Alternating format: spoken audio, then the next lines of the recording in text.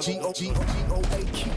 Time we don't need you. We the greatest of all. In time you'll believe it. Greatest don't evolve. Happens in the field. See my gritted jaws. Wonder who gon' feed us. Hungry to win. Hard pressed to beat us. Hundreds and tens. Hard fresh to beat us. Thought I could win. Most of them was divas. I'm more than man. I'm a natural born genius. Where my medal is at? I don't pedal back. I'm too smart to meddle where the fellows keep the metal at. They pedal for the stacks. I'm making benefactors, landlords without the pot to call the kettle black. Hello, I know you feeling mellow. You thinking life is gonna be cinematic as these cellos, but that's just the rumble for the build up like a bellow. If they gon' hear you roar, time to let go.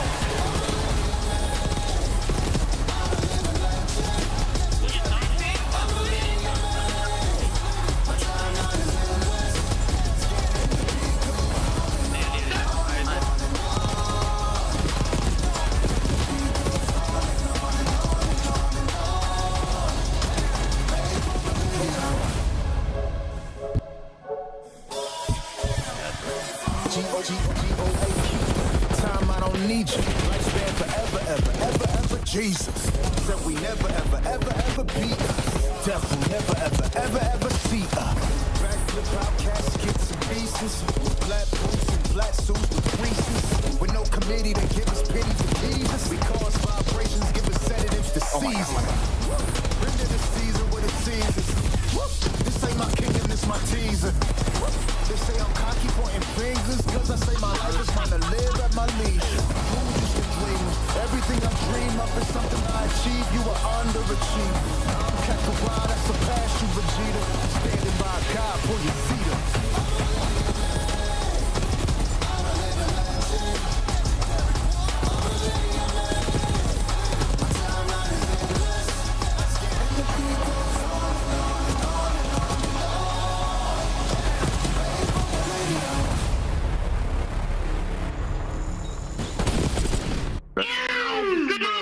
This kid dude is just crazy. But no bump.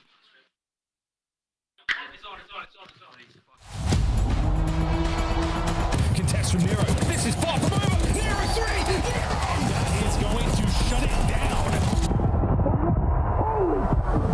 Looking at one of the most ridiculous individual performances we have seen a man have in the league. What instead would be. Loaded. Big double, making triple, making a quad. As Sib pops on the entire team. And what a series it was.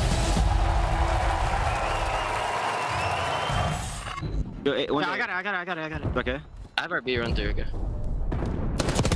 Could come mid on. Yeah, don't bump. Nice. Win. Use the wall bang. Use it? Yep. Dead ass. Dead ass. Swear, I got it. On God. Oh God, baby, welcome back. It's the Call of Duty League. Chris Buggy, your host here alongside Alley Cat and Nameless, and we are jumping into the final week of qualifiers. No, don't say that. It's Black so Ops sad. 6, you're almost done here in this studio, but Nameless, we have plenty more games before we get there. Some teams fighting for life, like Minnesota, who's not out of the champs run yet. Yeah, not out just yet, but, you know, the team that's holding that spot, Optic Texas, have been looking really good since bringing in Mercules, so it's going to be a tall task for them teams that are on the bubble. All right, speaking of Mercules, this guy has come out of nowhere and instantly become a star in the league. He led Toronto to a top 3 finish back-to-back with less than 48 hours notice. Now he's on an Optic squad, and he continues to drop bombs. He's a 2-time Puckett powerhouse player of the day. Allie, what do the fans need to know about this young man? And then he's just been unreal, and he's been consistent across the board. He not only filled in for Toronto Ultra and put up these numbers, he's now been put on Optic Texas and putting up even better. He has a 1.4 right now in Stage 4 alone. This isn't week 1 with only 1 match under their belt. They have 3. And what's crazy to me is I definitely saw on Twitter some people being like, oh, well, I need to see how he does at the end of this stage. I don't think we need to see anything else. This guy's on. You saw it at Major 3. Yeah, we saw it at Major 3. I mean, this kid's a stud. We all know this. And on top of that, everybody else is playing so much better since he's joined. Like Hooks actually leading the way in hardpoint with a 1.24, dropping almost 3,600 damage. So, you know, since bringing him in, he elevates the rest of the roster. And we've seen some other guys do that, where the team goes from 0 to hero. Neptune to Vancouver, you know, one of the more recent ones. This could be a similar story for Optic, bringing in Mercules. Optic finding their form with Mercules in the starting lineup at the perfect time. We have Major 4, and then Champs is right around the corner. Minnesota, though, you might not be going to Champs unless you're able to clutch up. The ice has not been in Minnesota since the start of the season. It's been Game 5 issues.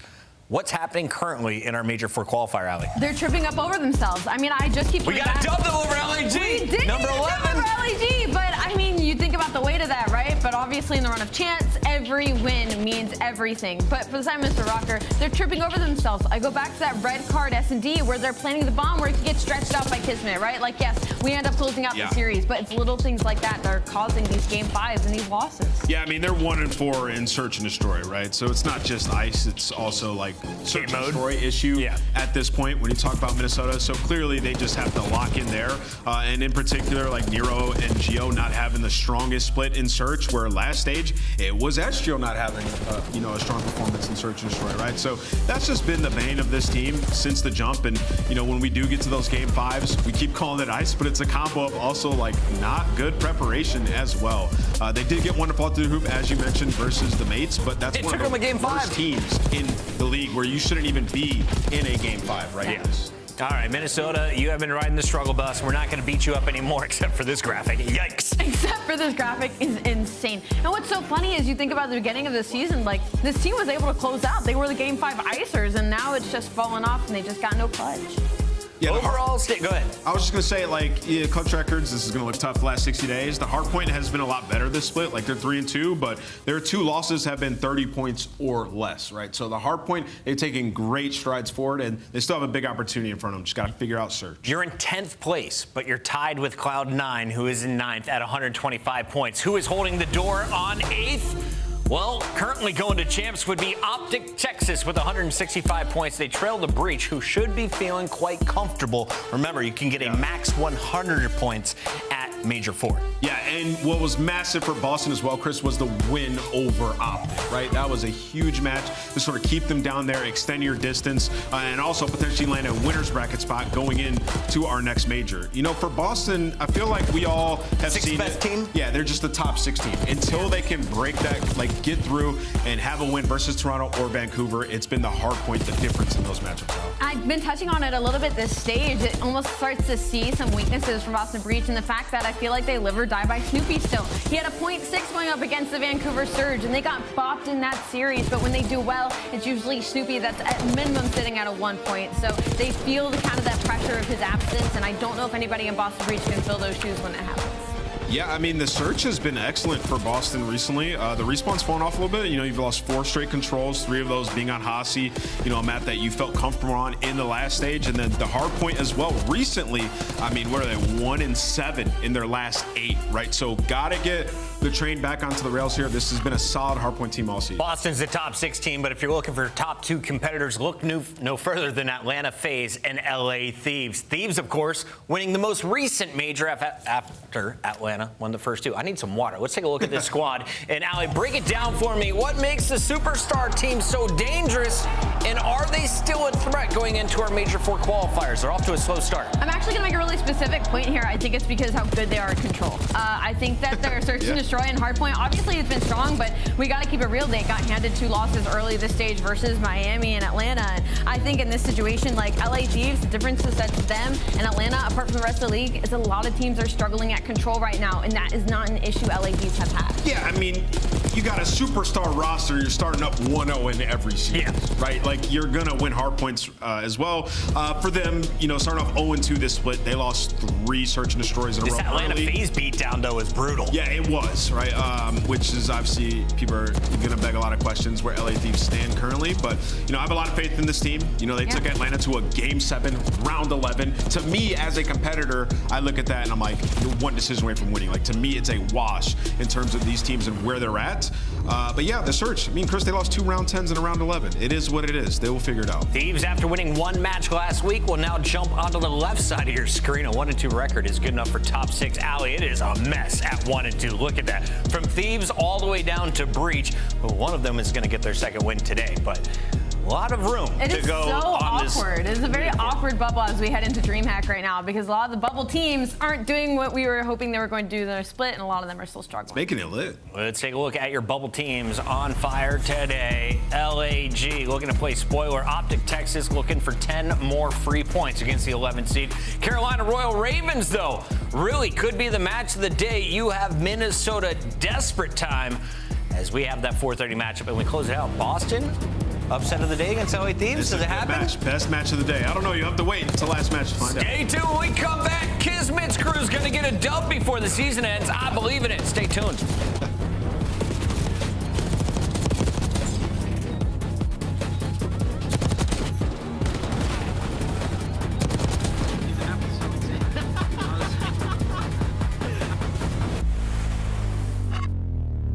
Visit scuff.co/CDL for your chance to win the Road to Champs giveaway and join us at CDL Champs.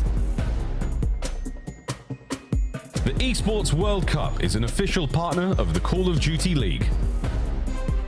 The Call of Duty League is brought to you by Monster Energy, the official energy drink of the CDL. The 2025 Optic Texas Team Pack is available now. Each pack includes home and away operators, as well as this vinyl proving your membership in the Alien Task Force. Next time you boot up, suit up at the in-game shop. It is barbecue season in Texas, and we are heading down south next Wednesday. We hope you all will join us next weekend for Major 4. Well, let's start with the team that could have the biggest crowd in tow, Optic Texas, always known for drawing out the green wall down south.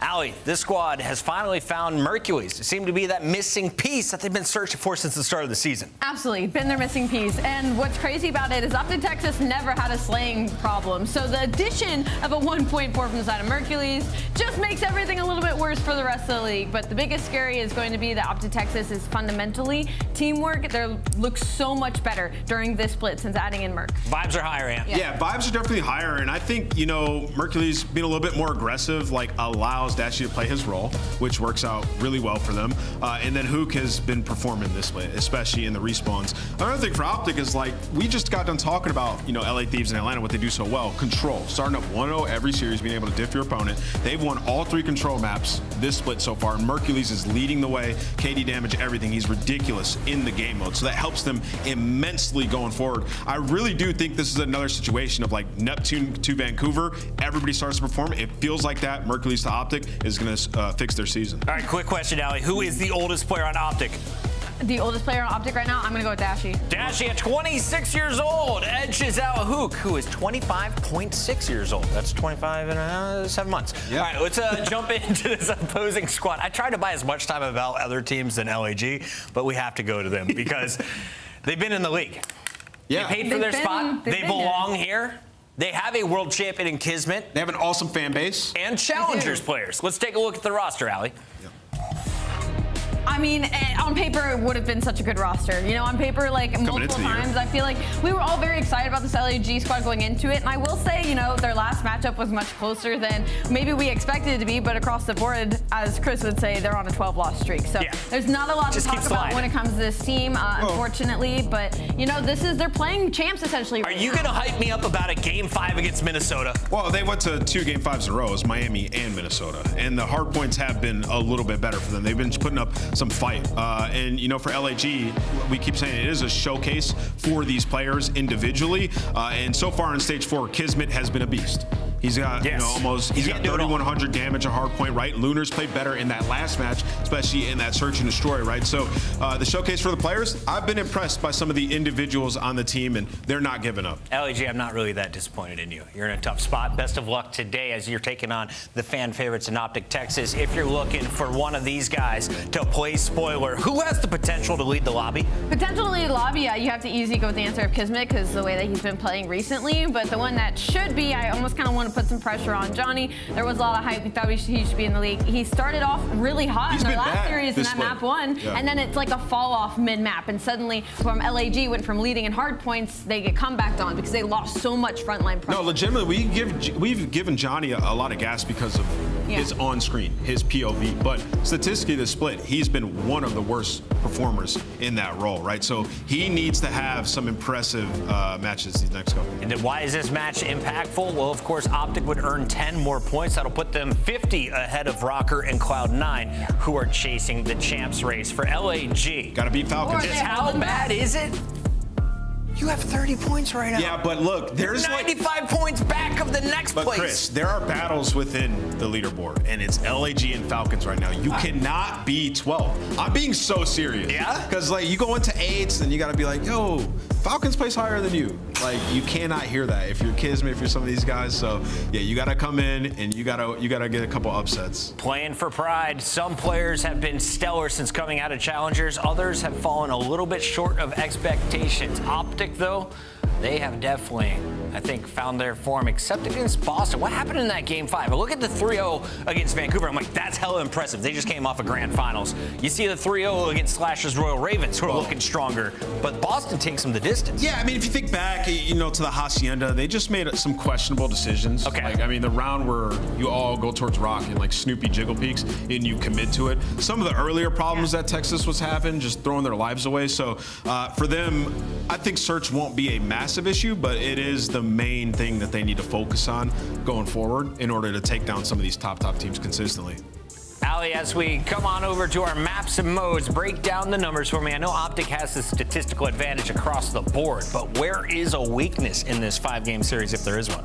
Is there a weakness? I would say maybe to the later half. That Rewind, they're sitting at 1 and 2. They just don't have a lot of reps on it. And as far as, that's going to be that game 5. But Optic Texas love this Skyline opening it up. I feel like Mercules and Shotzzy are going to have a great time in this map. I don't love it for the side of LAG. If we're doing overs, Ant, who do you got faith in today? Ooh. Show me 2 players on this screen. You got Skyline and Rewind as the hard points, little vault control action. I'll pick from Optic, and I will go with Hook. I think Hook's going to be running around, having a blast this match. It is time for your Scuff Pick'ems. All 8 players are in their seats, hands-on controllers ready to go, and I'm going to lead the charge for the 135th correct pick. We will lock in Optic Texas. I'm sorry, I have to lock in to try and catch Chris for Rosalie. Last. I can't. For Rosalie. I'm sorry. I'm going with the green wall. I have to go with Optic Texas. I can't let Chris win. It's our host, guys. I'm going with the green wall, and I ain't sorry. Mercules is an absolute beast. Hot trio from the fans. They say it's a 4-0. All right, we have the guy I stare at the entire time while we're looking at graphics. His name is Merc. He's here with me. Okay. That's true. And they're wearing all green, too. What's going on? They look good. Oh, we really think about it. Look at this guy. The original. That's me. What were you doing in that left photo? I was holding all 3 of my balls. Yes, you were, Joe. Now, some incredible memories, obviously, a hell of a career. But now to the current form of this, and you're going to say Mercules over and over again, which is fun. Now, we learned really quickly, I think, Mercules is the truth. Like, this kid is disgusting. He's got a bright future. I think we're just waiting to see, like, what is this Optic team going to be? Like, I think it's tough because we want to compare it to last year. Like they won a world championship, right? It's their best year since the dynasty. But how good are they? What can they get to? I think if you're an Optic fan, you kind of know they should be back in the mix. That's what it feels like. That's what you want at least, right? Just back in the combo, a chance to make a run at a tournament type thing. Yeah, in terms of like, you know, I think it's still very early with this roster. They've only played 2 matches with Mercules, but based off individually what he has shown, I think they are absolutely capable of beating most teams in the league. Yeah. I mean, that's what we're hoping. Just be contenders, a chance to have a good finish to an abysmal year when you just talk about that organization, just a stretch of top 8s. Yeah, and one of the biggest things that may, depending on how Major 4 goes, which it could go very well, but even if they, I don't know, top 6 to top 4, whatever happens at this next Major, you got to remember, there is 3 weeks in between Major 4 and Champs. That is going to be so helpful for such a young team. Yeah. Right, a new roster, building up that chemistry for our last event. Yeah, you have that and the EWC, maybe some opportunities to make some big cash, at least at the end of the year, make some noise heading into next year. But not a lot of time left. Definitely when you're going to favor Texas mightily in versus LAG, who have not really found any kind of success, but prove they can push some teams the distance at least to a map 5. We'll see if maybe they can do it here as they pop out to a great break. Johnny and company get set up in the hard point early. And while this is the game mode where LAG has been competitive, right? 3 and 2 throughout this split. It's really 2, 3, 5 where they have been struggling. 1 and 7 in those game modes. Only find 1 a map victory. So if you're an LAG fan, you're kind of looking at this map 1 hardpoint as a must win. Well, let's see if they can actually win it. So far, so good through the P1. Kismet's POV as he's just handling the rotation. Trying to cut off anybody, trying to push through the opposite side from the point set up for this P2. Lots in front of Kismet, able to take down 1 and still play his life. He's got 2 to deal with here. Mercules on one side, Hook on the other. Teammates are dropping 2. His Dashy is able to get 2, and now suddenly the pressure is here big time for Optic. Yeah, nice start here by LAG. Kismet with the AR just playing his life, but you can see number 8, Dashy. All of the green wall are here now. Playing for the spawn. Shotzzy's going to find 3 in the hill, so a nice response here from Optic. In a good position. He can keep this staggered too with the kill on Kismet. He's so far out in front of the rest of his squad. I mean, he gets a kill there, maybe sets up to something nice, but with his death now, they're going to group up and probably wait for him to come off spawn. Now Fellow is going to drop. They're still staggered. The Texas continue to hold as they've got prime position around the point. Dashy playing deep, Shotzzy playing around the point. The streak is now up to 5. Dashy popping off. I mean, this has been clean P2, right? Right from that first break, just really no pressure. And yeah, Shotzzy on 5 in a row, plus all the hill time. Then over towards his P3, you have 2 players in position. Dashy there for the trade. Fellow falls off the map. So you're not going to flip the spawns maybe like they would want to, but you have good control here towards Kitchen. Yeah, he'll take all that P2 time now. What can he turn this into? Mercules out and hitting. That'll chain together too. Not the flashiest movement. POV looks a lot different than Shotzzy per se, but it's clean, it's calm, and he has been so good since joining the squad. I think that's it. It's like his movement, everything is with a purpose. It is very clean when you watch it. He's not doing anything too flashy, anything too crazy. It's what it's meant to do to give himself an advantage in each fight. Well, the advantage in the fight going down right now. Still gonna be numbers here for Optic. That's gonna be everybody down for LAG. Spawns are flipped. Optic Texas in a great position to now string together 2, half of 3, and then maybe into an incredible hold on 4. It's a big pressure moment, I think, for LAG, as you can feel the game maybe starting to slip away from them coming up to this P4. And I mean, now you okay, never mind. We flip back. So yeah, you flip back. So massive flip there for LAG with 5 seconds left. But Shotzzy, he does have that Hellstorm. So much objective time earned towards that P2. They can use that to maybe use this as a flip. Maybe waiting on him to call it in. That's going to be the call right away. So here we go, a little extra streaks, but a couple of kills go the way of LAG, so you're just not going to really have pressure. Well, actually you do. Hook stayed alive, and you found kills elsewhere. So you blocked the spawns. It's just Lunars on the hill. No, I thought you were absolutely right. Like, right when they called the streak, they lost 2 players, but right after that, they get 2 of their own. The streak gets a 3rd, and then the pressure is flowing forward for Optic Texas, able to battle back in behind this streak, and now with 30 healthy seconds left to obtain, they could go up, around 80 through this first set of rotations, but bringing the fight right back to them. LAG don't want to go down without a fight, able to battle back into this, and in a much better position now to keep the score a little bit tighter through the first set. And well, the Dets wanted to see Johnny step up, right? And he has 15-11 leading the lobby in kills and engagements. Though right behind him is Shotzzy with a double of his own. But yeah, massive break there at that P4 to keep them in the game. But they're going to need to do it again here at this P1. And I mean, they have this setup. You have ARs on the hill, looking over the hill. We've seen teams get better and better at this throughout the year. You can see Mercules with sub in hand. We've seen him pulling out quite a bit since he's joined the team. A threat without out as well. Not going to like that gunfight. So going to reposition, and beautifully done. Repositions, wins the fight. Getting hunted down by a second. He's ready for that as well. And tags into the person in the hard point. Great little sequence here. Playing his life, getting in damage, listening to comms, and setting up his teammates. 4 straight for Mercules.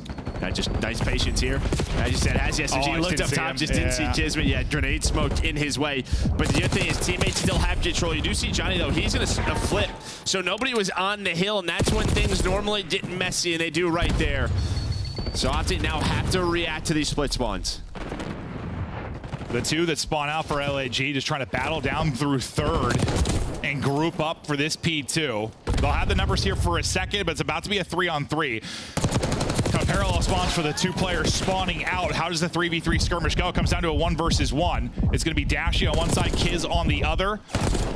And then the troops should be getting back to it, but you're going to get the closer spawn if you're LAG, so you get lucky a little bit in that. It's Optic that spawn out deeper, so the LAG in control for now. Yeah, we see that on like Vault sometimes, right? On like a P1 or even like a P3 where the hill goes white, someone's pushed up, and that just influences the spawn out. It's just so tough to calculate that. You're not thinking your teammate's going to die on the hill, but it happens right there, and well, it benefits LAG. They're doing just enough to stay in this game. Keeping that lead right around 30 is Optic, but they love for it to be more. Yeah, trying to pull away, and LAG trying to hold on. Now, what can Hook do? This is the stretch where Shotzzy kind of goes wild, goes on, what, 5 to 7 streak. I forget what he ended on, but is able to earn a streak, and they get a ton of time behind it. It's not going to be many plays from the actual hard point at the tail end. This could be everyone getting kills outside of it, and the quick rotation on over to 3rd. As Dashy gets set up, Mercules is on 3 in a row. These 2 players going to have to hold. Unfortunately, they're both tucked in a similar position. They line up and drop. So P3 early to LAG. They're trying to bring it back. Optic Texas trying to put them away. Let's hear the comms from Optic. Yeah. I'll get you outside. I'll get outside in a second. I think he's Curdy's spot. Stay now, P1. I have limit. Yo, so we're blocking. Block. I run to piano. I swear one could have got a bottom left. Why, Johnny? Dude, I'm pinching there. One went top. I'll get They're hitting front, I think. In front of me. I'm all the way at him.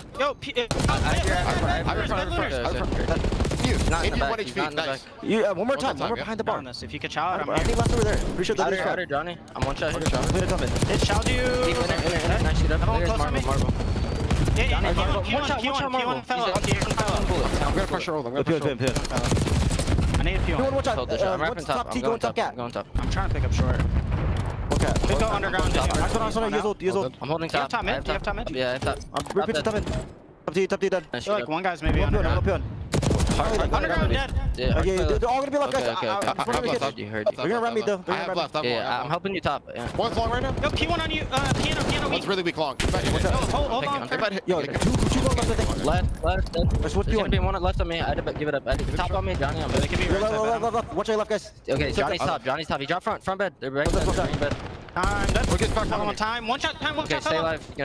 One time. He's in the shower. Whoever's going back, stay up. He went from bed. We spawned here. Shower. He was showered. Yeah, 2 low bed. I'm one shot. I can't shot that. I'm trying to close it. I hit him with the nade. Top pinch. 2 top zone. 2 top zone. I have our son.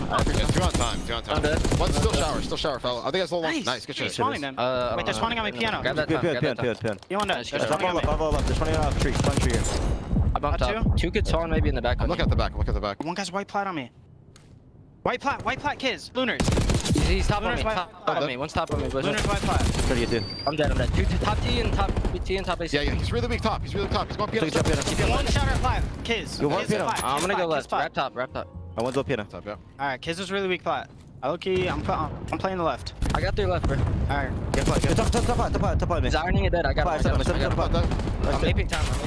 I think you can tell that Optic are working on their comms. Like, I think the last listening we had with him was bad. I mean, I think JP even did a video like, we comm like this, we're not going to win. It was just a lot of like, who's weak, not talking about what we're doing. There was more of that in this, like, just talking. I don't know, shots saying make sure we block, or Dash like, hey, I'm gonna apply pressure to old, like talking about what we're doing. There were some improvements, but maybe still a ways to go a bit. I think there's just moments where a couple of these guys just go kind of quiet. They really lock in on gameplay. Shotzi being one of them, right? And I mean, the sort of player that he is, that's just what's going to happen, right? But maybe it's just one thing is where when things are quiet, you'd like to see some guys maybe a little bit more involved. But it was better than the last one I remember like commentating over. But. Yeah, it just feels like, there's some new voices in here. We got to get used to this. You know, Shotzi and Dashley, like, they're not like sort of the leaders. No, right? It's not like your Tennies, your Pride. Those were the vocal guys last year. They're 2 who focus, you know, on their gameplay. Well, focusing back to the gameplay, about to be a lead change here. Is LAG, we've been talking about them just kind of keeping it tight. They've kept it tight enough and now may take the lead. They've got the P2 setup. Someone's just got to get their butt into the hard point, and that'll be Kiz that'll do it for now. Johnny had the hot start. He's continued. 33 up for him, 31 for Lunars. They are frying and trying to keep control, but despite the fact they've had spawns for most of this P2, they haven't actually turned this into much time. They've gotten about 10 seconds or so. Either players been picked out of the hard point, or they've had fights kind of out or around the point. Now they're going to get broken. Ingo, Optic, and chance for them to get the lead here. Well, there's just always one more player, right, from Optic, just playing their life, just pestering them, just being so annoying. But Kismet's going to slide on in, find the double. Massive scrap time here. Then over here towards P3, you can already see LAG set up. Shotzi, though, is lurking. Watch that number 6. I don't think they're going to know he's there with Johnny's position. He's going to influence spawns. Someone's going to watch the flight, though, so maybe they didn't know he was there. But now he is going to, buys enough time for Hoop to find all 3, but he's going to get stuck. Yeah, no, that was like, you had everything you wanted. You thought you were like, you spawn him out old, it looks perfect. But yeah, Shotzi gives him the split, and they can fight back in. And now it's a reason why you've got this mess here. At the beginning of this P3, down 10 is Optic. Fighting back is Optic. Can they continue to hold? Applying pressure through mid. That's going to be Fellow looking for an opening. He's able to drop one. They'll chain that together to drop everybody. Spawns will flip, though. Everybody applies pressure forward for LAG. And that's a blunder from LAG and a bit of a blessing there for Optic Texas. It might not be a blunder. They still have to test on That's true. That's true. Win right here. Yeah, okay. Well, they might find maybe the not. win. They play so aggressive on this P3, but it may work on out. Now, Optic, they have to go. They have to go. I think it's going to be 1 second. Did they get the tick? No, well, they're going to get off of it. So now they're not going to. But yeah, you need 4 seconds here if you are LAG. Yeah, you're right. I was thinking the spawns are so great for Optic. Close. Yeah, it's real close. We'll see. This is still a really difficult point to hold throughout the entirety. Johnny trying to be the playmaker now to disrupt. They're able to double chow, get in, get the final couple of seconds. 42 for Johnny, 90 seconds in the hard point. The Devs want him to step up, and he does it now. Nice hard point win there for LAG, and I mean, you said that's where they've been the most competitive. We've seen them be a threat to a whole lot of teams in hard point. They can certainly click there, and probably one, maybe Optic Texas, you get a couple more weeks of scrims, you continue to work on this roster, one you can take, but listen, I think it's just, listen, I can be critical of teams, especially, you know how I am with an Optic or a FaZe. There's just a certain expectation, and like it takes me a while to believe that like this is a good team. Right when they lost to Breach, I was a little bit worried. Yes, the 3-0 over Carolina looked good, but like it's just clear. I know fans are really excited because they like look good, but there's still work to do. There is, and I think they know that. And the coaching staff knows that. There's still work to do. I think they're just excited because of what number 7 is consistently doing. That's why they're excited. 100%. This year could go to end awfully, and they'd still be. Yeah, no, that's a good way to look at it. I mean, I guess I kind of hope. I think it'd be a really cool story with like however all the insanity of this year with like Pred and all the team changes and all the mediocrity you got. If they somehow make a run, like that'd be an awesome story. But yes, you're right. It's very different. It's almost how we talked about Vegas. Very different situations, but like you kind of got your piece, right? Like you got Pred, you have something to build on. As weird as it is to like say that about the Optic organization, like yeah, like you maybe got a stud. Like this is a long-term win. Yeah, and they're not a team that normally finds that. Yeah, but they didn't find it, Joe. They got blessed because Beans had a visa issue. Yeah. And they got a Challengers player because they got to see him perform on LAN on a top team in Toronto. Like, and how insane is that situation, by the way? I remember when you said to me, you were like, Optic don't usually go for those guys. I'm like, they didn't. They didn't have to take a risk. They literally didn't because Toronto already had to. They were forced to because of Beans. So really, Optic fans should all be tweeting at Beans. Yep. Or the Border Patrol from Toronto to the United States and be like, hey, whoever screwed up and didn't let Beans into the country, thank you from the Green Wall. I honestly, though. He might have worked for the Green Wall. We'll never know. He might be a fan already. But think about, like, it's crazy when you just think about this year for Optic. Like, I know there aren't that many details with whatever went down at the beginning of the year with Pred, but it was crazy, right? All the speculation and stuff with that. He steps away, all the insanity of it. And then now this situation, you just get a bona fide stud because of a visa issue on Toronto Ultra. It's a weird year. It's a weird year. You are not wrong. But yeah, I think that's it. They just kind of know we have a piece. We gotta. That's a good way to look at it. I really think about it like that. But like, yeah, I mean, think long term. Normally, Optic's a team that we attract the superstars, right? But the guys who are forged already. In some way, and we put together those teams. But they have a chance now with this kid. And yeah, I mean, this is a bigger discussion, but Ultra in the past has been a team when they've seen young pieces, they normally hang on to them or insert them right away. So it could just be a long-term discussion in terms of what did we do? Yeah, no. Yeah, that's a different combo entirely. But yeah, maybe the case. But it's just weird because Ultra still look really good. I mean, the first CDL Ultra team had 10 players. Oh yeah, they were boy band. Right, that was insane. They've always looked at things a little bit differently. No, they have. But works out for Optic in this scenario, which is cool. No, it's really crazy when you think about their year. Mm-hmm. It's unreal.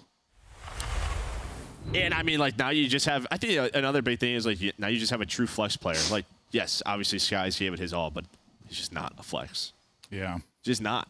I have something to admit to the people watching the broadcast. So I'm wearing like my Lulu like joggers today because I grew up this year. I started becoming an adult. I wear shirts with collars, necklaces, and I started to wear chinos and stuff and look like a real adult. I went to sit down the other day with my gray Banana Republic chinos that I like, and the ass just split, bro. I think I've been hitting the Peloton too much. It just split. I just sat, and the whole asshole of the pants just okay. The whole booty part of the pants just split and ripped in half. So I had a hole. I had to order some new pants though. They're coming. We got you. Yeah, but that's why I'm just. Thank you for the update. Lounging. I just let the people know, Joe. Okay. What's going on with my pants and the strength of my booty? As we get ready for the map 2, Mercules. I mean, you can pick any mode. The guy has been an absolute stallion. But look at the S&D there, 1.2. Coming in, trying to answer back in this series now after going down 0-1 after losing that map 1. And this is where maybe you want to see the most improvement for this team. Maybe it's going to take the most time is the search and destroy. Yeah, I mean, they've been pretty solid. What, like 2-2 this split? But for LAG, this has to be better. 1-4, 0-3 in control. I said you needed to win map 1, you got it. But coming up for the game modes you have been struggling in. No, they certainly haven't. We've been having that same conversation for the better part of the year, if not the entire year, regardless of roster.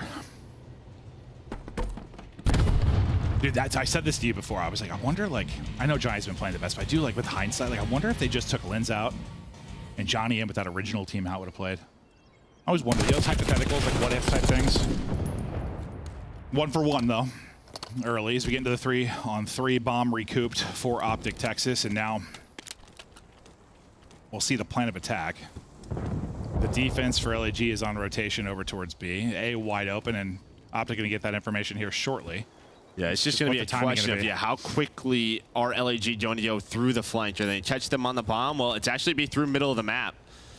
through the vent. They're going to open up the vent, though. That's going to be Kismet. He's going to put some shots in and not open the vent. Doors being closed. Optic, they are safe. The timing works out, at least on the bomb plant for now. There is a trophy in late in this round one. Maybe help him with some of the nades that are tossed over the top. Stun going to back up the pressure from LAG for now. They have a 3-on-2. The numbers to break this is on Mercules and Hook to try and clutch up. Hook already being Mr. Clutch to 2v2 we go. Flooding it forward. Hook is doing everything. Good luck winning that gunfight. Lunar's now 1 versus 2, last alive, and he is going to drop. And Joe, you've just got your hands up like, what the hell? I mean, what was LAG doing? I don't know, Joe. You said that a couple times this year. Fellow just, I mean, maybe he was weak, Coach. I mean, great finesse from him. I was literally going to talk about, man, this is going to be tough for Optic. How many rounds have we casted where the bomb is planted on that site, and if you don't have forward control or someone up at the cars, like, you just lose, right? If I feel like we've seen that. I don't know what the exact percentage. It's a lot. We've seen that a lot. I was like, man, they're screwed. I don't know what just happened, but Mercules and Hook clutch on up. Hook 3 in the round. I think Mercules applied enough pressure just with tags in the shoulders to at least make sure they couldn't flood Hook. It ended up being like 1 by 1. I guess. Yeah. I'm trying to apply logic to it. I know. I think you're seeing why LAG struggle in this game mode.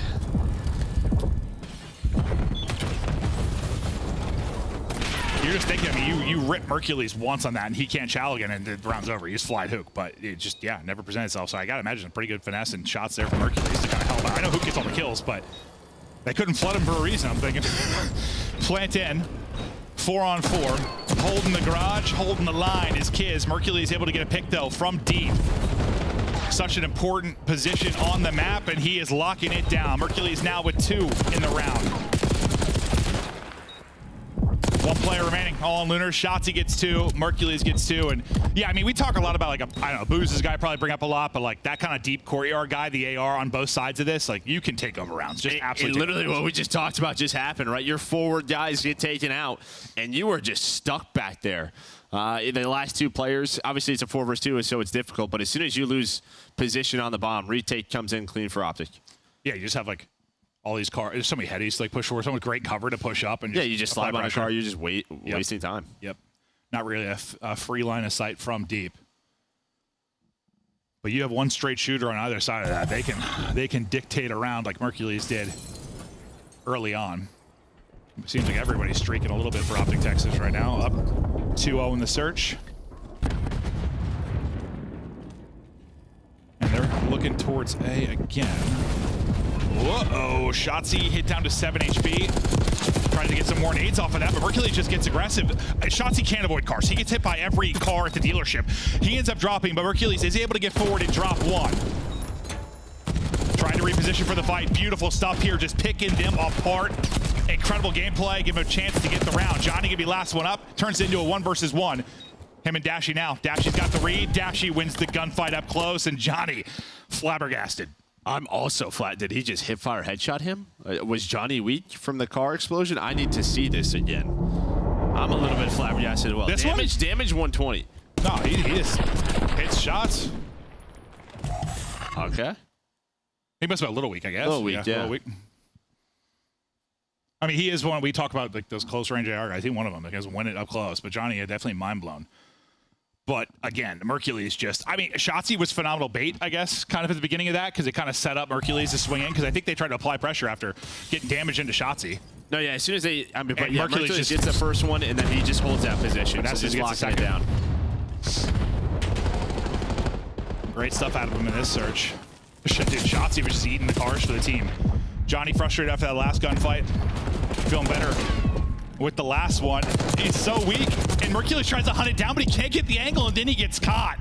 That is tough. He's thinking maybe he's got a freebie. That nade was rolling right back into your face. It was, yeah. So even if Lunars didn't die to Hook, he was probably dead. It's all good because it was a 4 versus 2, but yeah. Even our pros throw some bad nades. Even our pros throw some bad nades. I thought, I was like, did that just dink right back to him? Yeah. Sure did. It didn't matter. It was lining up to land right under. It didn't matter. Right near the scrotum. Had to get out of there. Grenade to the scrotum does not sound good, Joe. No, it does not. Kids, locking in. Up 1-0 in the series. But can they get search and control going? I mean, they're going to have to try to defend this A bomb site right from the get-go, right? I feel like it's either a full flank or a full A street setup here for LG. Just you have to stop this. And well, that is going to be the call. So Optic are like, yeah, we know. Yeah, if I'm saying it, we're going to go. Yeah, no, 100%. That's what you're thinking. I think, yes, that same rock, paper, scissors type mentality goes down there. And I think let's go right over to B. But they do play it slow enough that LAG has adjusted. They do get somebody really far forward on the other side, though, too. And that's going to be Kismet, who got tucked away over at A. So if this does wrap back to A, Kiz in a good spot to maybe catch somebody. Yeah, it's on him to find one. But I don't know if that's going to be the call. It looks like we're committing to B. It might change, though. We'll see. Well, Shotzi's going to go. Well, he may have gotten really good timing on to Johnny. Johnny not going to... Oh, Johnny does expect it and plays his life shot. Stop shooting. Like, yeah, I mean, he's like... Got jump scared. Nice shots. Fellow just gets incinerated. Oh, can't take down a second, though. 3v3, and we pause here for a moment. About 30 seconds to work for Plant. They just don't have site control. Lunar sends it forward. I thought that was an insane play, but the fact he's able to get one is huge. 2v2 now. Around 20 to go. Plant, I think, about to get started here or not. Good patience here, but you are going to have to commit to a site sooner or later. Kismet spots one. He's got all the info. This should be the round here for Kiz. All these cars like we talked about. Oh, the fact that he gets one versus one. Get out of there, Johnny. Oh, I started sweating a little bit. LAG get the round win. No, I mean, you saw him just sort of waiting for a clean shot. They just wouldn't give him one. Everything in his way. I was just waiting for Mercules to just look left and just get onto that car heady and fry him. Thankfully, he got the pistol. Did enough. Yeah. I mean, all he really had to do was stop the plant, and Johnny plays his life. But, scary moment there for a second. Yeah, let me switch to Johnny's POV. He's like still there. I was like, you need to run. Yeah, get out of there. Tell him to run away. Yeah, buy a first-class ticket to somewhere that's around the bush. Not here. Optic still in front. Opportunity to tie it up, though, for LAG here. Looking to be a quick plant in, and Johnny hits the shot on the Hercules. Yeah, he just goes. I mean, takes the risk, takes the one-on-one. Nobody else was there to help out Hercules on that cross. Normally there's multiple players. Well, Dashi, though, he's going to respond. So you lose that forward player. You're all backed up, and now it's on Kiz. He's going to take a mid-route, then he's going to catch shots, and he's out. Yeah, I like that. Like, sometimes that player is like, keep going forward, take another fight. Just play your life, pinch him in. Beautifully done there by Kiz. On Dashi now, one of the clutches to ever do it. No real chance to clutch there. LAG ties up at 3-3. Well, I think Kiz just recognizes the situation, right? Like we talked about early in this map, as soon as Johnny dies, there's nobody forward. So they're going to be pushing on that street. That should allow us to have an opening. Dashi knew like maybe it was a chance, but just didn't have the angle to get the trade. We continue to bop back and forth. So what, 3-3 now? So I mean, Dealer I know has some corny stuff to it, but man, it has been a breath of fresh air in the league, honestly. Just so many fun little scenarios and moments.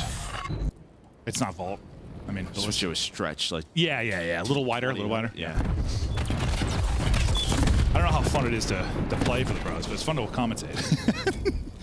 You're playing dodgeball with Jeeps. I'm worried about maybe a real fast flank. Dashi is picking that up for a second. So we go to the forward man and Shotzi. A couple rounds ago, he was kind of playing forward, kind of the bait, allowed Hercules to get up and get the angle to actually take the AR fights and get kills. Oh, Josh didn't see him. He didn't see him lying prone there, and now the whole push is falling apart. Or his eyes were just elsewhere. All the cars you gotta look at. Oh, nice shots with the pistol from Johnny to close it out. And that's what you were talking about a couple rounds ago. Yeah, you've got to hold it on the A street. Yeah, you lose it right there, and yeah, I mean, Shotzi just doesn't see him. Not exactly sure. Sometimes Kotjat should be a little bit weird. Maybe there's some smoke on his screen. Doesn't react. But you did hook off the bomb. They knew that push was coming in. I thought they had two players in that spot. At least to trade with LAG just never happens. Like, I feel like it was the right call. They had all the info. LAG went before the bomb was planted. So Hook gets off of it. You have the players in good spots. The crossfire was there. But LAG, they just win the gunfights. Yeah, it's the first time you show you can really stop the A plant. I mean, I know you won the round a couple defenses ago. That was a lot different, though. I mean, retaking the A street has been a problem. Yeah. That wasn't a retake. That was just the hammer of LAG. One down for either side here quickly as we get into it. Bomb players trying to catch up to his teammates are wrapping this out over towards A. Mid-map is what? Dashy kind of spotting for info. We'll see if they can get this plant down clean. Oh, well, there's Dashy spotting and getting a kill. He got two. How did he get a second one? All on Johnny now. Best of luck with that gunfight. Can he get a different angle? You're not winning that. Help comes in though, plays the push perfectly. I thought he reads that well, had a chance if he wins that second gunfight, but you're never winning that against Mercules with an AR on the car, Hetty. But how did Dashy get two? He's literally a slog in the vent. It's like they didn't see him. I have no idea. First guy, yeah. But we're going to see it from his POV. I mean, he's a little weak. Down 80 set. Lunar's just missed him. He and shot high. Like, shot over him. Fellow's just thinking he's got that kill. Okay, well, that was a weird one. He didn't. No, he didn't, Joe. No, he didn't. I thought Dashy was gonna like just get some shots in, then like back out and wait for his teammates type thing. Well, he can't move. He's just laying there, laying on the ground. He's like, I'm around. screwed. I'm committed to this. I'm committed. Exactly. I thought he was just flirting with him. He was full on dancing with him. He's doing more than flirting. Let me tell you. Well, Johnny as the opener. Numbers to LAG. This series. No, he is. I mean, the desk a little critical of him over this stage, but he's having a hell of a series. 42 in the map one, 12 and 6 here. Johnny is turned. He's got a chance. What's the record? Like 17? I mean, he's got a chance if this goes the whole way. Multiple cars out of the equation now. But down a man on offense can be so tough. Well, Shotzi's trying to set up really that Kismet mid route that we saw last time. I mean, he's watching the flank, but if they get bombed down at A, that's what he's thinking. Can I make a play through the middle of the map? And well, he's going to go. He's going to find one. And this is the position they clutched up, like that round one, but who gets caught instantly, not walking away with 3 this time. They're going to hop right on it. Shotzi, though. They have no idea where number 6 is. They're going to get on it. You see they're watching both sides. Where is he? Wallbangs! Oh, my God! The Wallbangs on point at A. That is tough. And he'll get the third. Shotzi with the clutch as LAG's back potentially broken again. And these have been the maps that have killed them all year. You see the smirk on his face. You know he's a sly dog. Oh, dude, my favorite, whenever I see him play that, I just always think back to Joe DeSeeves at Champs last year, bro. Yeah, no, that was... On Rio? That was I mean, how close? He was a second away. Oh, yeah. Real close. Oh, that's just... And Lunar's just trying to, like, body block That's hit marker porn there. Oh. Johnny's just trying to do. He's like, I got you. I'll take these bullets. Well... Yeah, I like that. Put your body on the line. Like, I've done that for you in, like, Warzone or something. You're down, bro. I'm like, I got a body blocking, bro. And then we just both end up dead. That's what you said you've done, but I don't know. Well, I've tried to. I'm not as thick as I once was. Match point for Optic to tie this series up 1-1. Johnny still leading the charge. 13 and 7. Not getting out of that situation. Leads it a little bit too far. They get blooded. Optic in control. Yeah, just one of those rounds where he's trying to take a risk. Fellow is sort of lurking up the A street. He's looking for his first kill of the map. It seems our scoreboard is working. He might be lurking on himself, Joe. Well, he is. 0 and 7. That is a tough one. Hook can't get the last. It's all on Lunars now. 1 versus 3. Shotzi already on the defuse. He's not going to be able to get back to this. So that will do it. Optic get the search and destroy win. Hook had some clutch moments. Shotzi had the big wallbang round. Mercules ran the A street at times. Dashy got some much needed picks. Pretty well-rounded effort, but as much as I'm saying all that stuff, like another one of those analogy probably should have won that search. I mean, the Dashy 2 in the vent. Yeah, the 2 in the vent. The wallbang. I mean, those 2 rounds they should not lose. There's the round 1 where Hook got 3. Like there are a bunch of rounds that, like, if you look at it, if we just pause it at a moment in the round, you're like, LAG has an 80% chance to win this round. And they would lose. Yeah, no, and I'm not trying to take away from Optic winning. I mean, they had some amazing moments, but like it's just more the story of like LAG all year. It's just like all these close maps. Big one from Johnny, but not enough. Fellow actually does close to 900 damage. Just guys putting shots in. He's got 5 assists. Yeah, that's. It's the goose eggs are worse when you've got like 200 damage or something. You're really not involved. I'd give him 1 there.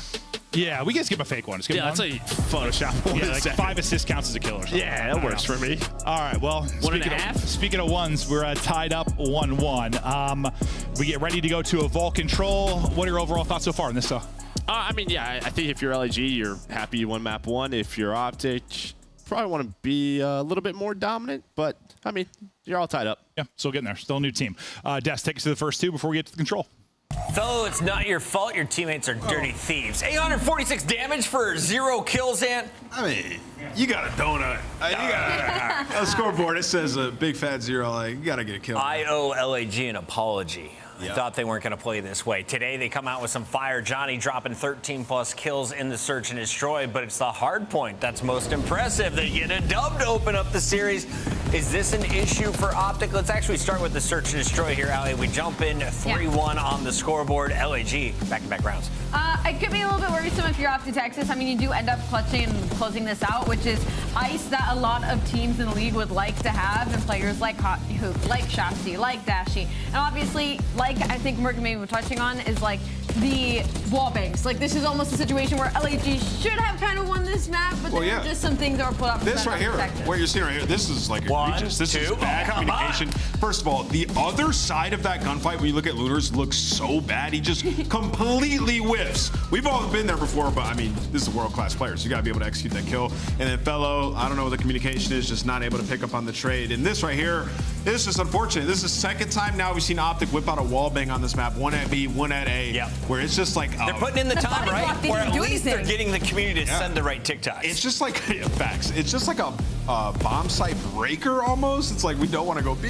If they get it down A, it's going to be so hard to win. So yeah, Optic teaching a little bit and using it in a real round situation. I thought that was actually a really good search by Optic. Listen, if Optic's going to champs and LAG is playing like this, LAG could have been at champs. They were just very unfortunate along the way this season. Kismet would not go down without a fight. Are we watching his clip, or who are we breaking down this time? We're going to be watching LAG making some awesome plays, and we're also going to be talking about Optic sort of throwing this away at the very end. So it was pandemonium. Teams making mistakes left and right, trying to keep track of the time and if they would actually win on the hill. But you see LAG, we're going to jump into the minimap. They're in time here. They were just spawning where Optic is, and they all committed to time and flipped and allowed Optic to spawn over at New. Now you see Optic are sitting here like, okay, these guys can still win on this hill, so we have to push and break. So you see Shotzi push up, another player push up through here. Kismet's going to find 2, so he makes a big individual play. And we'll jump back into the minimap and we'll talk about the rotation, what Optic do wrong after this, right? So they're going to apply a little bit of pressure. Mercules finds 1, a couple die, and now right here, you know, they're sitting there. If you're LAG, they're thinking like, okay, I don't know if we exactly win on this, so we're going to apply some pressure. Fellow pushes up and he dies in this situation. Now, let's jump back to the minimap right now. Okay, so you see, this is just a heads-up play by LAG. One, Shotzi makes a mistake, he overextends, and he's going to end up dying. And Fellow spawns, he pushes, and he holds the pinch for the guy that's coming from Piano to alleviate pressure. So look at how this plays out on your minimap as we go. So Shotzi, Lunars nades himself, then Shotzi's just like playing on the steps, just like way too aggressive on rotation. And now you saw Fellow, he's the guy in the bottom left. He picked up on this kill Piano, which is going to allow them just an easier time in collapsing onto the hill. So you see, if Shotzi was able to just stay alive or even buy time, then Optic probably hold the spawn there, if not get the kill on Johnny, and Fellow has way less of an impact on that pinch. So Optic making a couple small mistakes, and Fellow making a very heads-up play prior to the 0-7. I love that there's like team nades and all that stuff going on while that's happening. It was chaos towards the end of that game. The spawns were insane. Ali, this series could get nuttier, but we know one thing is for sure. The meet and greet at DreamHack is going to be a very long line. Wow, I am going to dodge this section of the venue. I just know that line's going to be wrapped around the entirety of it. We're probably going to be bothering other esports. Make sure you guys grab your tickets. We'll see you next week. It's going to be warm. This is real cool, but these guys need to be scrimming, bro. I'm being so serious. I'm just keeping it a buck, bro. Hey, Optic Merc, what would you be doing in this situation? I don't know why that just killed me. I mean, he's right. Yeah, I mean, yeah. Sponsor obligations. It's an hour. Yeah, it's just an hour. An hour, maybe. I don't know. Yeah. Before scrims? Yeah, you gotta have fun too. You gotta meet the fans. Yeah. You gotta meet the fans. Bring the hand sanitizer. Maybe they'll be fist bumps only. Might be your wife there. You never know. I don't know. Maybe. Yeah, we'll see. But no, Ant's not wrong. I mean, with where they're at, like you just want to get every chance you can. But yeah, there'll be a meet and greet. Go see them. Have some fun. We can't wait for DreamHack. It's gonna be a blast. But back to this one. They're just trying not to get upset by LAG. Control KD leaders through Major 4 qualifiers. Leading the way. Mercules. He has been so good in that mode. Will he be terrific here to give them control of the series? And Dashy right there with them. Hook in the top. I mean, their control's been solid. No, that's it. I mean, they're undefeated in control this stage. Get some solid control teams as well. So good stuff so far from Optic this stage. But yeah, we'll see if they can keep it up here on Vault. Try to keep it going. You see the fist bumps, think we're ready to go. And that adorable smile of Mercules as he's ready to get back to beaming. We head to Vault. You look at the last 5 controls. Well, I mean, you don't need to look at the last 5. Just look at the top thing. 8-loss streak. Yeah. That's not good. It's not good. I mean, this is what happens when you have how many points? Like 40? I mean, the good thing, though, is like... They're not all 3-0s. Vegas Falcon exists and have that hard point streak. So, like, everything seems not that bad now compared to that. But again, like, what Nameless was talking about, dude, you do not want to, like, finish below that. That's true. It is a battle. You gotta lock in. I sort of said like those 2 teams were dead to me, but they are alive to each other, and that is very much they are alive to each other. You don't want to finish below them. Maybe get a little bit more separation, and well, tied up 1-1, still a chance to take this series. But best of luck dealing with Shotzi and Hoop on this particular map, and well, Mercules and Dashy in control. Period. I mean, Johnny just hit awful time. I feel like you normally pick up pretty quickly on that flank right off the start. I mean, 2 players from Opti hit it. Nobody watches it for LAG, and that's gonna allow Opti onto the time for now. Yeah, it's like every single round that's a play. Yeah. Yeah, I'm assuming it's something with a break off with Johnny. Yeah, something weird. They do retake though, so get right back into a good position. Take the life lead here a bit. Dashy trying to play a passive, but he's just going to get clotheslined as Johnny peeks. Able to apply pressure. Fellow's able to win a fight as well, so to get spot. Shotzi looking for his chance to pop, but well, they're going to pick that up. Johnny's just running at you, putting your head in the dirt. A life margin increasing a bit. Well, Johnny's hit the drop. He starts out 4-0. Again, just incredible series, double digits in the last map. Now up to 5-0. Dropped 40, a 40 bomb in map number 1. Guys having a hell of a series versus Optic. Optic finally started to fight on back. Hook to Mercules fine. 3 shots, the 4, so you at least get on to A. Start to work this objective. LAG, I assume they're going to go at this one last time. Here it comes, especially after that first pick. Gonna swarm onto this. Second tick of progress is done, but the retake, here we go. Hook gets hit by the nade, and then he gets plucked. Nice retake there from LAG. Good kind of patience. They saw it wasn't ramping up that quickly on the point. Group up, and yeah, as you said, perfect. And what a round of defense. 8-1 from Johnny. Okay, he's just wasting their time now. Just continues to play his life. Pistol out. Shotzi, though, is there for the gunfight. I didn't even thought she was looking that direction. It did not look like it, but maybe a little bit of a blunder, a little bit of an overcommitment. You just lose some gunfights. Optic, they're going to get the progress, the time extension over towards A. And well, now you have a chance to double it up at B. I don't know how Shotzi lives there. Just runs through him. Now he's trying to hit people in the face with doors. Finessing hard side, staying up, throwing fastballs. I have no idea how he survived several situations here. Just eating bullets and eating players. They're gonna win. Second tick is already done. Third is cruising forward. You only have 1 person on it. Second trying to rally back, and this should be the round. 1 person flying to contest. It's going to be Kismet. Nade, not going to hit. And Optic get the round, and yeah, maybe just overstaying your welcome kind of aggressively towards that first point if you're LAG. Just committed a little bit too much forward. Yeah, it's just you have 4 dead, and then I don't know. You just kind of, they deal with you right off spawn. And then in the transition period, I don't know if they went for it one last time. It just felt like out there were just running at him, winning all of the gunfights. And as you said, Shotzi did such a great job staying alive at Art. But everybody was up from Optic. Yeah, he was literally just running through bullets and just holding forward. Just wasting time. Hook laughing it up as they stole that offensive round. Didn't look good, and then it looked great. LAG's turn on offense. Fellow seems to be the play caller for the break. When you're just trying to find something where, like, they're just so tough to deal with as a team. I mean, you win 80% of that round. You do, yeah. If you're LAG, but doesn't matter. Just takes a moment in control. And the break off, it does not go well. Johnny's going to maybe get his, but he's going to be the only person here. I like this. Just get your 1. I was going to say, like, if you can stay alive a bit till the help gets in, but the help's not going to get to you because basically everybody dies off spawn outside of Fellow. You are pinned out towards pool. This is not the most desirable of openings here out of LAG. Yeah, you have Shotzi watching the flank, so Fellow can't find an open. You're just stuck poolside. And unless you're on vacation, not where you want to be. No, true. They have found nothing. The defensive optic has been perfect. As we saw in the last round, they can just take a moment, but you're already down 10 lives. I mean, we haven't seen, I feel like, a spawn trap like this in a long time. Oh my God, it's just getting worse. Mercules up to 12 and 7 on 5 straight, 4 in a row for Shotzi. LAG didn't really spawn in this particular round. 25 versus 11. And the only reason they're going to get out is I think after they were so far pushed up, Johnny like just spawned palms. So a bit of an emergency spawn comes in, allows him to get a freebie, and then they can get out. But it may still, it's not going to matter. No, it's not going to matter. It's not going to be lives to do anything. This is a dominant defensive round from Optic Texas. They might have squeaked away with the offense, but that has not been the case here. They're just stat padding in this one. That was, yeah, I mean, they had them spawn trap for like 3 or 4 full spawn waves. Like, yeah, that again, we saw it early in the title. Not much as of late. Not much as of late. We got much better at dealing with that, handling that situation, getting out of it, getting right back down to the A point as the attacking team. LAG did not. No, they didn't deal with it. I don't think dealing with it is the way I'd word it. No. They just sort of bent over and took it. Oh. Optic dominance there, up 2-0. Looking to go up 2-1 in the series. They can close it out here on offense. Scraped away the first one, but maybe a little bit cleaner here.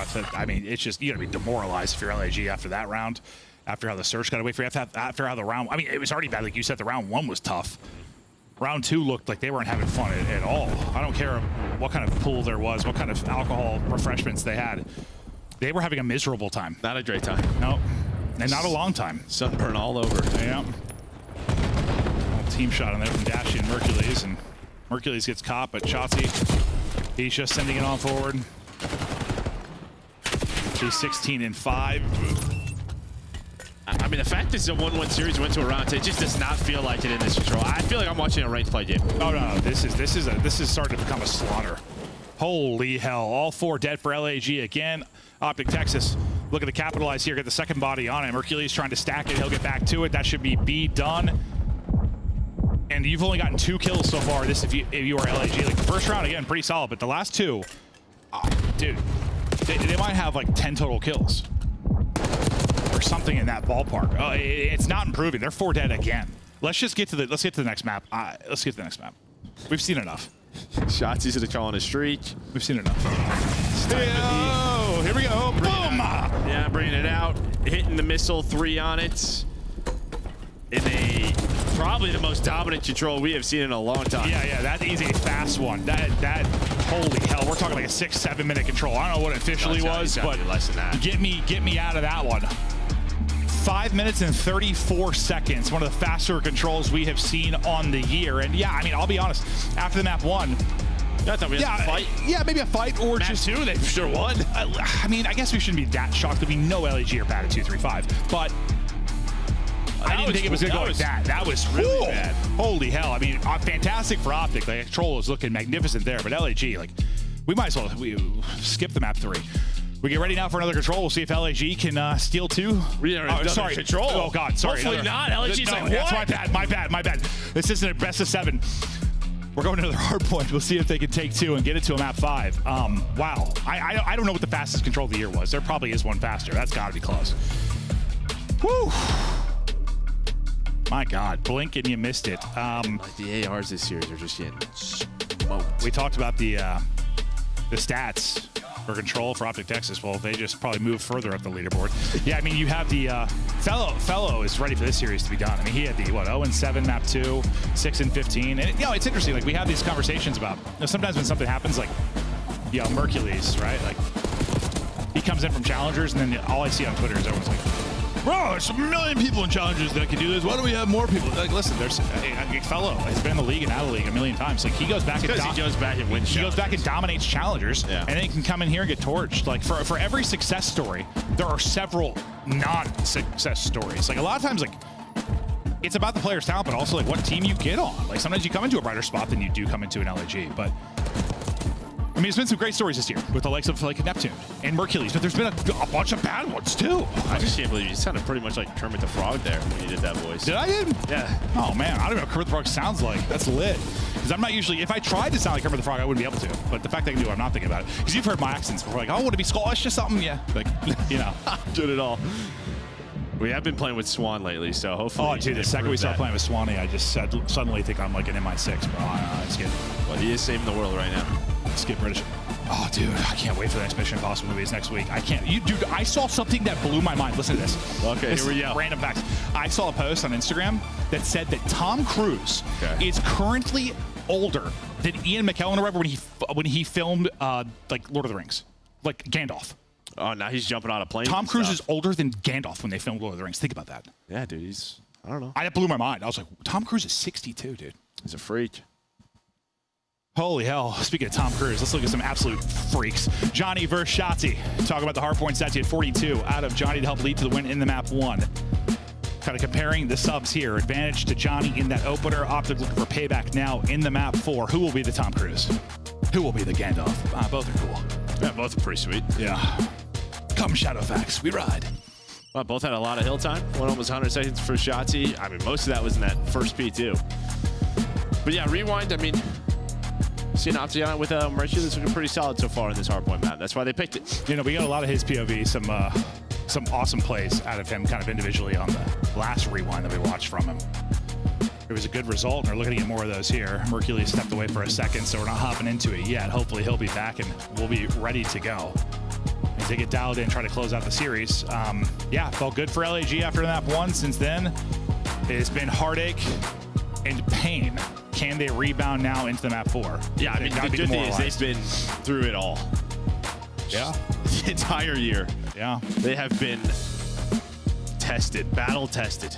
No, it's just usually, I mean, usually that's the case, but it's just like not a very good team. Like, it just feels like you find ways to lose sometimes. And we talked about that with Falcons this year and sometimes with LAG. And, you know, just with the French fan base and Yagatog and stuff, like, I want them to see success. Like, I know there's a large group of people that want to see this team succeed. And, you know, hopefully you find some pieces going into next year and you can build something out of this. But it's tough when you're coming in. They're going and to. we've got a top-heavy league with talent to a degree. I mean, we do.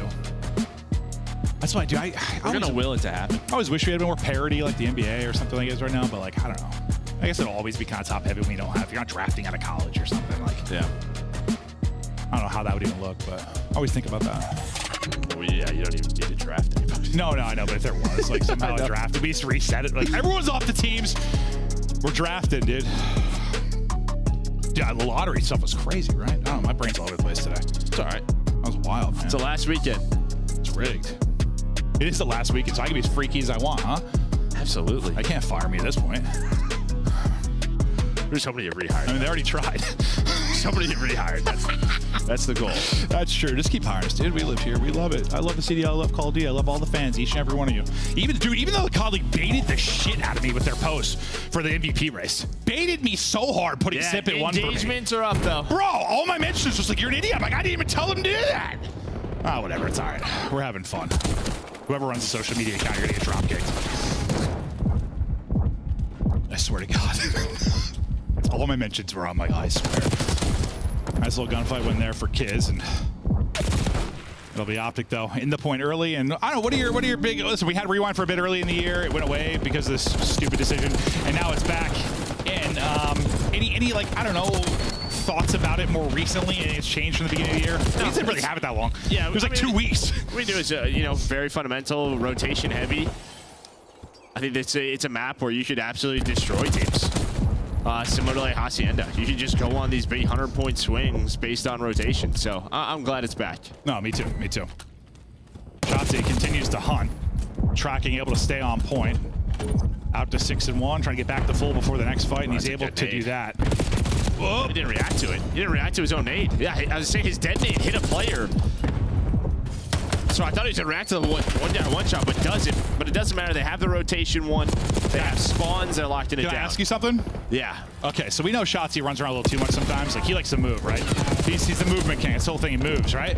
Have you ever seen Shotzi fully cook a frag? Can you picture it once in your head? Because every time I picture it's a dead nade. Yeah, he just throws them. He just throws and goes, right? Have you ever seen him cook one? Can someone tweet me proof that Shotzi's ever cooked a fragger did? I'm sure there's like one out there. No, I know he has, but I swear he always just throws dead especially in hardpoint. Especially in hardpoint. He loves the sky nades. Dude, the little teardrops. It just cracks me up. But I think he's just too impatient for it. He's like, I could be cooking a nade or I could be running. Like, that point, just throw a Semtex. Yeah, right. Well, he just got to kill with a Semtex, but I was just trying to think of a time I've seen him cook one. I could not visualize it for the life of me. And what I was talking about was this. I mean, you're in rotation of B2, you're up 60, now you have spawns. The only good thing for LAG is somehow Kismet spawns behind them.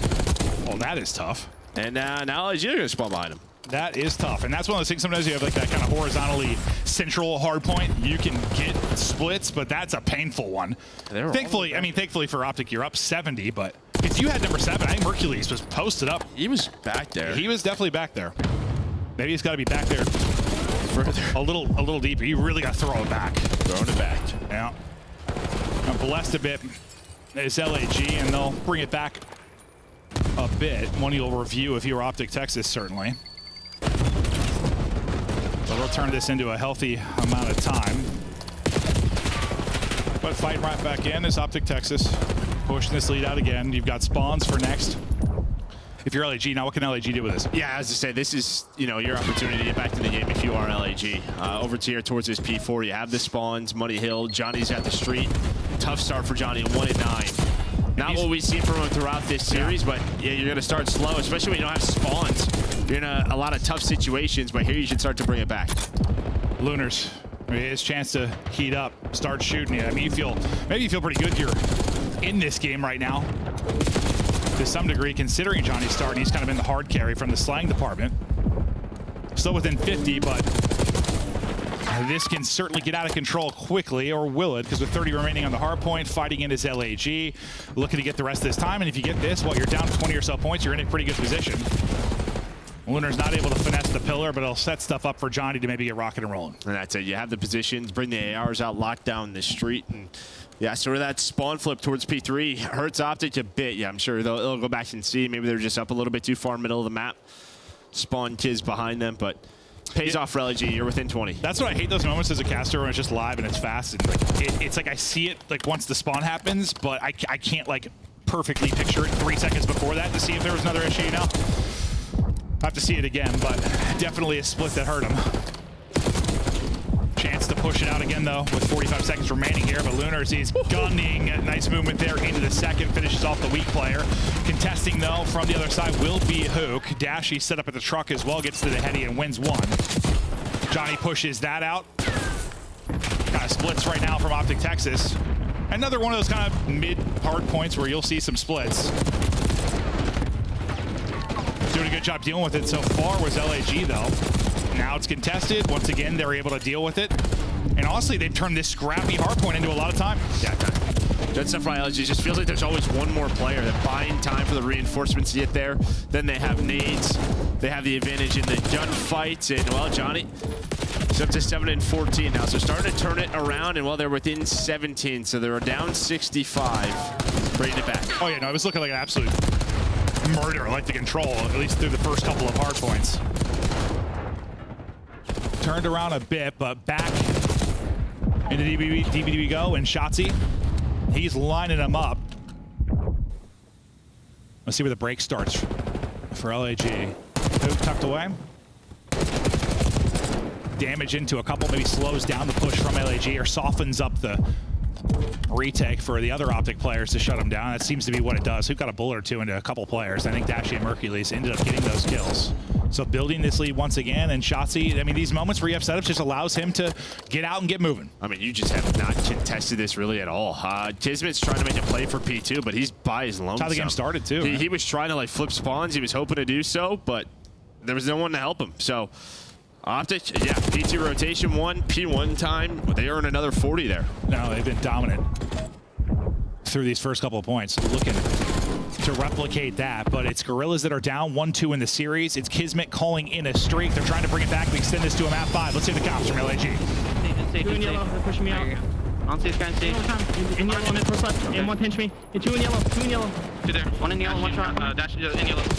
Yellow, dead. One more dashy. Shit. Okay, I can't shot, one shot. They're two in yellow. One shot in yellow. Alright, they're trying to streak. I'm reading yellow. Killed. I hear not. Nade over this time. Yeah, nade over this time. They team kill, by the way. Alright, He saw me go. I'm gonna go back. Stage. He's on the car. P2 weak. Okay. I'm behind him. I got one. On the car. I got two. Yo, both on top. Brandon, one shot. One shot. Oh, he's on the one shot. Absolute as well. He's weak. Yo, get these next two. We win this game, I promise. I'm in burger, boys. Okay. I'm backing up and getting left. Right here. I can fill time. I got nades on you, though. I'm naded on you. Burger, nothing Okay, Back left, dashy. I'm backing up. Dashy left. Trying to just jump up and down. Spot my cross. Here. Right here. Yo, two court. Okay. I'm looking at my cross. You got one top 18, one courtyard. One top 18. Court. I have left. I'm gonna stay down. I hear you. Yo, double jump mid, okay? Double jump mid. In burger weak. In burger weak. I got wall banked. Yo, what's up? I'm in court. Shots dead. Come on out, boys. Nice. Yeah, we double One time. He's on time. He's in child. One time, Brandon. One back up. Tom Brandon weak. He's in child. One more in the back. P4 two. I'm good. Get nades on this. Yep. I'm wrapping yellow. Go burger. I don't see anything mid street right now.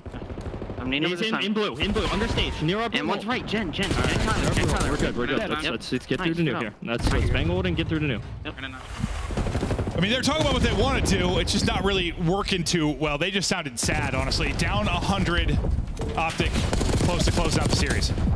And I mean, if you take away that flip, like the P4, this is probably your best push here that you've shown from LAG. Your best, I don't know, outside of the P4 and P5 last time through, you finally start to fight on back. And without getting a split spawn, some of the best hardpoint you're playing right now. Yeah, and this is, I mean, the beginning of the year, I think, of LAG. Go down 100, and then you had this crazy comeback, and then you end up losing by 10 to 20. There were so many of those to start the year. Granted, different roster and stuff, but I feel like we're maybe setting up for one here. Down about 100, now having a big hold. It's like they just set you up to break your heart. Yeah, I tell you, if we do go to year 5, it'll probably be like a round 11 loss. Yeah. Come on. You can do it, LAG. We believe. I don't know if I do, but I'll try to speak it into existence.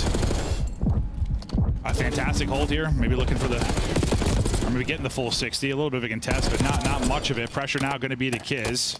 He's got help from Johnny. They both managed to stay up, tucking away as Johnny and finding the kill. Up to 5 straight, and yeah, he has rebounded for sure after the abysmal start.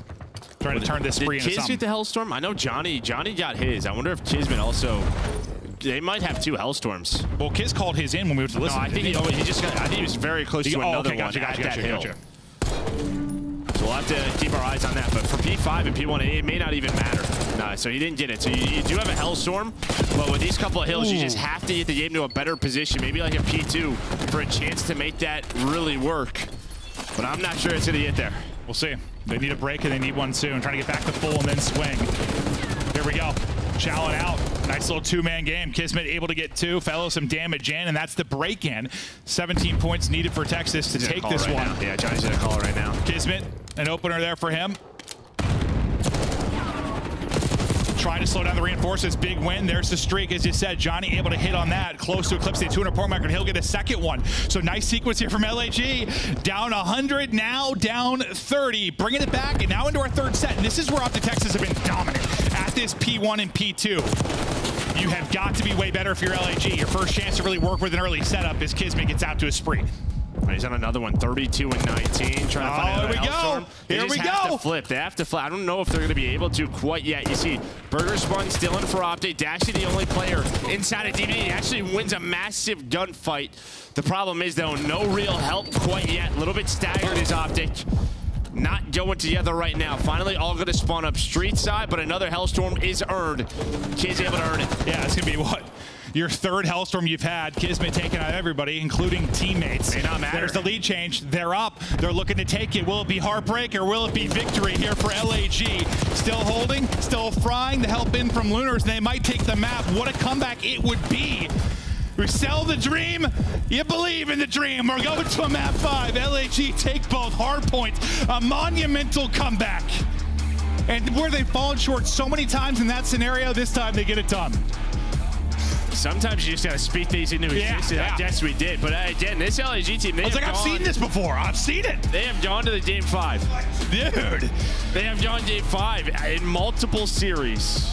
Can they win one? Can they win one? Yeah, because what? They went with Miami to a Game 5, lost. Rocker to a Game 5 and lost.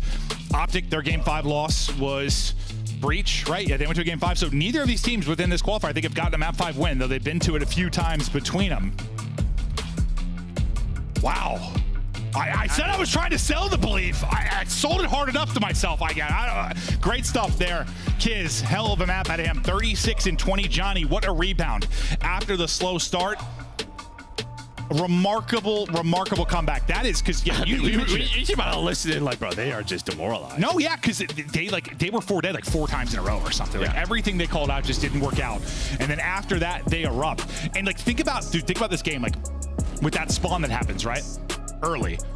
Like that keeps it, because it could have been like what? It could have been like Optic. Well, yeah, I mean, look, it could have been 150 to 28, and they got almost 50 points on that. So what? It could have been like a 150 to 25 type game, somewhere in that realm. Instead, you at least keep it close. You still go down 100, and you bring it back and win it. And well, let's do the P4. Let's do the P4 again, where they get back in the game, and they just had enough at the P5. But then finally they got something going at the first hill, where Optic just dominated 1 and 2 throughout that entire map. Holy hell. A weird one. The hard points have been thrillers down to the wire. The search was fun, but just had insane moments that were like LAG maybe could have won up some great plays from Optic. The control was... If you rewatch the series, maybe skip that. Well, you might just miss it if you go to the bathroom. It was real fast. But all right, we're getting ready for a map 5. We've gone the distance. Neither team able to win a map 5 over this qualifier, but well, somebody's got to win. Who's going to take it? Find out after the quick break.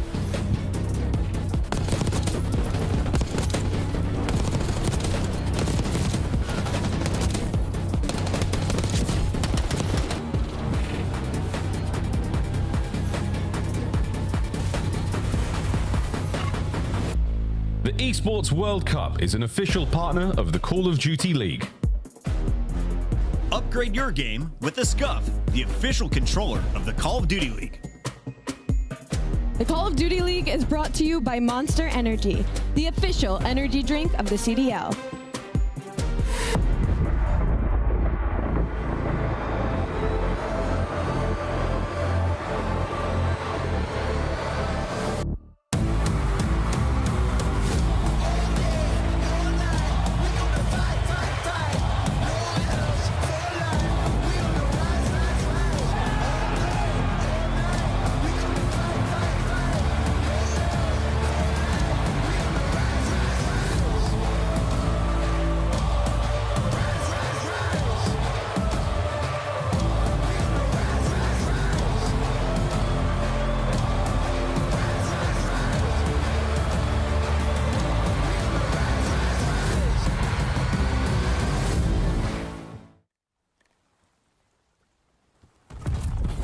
Take it on the chin. Get ready for the next round.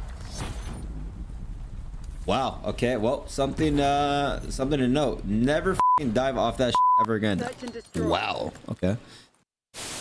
Nice 2-1. I'm backing up. Yeah, 1v1 is Dashy. He's slow as f***. Yeah, bomb down on these coasts for sure. He's slow. Yep. Push it. He's laying down behind the blue. He's laying down behind the blue right here. Nice, baby, go! Let's go, boys. Let's go, bro. Let's go. Come on, Eric. Let's go. Come on, Eric.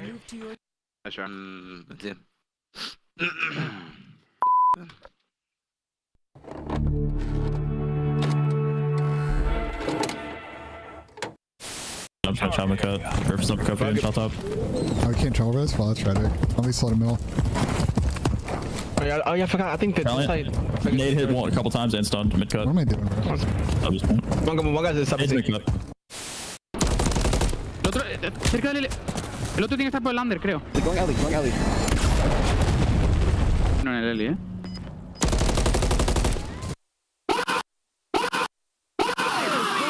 Go, eso es, joder. Bueno, Javi, coño. Madre mía. Nice try, man.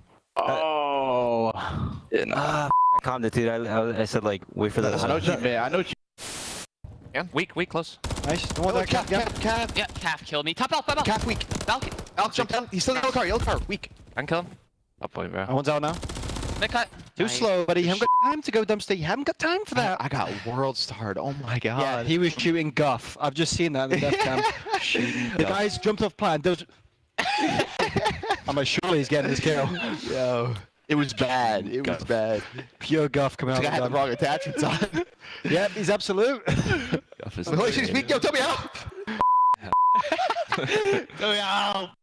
The 2025 LAG Team Pack is available right now. Each pack includes home and away operators, as well as this weapon camo to assert your royal will in the lobby. Next time you boot up, suit up at the in-game shop. Hello and welcome back, LAG. The comeback kids, they bring it back. They've won 2 insane hard points by 20 points. They were down 100 in that map 4.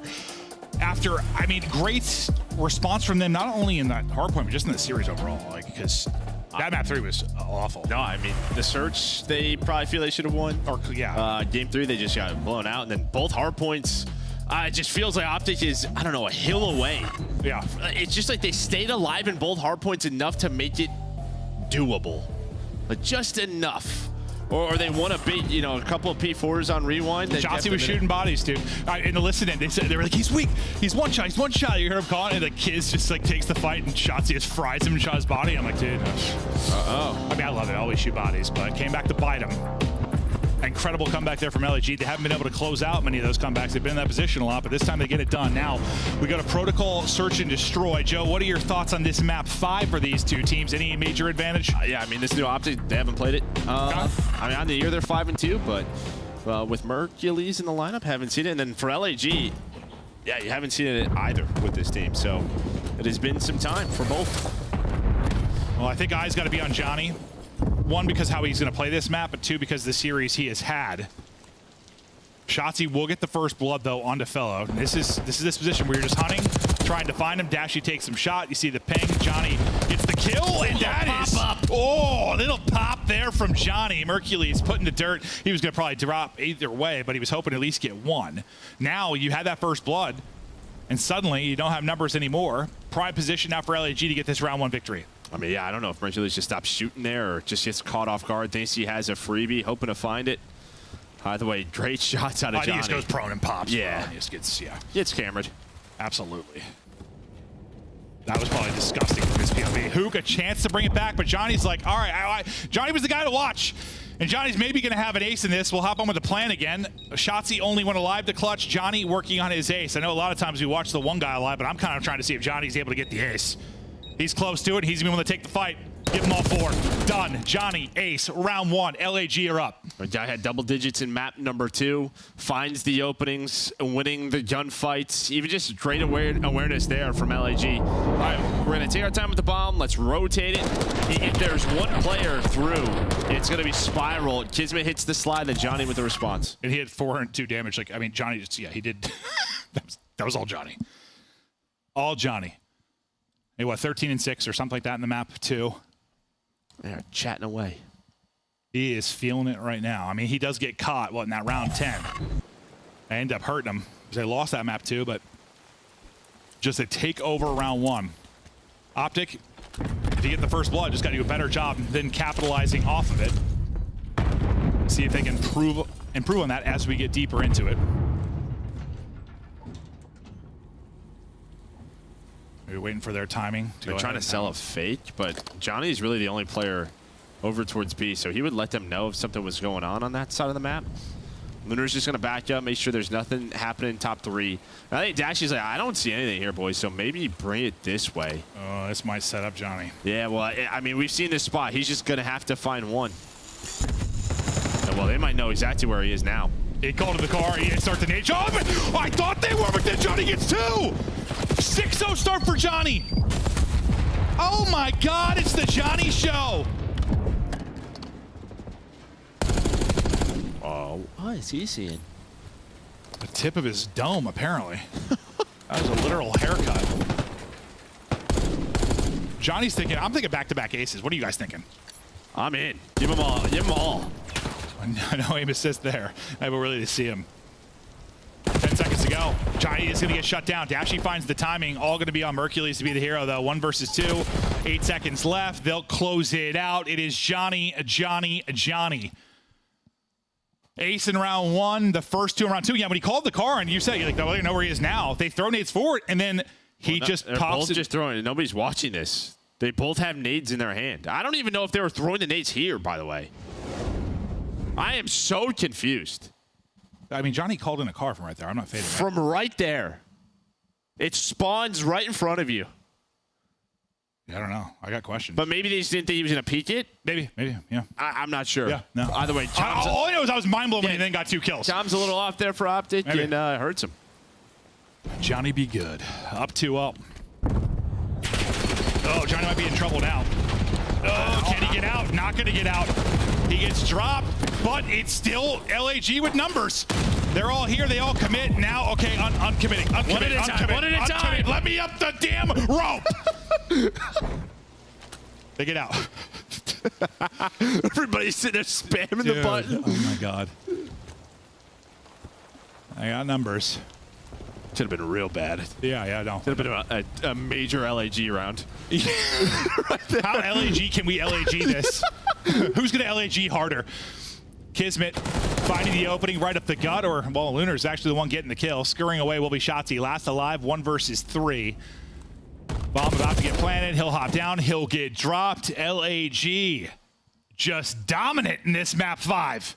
I mean, Johnny stayed alive forever, which I just bought his team enough time to find a couple of kills. Lunar slides the bomb with an AR, wins a gunfight. And then, yeah, it was just sort of, get out of here. Get out of here. Everyone eject. Try to get out of dodge. They do, luckily. And then, yeah, play the 3 versus 2 well. I don't know. There's just something going on in the air. Like, you think about, like, what 2 teams have lost to Vegas? Rocker and Optic. Yeah. Kenny and Optic. Now we both go map 5 with LAG. There's just something happening in the universe. Something happening. Kenny's still tied to him. Pred's still tied to him. There's just, it's more than us, Joe. It's bigger than us. It's bigger than us, sure. But they got to win the map because Rocker did. And they might be in trouble. Shotzzy, that's his second first blood in this. That one, it's instantly traded, so not really a clean one per se, but as Dashy gets a follow-up, you do retain numbers. And this is, this is must-win round here. 3v2 advantage. Well, it's just going to rely on Johnny, honestly. This fellow can't really entry here. He's going to try to put some shots in, but it's really the sub player. Well, he doesn't have a sub, so. Yeah. Some damage in, but best of luck with that. Well, as soon as I saw he didn't have his jackal, I was like, never mind. Done. Fellow, remember, he had that goose egg in map 2, so better start for him here as he's on 3. But you had to get around if you're Optic, get back into the battle here in the map 5. You're able to do it there. Yeah, and really you just didn't have numbers. There was only 2 here. Fellow was outer. Johnny was defending the B site, so it was just the 2. And Lunars does trade the first kill, but no one there to trade then the kill on a Lunars. Okay. Can Optic string together a couple rounds now? They got to get a defensive stop. So the A-hit worked. It just wasn't the cleanest of A-hits we've seen. This might be very similar to round 1. Just Johnny trying to find timings, but they're going to make sure he does not find anything. Well, yeah, this time you at least get the info on the stun that he's tried to make the play top mid. No opening, and he shut it down. Beautiful use of the utility there, and Mercury's able to get the angle. Lunar should be the one kind of watching over that, but maybe he doesn't get a great timing. Well, it's just a deep and just the angle he can. Yeah. True. So another first blood to Optic Texas. Shotzzy adds on to it. Hook goes vertical, and as Lunars gets 1, he's going to have to get them all. See if he can pull something off. So they get the bomb down. Still, just should be so difficult. Only an AR in his hands. Shotzi's going to make sure he doesn't cross back to his teammates through the zip. So they have an idea. He went spiral side. And, well, now he doesn't have bomb control. So they're like, we win. So Shotzzy will hop it. And that will be the round. Okay, back-to-back now for Optic. Right back in it. I thought they were about to get blown out. It was all LAG early, but... Well, this is how map 2 went, right? It was like 3-0. Oh, it was opposite. It was 3-0 yeah. Responded by LAG. we went a little back and forth. But I was hoping this was entertaining. I swear, I hate when you have like a fun series and then you get to map 5 and it's just like a blowout. I mean, key so far, though, is what? The offensive round, you go, hey, you avoid Johnny. Here, you get the first blood and it's Johnny. Take him down. Yeah. So yep. Just figure out where he is. No, that's why, like, I mean, I didn't say he was the most important player in this just because of the series he's having. Like, just on this particular map, yeah, he is going to be the guy that finds openings. Yeah. His timings will be everything, similar to kind of like what Shotzi or Hook might be able to find on the other side of it. They want to send it down. They'll back up Lunars. And that'll be full on site control early. So it's going to be a retake. Fast on the other side will be Kiz. So you're going to be able to find some different angles on this. We'll see what Kiz is able to find, but Plant is about to go in. RC. Oh, so Kiz does get the kill. He's wraps all the way around, takes the long route. You have a 4v3 now. Oh, now they're going to swing 100%. Carr gets a bunch of damage in. Great nade combo as well. That is textbook out of LAG. Maybe a team kill makes it less straight out of the book, but great retake. No, well-oiled machine, honestly, is the way that just looked. I think the key there is that Kiz finds Shotzi, right? Shotzi, he's just kind of lurking tower. He's trying to make you play big door, but he's just waiting. As soon as he finds that, they have the 4 versus 3. I want to yell to our observers, like, please go to him, but you saw him taking the long route. But and then you just saw, the car. I mean, Mercules is like, I'm still just going to fight from top computers. I'll let this guy 3P with the char, but then it hits. It hits multiple players. Nades fly on in, and whew. No, that was beautiful. I mean, yes, he had numbers 4v3, but still, those can't get away from you sometimes. They didn't really give much of a chance for that. So after back-to-back rounds for Optic, you stop the bleeding, LAG, back out, and up front by 2. Sometimes, you get out to Plat, and it's like, what do we do from I hate here? big door. I hate Plat hits. Yeah. I've seen like one work. I think it might be like Ultra, but yeah, how do you deal with that player top window who just has an angle looking down at you? Johnny, though, first blood on the Shotzi. Shotzi's had 2 or 3, so he's also been doing great in the openings. This time, Johnny will catch him. We get to Kiz. Maybe an opening, but Mercules has got the read. We go to 3 versus 3. Oh, sweet Jebediah! Johnny wins a wild one. Watch it. He only got hit to 74. I thought that was a way crazier gunfight. I mean, it looked wild. Yeah, no, it was. A little circus show. Honestly, you're talking about like a tightrope fight. I'm picking Hook probably 9 out of 10 times, but Johnny gets it. Up to 9 and 5. Hold up now to 2 versus 2 we go. Mercules gets tagged. So does Dashy. They got a little time here for the retake. That's just it. Yeah, they're going to reposition. They have all their nades, or at least Dashy does. Some good damage in. It's going to wait on Mercules. Mercules gets there. 1 versus 1 now. Mercules. Johnny. Hits him with a stun. 15 seconds to go. Is it the new guy? Oh, he just reads it. He's just like, he's not going to defuse. And that should just be sort of Challenger's experience. I know he's the guy not to hop on the bomb. Just a great read from Johnny. You gotta love that. You gotta love that. Remember, Mercules like hit the stun at the beginning of that too. Right, so maybe just didn't use chow me. That or like my other thought was like I hit the stun, just hop on the plane because he's thinking that. I mean, it's just that kind of guessing game, right? But Johnny is everything in this series. Wins that opener to get the first blood. Well, the first one was on the Shotzi. This is the second. Oh, sorry, second. And then the clutch up in the 1 versus 1. Whew, maybe not the best qualifier set for Johnny, but he has been terrific in this matchup. They are a round away from taking it. Oh! We've seen those before. So now Opti decide that they're going to LAG their own LAG. Right. You see. Yeah. You said who could LAG harder? Well, it's Optic. 4v2 for LAG. They'll hunt it down. They'll close it out. It's an LAG map 5 win that nobody saw coming. Finally, something to be fired up about in the LAG camp. Johnny, what a series out of him. And for this new look Optic, I don't know. It's like you lose the breach. I'm like, okay, well, work to do. Then you win that 3 over Carolina. It's like, oh, great. But this loss is, whoo, and the one-time Alley doesn't pick LAG. Again. That is disgusting work out of you. Unbelievable. Joe and I both wore green, too. What is going on? It's a great color. LAG, listen, the map 4 is everything. You come back down 100 when the map 4. Oh, so here, let's see this. This is that final. I mean, he's just going to call a car in. Haven't we learned not to call cars in here? Wait, oh no, it's just a computer. Oh, okay, your computer. Yeah, the computer. I think they just thought they have a trophy down. The computer car. It'll the catch trophy you. doesn't reach. The only team that doesn't happen to, by the way, all the time is FaZe and Sally. He throws them forward. Should we throw them forward? Yeah. Throw them forward a little bit. Got to hit the weight room. Just get those tossed a little bit forward. A little bit forward. 9 and 6 out of Johnny. Listen, some really, really incredible moments out of him. No, I mean, he literally had 3 rounds where he won himself. Oh, yeah. Just take round over. 1, the clutch, like there was multiple. Takeover rounds. Optic, I mean, obviously, you could have and probably should have won the series. Should have won the rewind. I mean, there's no excuse. You're up 100, you need to win the map. There's no other way to word that. You were up 100 to hardpoint, you need to win the map. Well, it's not LAG. I mean, your hardpoint looks solid, and I know they lost map 2, but they should, like, their search finally looked a little better here. It's the best they've looked on the year. I mean, over this past month. Yeah. It's still not great, but it is better. It's finally starting to click. They've had a lot of variations on the roster. Maybe this one is starting to finally improve. But that'll do it for our first series. Still a couple more to come to break down a wild one. Desk. It's drama like this that earns us these Emmy nominations. Well done, LAG, for Rosalie. They get it done. Johnny gets it done. Most importantly, I think people even forgot that fellow went 007. Let's take a look here at some of the big plays in the final game because Ali, the youngster, the guy we put on blast, said he's got crap stats in the Major 4 qualifier.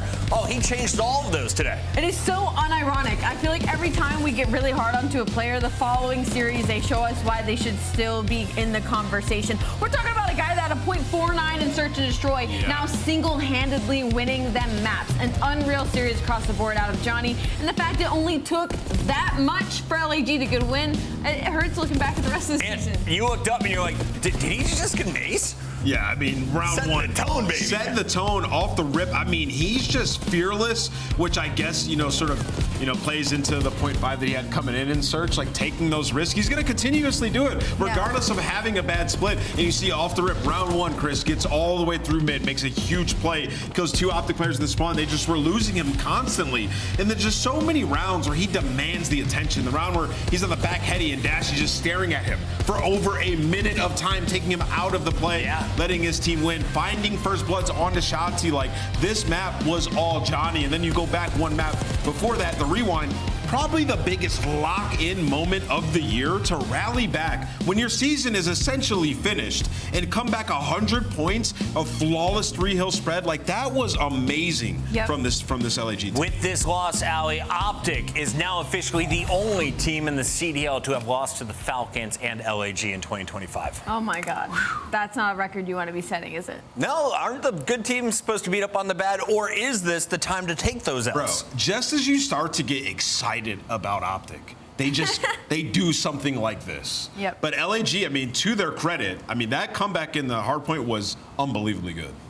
Our scuff play of the game is what Ant's talking about. Ali, it's your time, though. Walk me through some play-by-play. The comeback. Kismet, the Bulldogs, sign him for a 5-year deal. Lock him up. Yeah, and it kind of all started around that P4, P5, where Johnny's sitting in that back room and Kiz is sitting in Hill. And Kiz is just playing his life the whole time. Johnny goes on a 5-3 in that back room. And then Kismet's body gets shot or something. I've never seen a guy lock in quicker in my life. Goes on a 9 spree. I mean, every single spawn. Easy red from the side of Optic Texas. They could not get a break, let alone a kill. It was flawless hard point from the side of LAG. I mean, dude, they were just streaking left and right, finding kills with the Hellstorm, reflipping the spawn. Like, everything was perfect, and Optic was just losing their mind. They couldn't keep track of Kismet. That is our Monster Winners Spotlight now available. We have Johnny joining us live. Hey, what's up, Johnny? Congrats on the win tonight.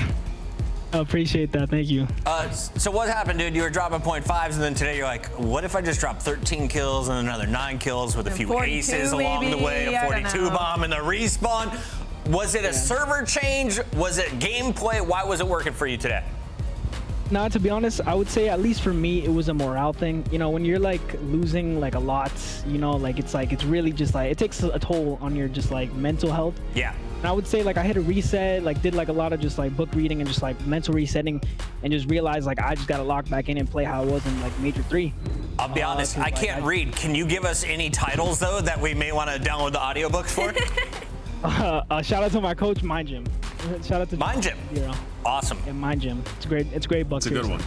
Jenny, we haven't been able to talk to you for a while, obviously, and I kind of want to pick your brain about what LAG's game plan has kind of been during this split. Obviously, do the best you can, but when you're in a situation like this, like, how do you keep the mental on par? How do you keep everybody else's? You know, you talk about yourself. How does the team stay, like, together and keep that chemistry up? Honestly, I would say, like, in scrims, just keep that confidence. Even if scrims aren't going that well or just matches aren't going that well, just make sure you're gassing all your teammates, making sure, like, you know that, like, you have their back. Like, reading, like I said, like, has really helped me in just, like, different mindsets and everything like that. I think, like, maybe they have been reading too. But it's just, like, honestly, just, like, keeping your mental, like, strength just, like, really high and just, like, not letting any outside noise, like, just, like, you getting shit on, just come into your head and just, like, just keep trying, just do your thing. 100%. And I'm happy to hear you doing all these things, especially being such a young player. It's nice to have you back in the league. And in this split, you guys are 5-2 in hardpoint. Your hardpoint has actually been top notch, and you guys had a ridiculous comeback in that game 4. Talk me through it. How are you guys able to string, like, 3 hills together in a row and just dominate them? To be honest, it was kind of, I mean, like you saw, Kid was going insane. Like, he's godlike. And I mean, I started the series, like, getting, not the series, the map 4 getting shit on. And then, like, I just, like, was like, damn, I gotta lock in, bro. I gotta lock in. Going crazy. I think I went on, like, a spree at the P4. I got a streak. And then, like, after that, like, everyone was locking in. We just, like, everything was just going our way. It's like momentum. Momentum is a crazy thing. It really is. It works for us. We love to see you smiling. Congrats on the win. I know you got a lot of French fans happy tonight. Yeah, no, I mean, hey, we're doing it for them. Yo, no, but shout out LAG, like, made their fans, like, they're actually got, like, they, no matter what happens, I mean, we have a, like, we were like, what, 0-8, like, in the series count. I don't really remember, but, like, they just kept having faith in us, and, like, they were just, like, they're godlike. As a fucking fan base, they're godlike. Yes, they are. Hopefully we get to see you get a win for them in Dallas. We'll see you soon. Thank you. Yeah, that is day. Johnny. He is fired up, and for good reason. LAG gets another win on the season. They're approaching double digits. Bro, he's got great energy. Yes. Like, let's bring that to every match. They're halfway there, Al. All right, we got to go to a break. When we come back, it's match 2 on the day. Ladies and gentlemen, the Ravens looking to spoil the dreams of a champs run. Can Minnesota keep it alive? Kenny, it's time to roar.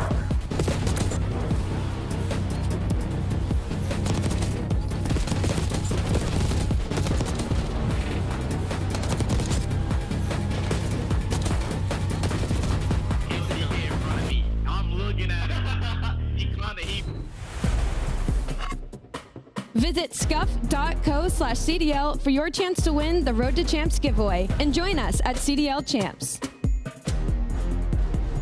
The Call of Duty League is brought to you by Monster Energy, the official energy drink of the CDL. The Esports World Cup is an official partner of the Call of Duty League. Lunas, what a good break. Contest from Nero. This is far from over. Nero 3, Nero 4. There's info. Did he get spotted? He didn't. Able to win it. No, 1 versus 1. The 1v2 for the ace for Arcides.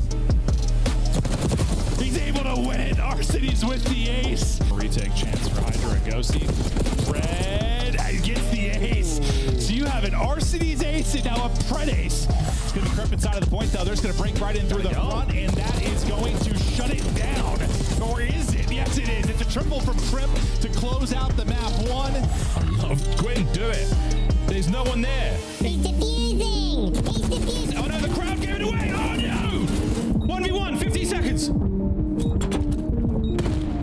He got it. Oh, that's the round. That's the round. If the crowd hadn't given it away. Oh, wow. Insane. Map point. Optic, Texas. Side door. Oh, through the back as well. Lunas, what a good break. Contest from Nero. This is far from over. Nero 3, Nero 4. What a break. I love a good quad feed. Operator parry. Nice work out of the Ravens. Better late than never. You've managed to save that third segment. What? In this? Okay. Ain't no way. Ain't no way. 30-9. Four spree. Another one developing. You're looking at one of the most unbelievable, ridiculous individual performances we have seen a man have in the league. It's Vader. To the end of row 1. It's ugly. It's a surprise. And it is seemingly unstoppable. Big 21-17 for him. No lives left. Ravens suffocated. 34-11. 3.09. New KD record set in control. On match day, everything matters. What you focused on the night before, how you slept, what you ate. Players gather in the arena, ready to go toe-to-toe, fueled by the dedication, passion, and love of the sport. The mind has to be focused, clear, locked in. Any unknown variable can mean the difference between winning and losing. And when you have your pride on the line, every decision has to be perfect. Every movement calculated, and every shot on target. If you want to be remembered here, you have to make them believe. Scuff has been a proud and passionate supporter of Call of Duty esports for 14 years and enables you to play like a pro. The 2025 Carolina Royal Ravens team pack is available now. Each pack includes home and away operators, as well as this calling card for the barbecue after the smoke show. Next time you boot up, suit up at the in-game shop.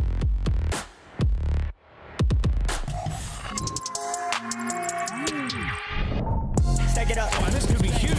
Kenny on the flank. Kenny gets the pass. Keep a bang, roll with me. Stack it up. Big bang. And Astrio is still not missing. He's looking real solid at the moment. Stack it up. Big bang. Break it up. Not enough to win the gunfight. Papiagio, the reads on the next one, able to win the 1v2. Big bang. Only hunters know. Me too. Can do it. 1v1. 1v1. The Emperor. Nothing changed but the change. Welcome home, everybody. It's the CDL. We're jumping into match number 2, and I was just looking at some stats. Allie, guess which teams did not make it to champs last year? There were 4. Okay. 2 of them are on the screens behind us. Okay. It's wild. It's wild. It is, and they're fighting to try and, well, I guess Minnesota's still fighting to try to make it to champs. Carolina, though, was able to right some of their wrongs. They're So start with Minnesota. Carolina is in. As Ant said, these guys are knocking on the door still with Optic falling short of those 10 points. Yeah. Still a 40-point game. Yeah, a huge opportunity for the Minnesota Rocker. And I see Allie with the pen up. What we got? Oh, wait. I'm just sitting here and cooking because, like, I think you made a funny point earlier about Minnesota Rocker getting better at hardpoint, which is funny because statistically in almost every category, they've gotten worse. Other than their breaking has been unbelievable. The challenge, though, is going to be Carolina Royal Ravens sitting at a top 2 hold team right now. So as far as maps 1 and 4 are in, we should be in for some bangers. Yeah, it's just the results are in, right? They're 3-2, and their 2 losses have been 30 points or less, right? So the hard point has looked significantly better, and even those 2 losses have both been on Skyline. I think for, the Minnesota Rocker, obviously you've had some pretty bad losses. It's really come through a lot of like game 5s, and then the search and destroy this split. It just has to be better. Yeah. We talked about the 2 players that have been underperforming in that game mode. Last split it was Estrio, and now this split we're seeing Nero and Geo have a big drop off in search and destroy. So for them, right, like it just comes down to, can we find some first bloods? Can we get together in the middle of the round, make the adjustments, right? Because Minnesota just seems like they're throwing away so many rounds. Vibe check right there. This is a team that needs to win out.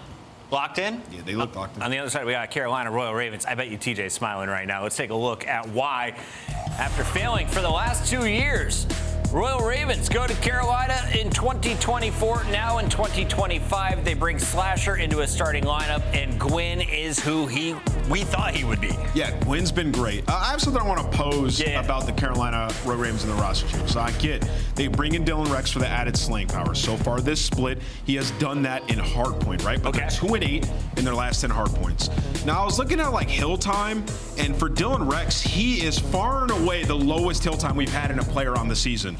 34 seconds average a map in hill. That's significantly low. Like his only company around him is the original Falcons roster and like Pred and Hydra. All those guys play straight up for kills. And you look at the rest of the ARs around the league, they're all averaging like 55 to 60 seconds. So he has to change that. He has to be in the hill more. That is way too low of time, and I think it's one of the main reasons that they're losing. Time for your Scuff pickups. Let's lock them in. Allie, would you like to go first, or would you like me to choose? Ooh, this is hard, actually. I think Minnesota Rocker finally get one through the hoop here. I'm going to go with Minnie. Carolina, I extend my lead. Ooh, this is tough. I'm going to go with Minnesota Rocker. By the way, I want Minnesota Rocker to win. Oh, okay. We want the champs race to continue, but it's TJ. Come on now. Miles, chance. Let's go. Let's do this, team. Let's find out how this one goes again for Rocker. The campaign continues a Sweet 10 last time they played. Another one now after Optic's downfall in the previous series chance. Essential, key, and God only knows they could make it. Yeah, and God only knows it's going to take an absolute miracle for it to happen. You have to end your stage 4 with a bang, but a great opportunity here. Both these teams 1 and 2. Whoever wins it more than likely ends up in winner's bracket. Certainly not a guarantee, but your odds massively increase. And not only has Nero had some lights out stats, I think throughout this stage consistently. So typically a very hot and cold player. To me, it feels like Nero is more or less brought his at least respawn game together. And if you can keep that level of production out, especially on a map like Red Guard, him and his teammates are going to have a great time. We've come close to a couple of records here in Red Card when it comes to kills, and hey, this map could very much be that. How hot are we coming out, Ravens? How hot are we coming out, Rocker? Because you are going to need it, folks. Big series on the line. The last one, I think one of these teams plays online here in Black Ops 6. We go to P1 full of ammunition and full of joy in our hearts. Let's get it. And full of just nades, tattering everybody up straight off the opening break. So yeah, players trying to get out of dodge. It's really a game of survival here on the break, and no one's gonna live because TJ smiling, ripping and roaring gets 2, and Ravens get Gwyn inside of the time. Yeah, no one there from Rocker really able to make anything productive on the first hit towards P1. Ravens lead change. Big old route here from Kenny. And Gwyn is in an awkward position here. It's not necessarily going to pay off. Opportunity for the trades here on the kills. Gwyn there again from inside. Ticket gets a bit of a moment for a break, but Rocker, kudos to you. You took the whirlwind tour around the map. You've got yourself time. Yeah, not a bad way to go about it. And of course, that route from Kenny being taken really doesn't have too much of an impact in the score. All tied up in the rotation. Carolina ended up maintaining those spawns. So shout out to the emergencies rolling through. And now TJ gets to be the collector. Honestly, just because Nameless set it up, I'm waiting for Rex to actually get inside the hill. But if he's not going to be, better be slang. And they're doing exactly that. Both spawns pushed out to Minnesota. You're spawning BS and D. It's a nightmare on this hill. Yeah, and so far so good. 3-spree went out for Rex. Nice shots. Gio's going to find one on the approach forward now, and still the hard point very much in the hands of the Ravens, circling Minnesota, not able to get anything done. It's a lot of dance, but no one's making any moves towards anything. This is just, I mean, a beautiful P2. I mean, you're making moves on a rotation if you're Minnesota, but this has been a really red card that's been an incredibly slow pace. And maybe good news for Minnesota. I mean, the 2 players able to circle out back and flip the spawns, but the scrap time you're fighting for, it's only a final 15, and Carolina making you work for it. TJ gives you something extra, and that is a ton of effort from Rocker just to actually win a rotation, and guys like number 4 Gio are spawning out anyway. So Carolina right now, they are handling Rocker on this map. Rocker got the hard point for now, but again, the positioning not going to pay off in the long run. Rex on entry. Gets 1, traded out immediately, still from downstairs. That's where the battle taking place, and that is where the Ravens are winning it. Fast counter-attack now from Rocker. QRF at the door, nobody home, and Gwyn is going to get away with his life. Can you get the trades here as well? Yeah, what a bit of work out of the Ravens. Still your point. Yeah, great bit of help as well. You see even Slasher in the feed with a jackal in hand, so everybody on Ravens squared up and ready to fry on this one. Finally, an impact play from Rocker, though, as Kenny gives you 2, and maybe in the mix of this, Minnesota will be able to collect a good bit of time. Gio pops him to feed in. Stabilization for Minnesota Rocker. They've got Carolina in the spawn trap. For now, over towards stage. Gwyn's trying to find his way out of this one again. The Ravens have done everything right. So no eyes towards the top side of the map. That his teammates are finding their respective kills, and a freebie on the cross. Oh, 3 down. Last man in the middle of the map. Now close spawns for new Rocker. You bought yourself some more time. You bought yourself some more space. But here come the Ravens again. Yeah, they got a pinch as well, right? Gwyn just off spawn, gonna be going up towards kegs, and that'll be freebie kills. And there's the strike. Gio last man on time, and he just gets evaporated. Gwyn there. You get gifted a spawn, you take full advantage. And Rocker, again, 2 for 2 on actually winning the rotation for the past 2, but Carolina, they have just been outplaying. Yeah, Ravens are eroding the Rocker lineup slowly but surely. Not able to get anything out of this time. A quick contest is going to come to an end. A nice 3 dead there. Ravens back foot for a moment. Opportunity here for Rocker to get things going again. Chance get some time under the belt, as you can't be getting picked like that. Tej finding a big one. Yeah, TJ also super active, 9 and 10, so he is getting involved, setting some serious pace, and guys like Estriel just trying to play catch up, and on the time, Kestrel would have been his moment, but TJ is there just to kill everybody. Woke up and shows violence, and once again, it's scrap time for Carolina. Minnesota winning the rotation, but they don't actually have BS and Ds, so long term might not be the winner. Slasher, very patient. Carolina, they are swarming this hill from every single angle. Not wrong, Rocker. Get in there early.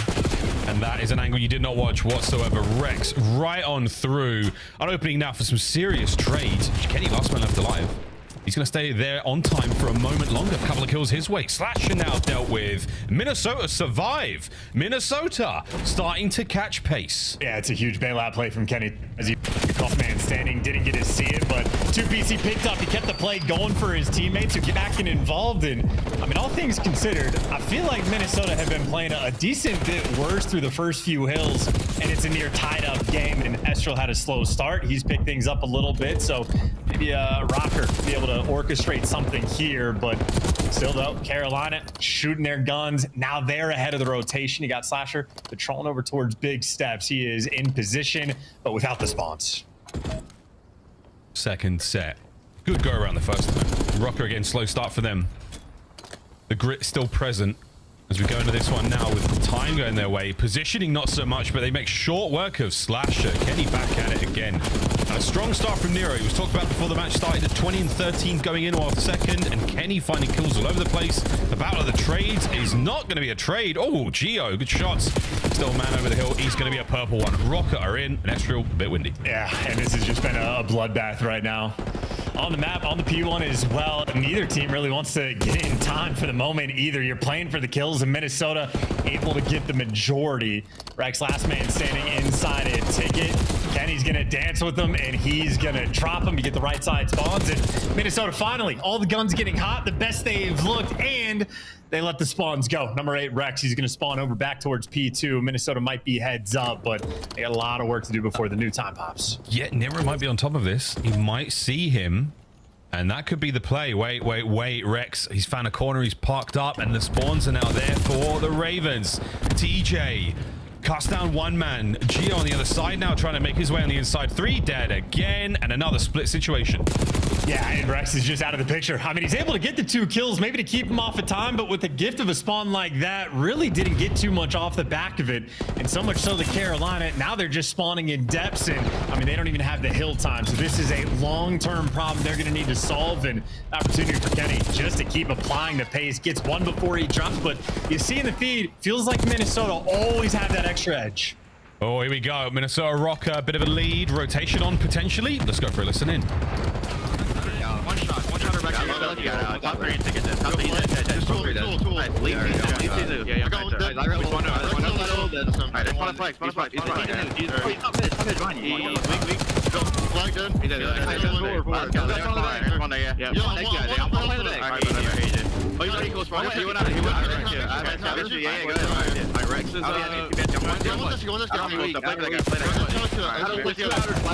he's upstairs. I got the street. Good, wait, we don't time quick. Okay. Alright, Slasher out. We spawn out. Take it under, Slasher. On out. Alright, take it down again. Right, go in. One shot. I need time. Stay outside, bro. Shot out with you. Outside Rex. One shot right back there. Absolutely. He's on the left side. He ran away. We can fuck it. Alright, two there. Right side. I don't want to. Number buzz. One shot. I'll go right. Please focus on. I'll play for the count. They're not telling me down. Stop our bus. Wait for you. I'm going out there. RT, don't test. He's still. Alright, don't tell. Alright, go in and one. Rex, one bullet T, one bullet. Okay. Let's go outside again. Let's go. Rex is more bus. These are RTs. He get a red back. I'll take a red bus. I think you're back. That's two. One side, that's two. He's going to me. Wait, RT, our middle. Our pillar. I spawned out. He's on our pillar. He went top base. I'm top right. Take your time. I'm top right. I'm behind this guy there, third. Alright, one third. I can kill one glove. He's going. Third weak. I need a third. I'm seeing the enemy, bro. I have a hellstorm. I'm hellstorm. Stay down. I'm going down the third. I'm down the south. He's playing 10 feet there. I'm middle. He's Archer's going there. Mid. He's they're nice. That's two. Not quick. All that side. He's out. I got Slasher. There's 2 Lori. Slasher heavy. Let me dead. I did that. There's 2 of them too. He's one bullet cross. I got one. Nice. Another one go over. Yeah, we should rest I'm looking for him. That Rex ticket or no? No, it was going. RT corner, he's weak. He's in the right corner. He's still there. He's still wait, he's with our trophy. It's not low. I'm gonna try Dark Lake. Yeah. I think they know I'm here though. They're needing it. They do. Alright, up, Jay. I'm on this over there. Come here. I know where we're going. Last year week. I'm going to get. Ticket. I'm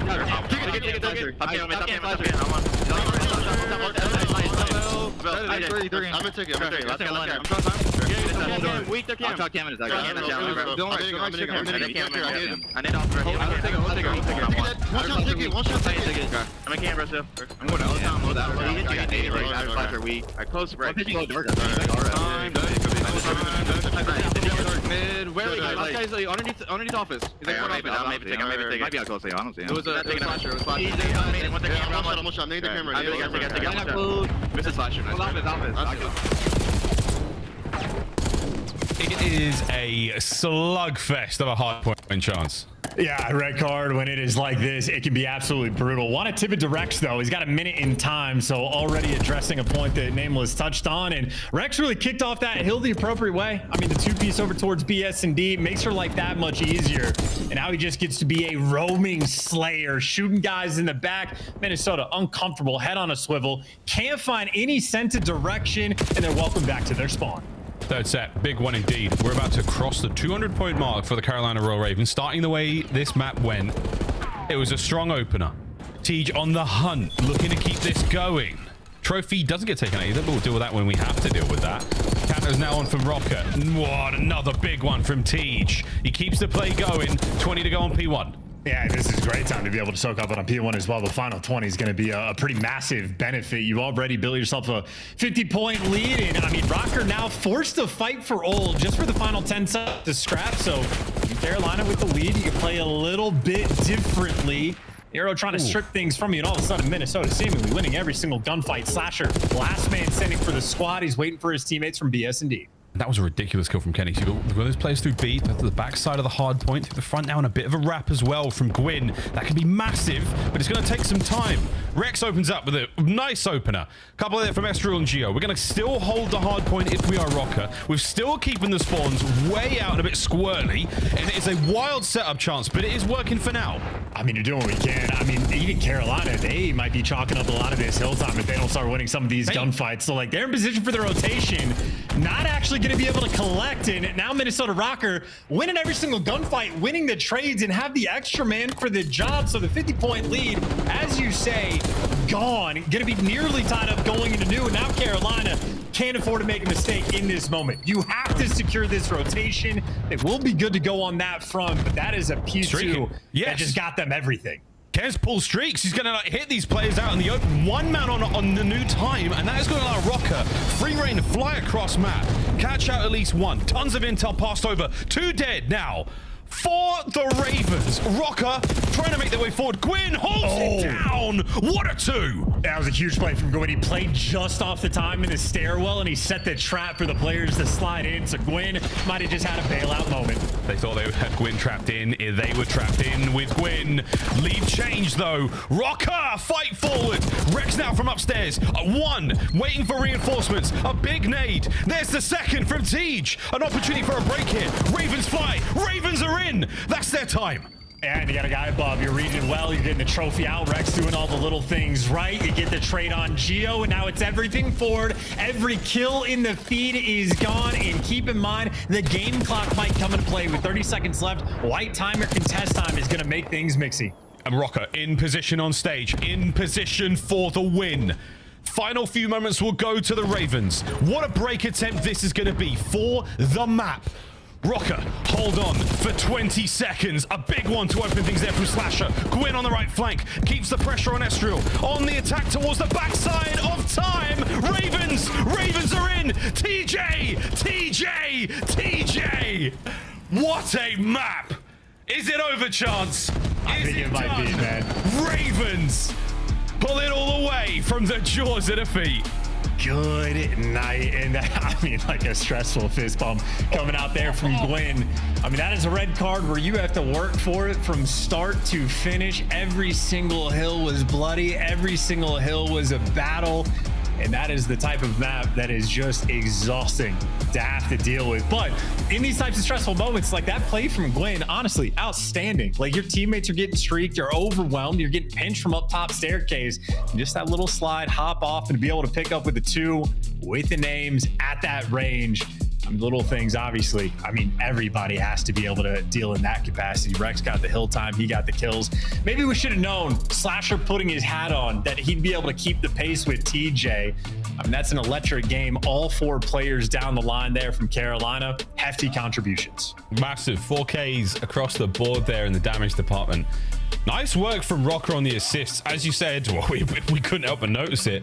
Blow for blow, 3 dead, 3 dead, 3 dead. Back and forth, we went in nearly every single hard point. Rocker's certainly coming to play there in the kills department, but that is not what wins you the game here on Red Card. Wonderful rotation, great positioning, and the foresight from the Ravens to make sure they're on new time, to make sure they've got bases covered. It was a beautiful game to start the series off. And speaking of good plays, like that was your look at Rex's 2-piece he got on the rotation to secure the better side spawns on a P5. I mean, great work as a roaming Slayer as well. So Rex certainly on form in this one. And Nero definitely had a hot start to the game as Estriel had a slow one. They sort of balanced each other out towards the end, but I mean, ultimately, this is the type of thing you just want to nitpick as much as you can. Bailout moment, though. This is Gwyn on an island by himself, teammates coming off spawn. He doesn't get, like, not just one. If he doesn't get both of those, the hill ends up a lot mixier than it needs to be. So, I mean, just really shining out towards the end. Maybe the veteran nature of the Ravens, the comms being a little bit calmer there, able to handle that degree of pressure. And not just that, the final hard point on stage, what a hit from Tej. I think Gwyn was backing him up as well. They managed to get 2 dead, maybe 3 dead, and then wrap that hard point instantly. They don't get shot in the back from the players come off for that back P2 spawn. You get into time, you get the job done. 10 points separating our team there. Wow, what a fantastic start to this series. Hacienda coming on a moment of protocol to follow suit. Woo, baby. Look, mate, I'm just saying it's the final day, or it's the first day of the final week of online play here in Black Ops 6, and we're already being treated to a good one. Very, very sweet start here. Tough one, though, for the Rocker boys. Again, they're looking for that 10 CDL points to keep their run champs alive. They need to win the next 3 chance. I mean, I don't want to go to that game 5. I don't want to go.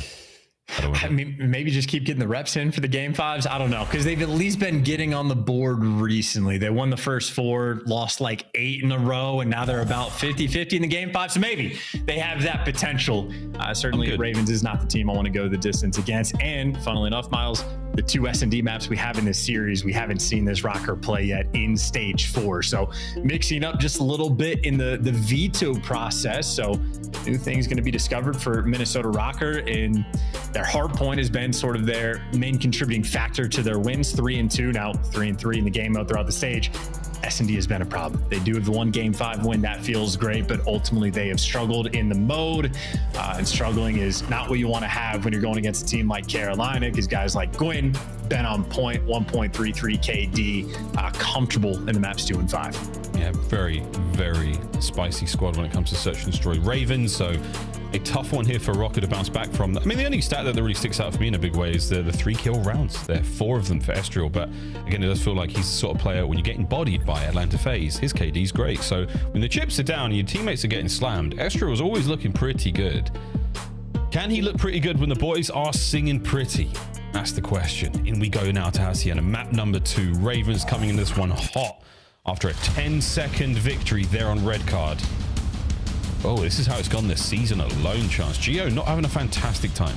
No, not against Carolina specifically with the .73. So maybe Slasher's play for pick style, a bit of a nightmare for Geo, or maybe guys like Gwyn and TJ have just been up in their face slamming. But I feel like Rocker, you mentioned like Estriel, very smart player, gonna consistently make like good plays for the squad. But as a collective unit, Rocker typically, well, they don't shy away from having a breakdown round, so to speak. And in the Call of Duty world, you're only playing to 6. Really can't afford major mistakes.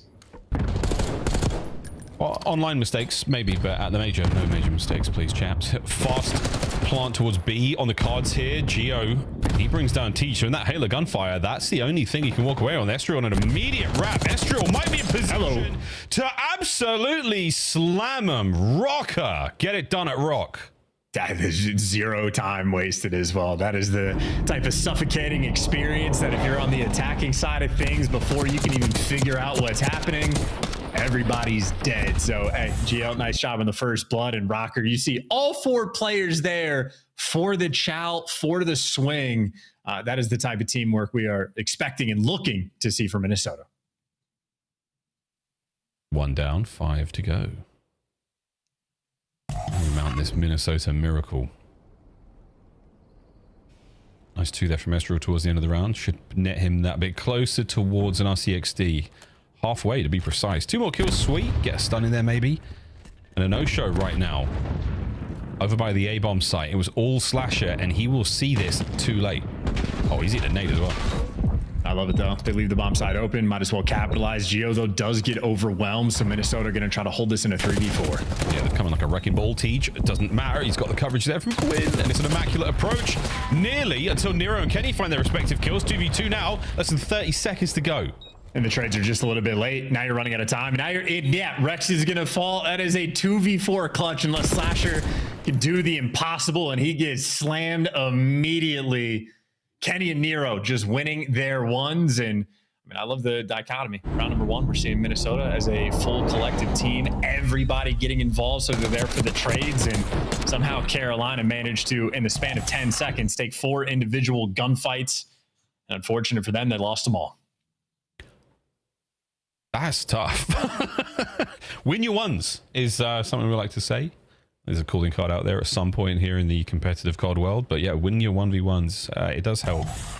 When a round goes that poorly, there's not a whole lot you can do. 2-0 so far. Rocker still moving. Nero's on a 3. And Rocker are, quad stacking the A side of the map, 2 in the hallway. Gwen's going to be dealing with them, and Gwen certainly has support, and you have TJ already on the pinch behind him, so Carolina want to play patient and wait for TJ to give you the first blood. And he should do that. Well, I know Slasher's going to get it, but at this point in time, yeah, the nade connects. Gwyn. Oh, it's so close to Nero. What a shoulder that was. Nero puts him down on the flank now. TJ snaps. And it is a violent snap at that. A man advantage right now for Carolina. Estriel, oh my word. You went right. You should have gone left. Luckily, Nero, he finds a kill of his own. 5 now in a row. RC in the back pocket. Off the back of the map. Straight back into the death screen he goes. Estriel 1v2.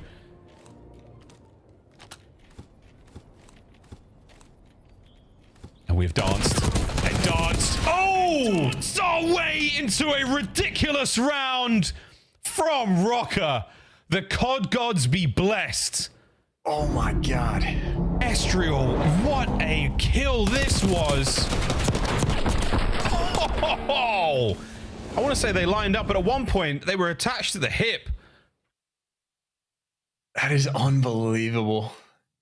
And I love the attempt, though. I think it was Rex. Yeah, like I've got to watch the back. I don't know what's going on here. And that from his POV, all of a sudden, Estriel springs to it.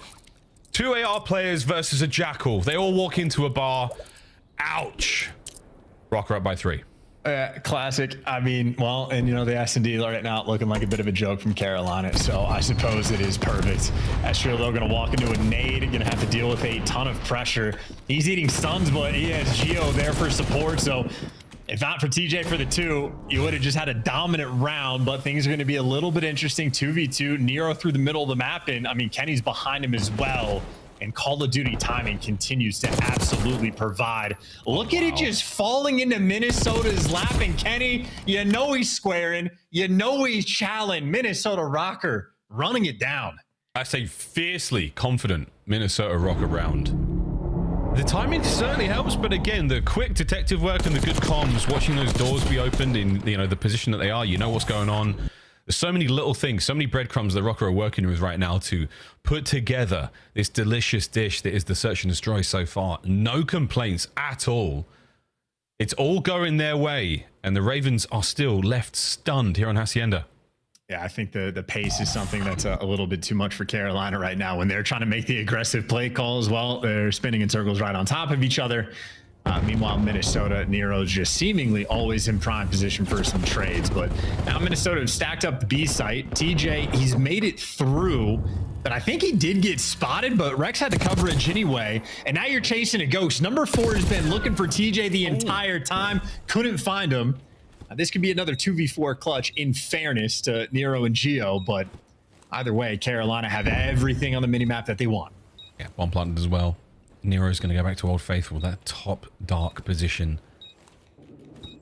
Nobody home, has to keep the move on. TJ gets it. Down to Geo.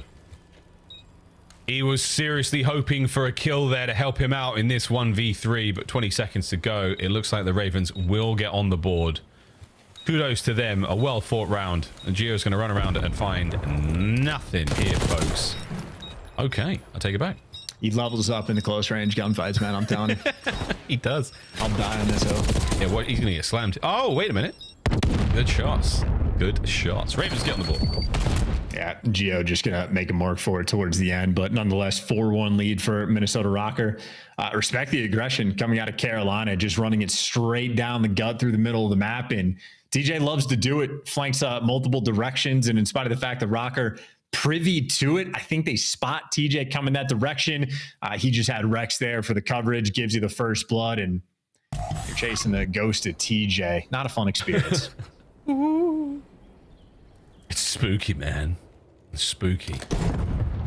See if Minnesota Rocker have got the mystery machine to deal with the problem that is the spectral TJ Haley. But for now, it's a relatively quiet opening. Nero's 8-2. I forgot all about that. He's looking great. Tej and Gwyn opting not to use those chairs as they were intended for. But what a position that is. Just have a seat. Relax, gentlemen. Let's good. just get the hallways vibing out of the beach.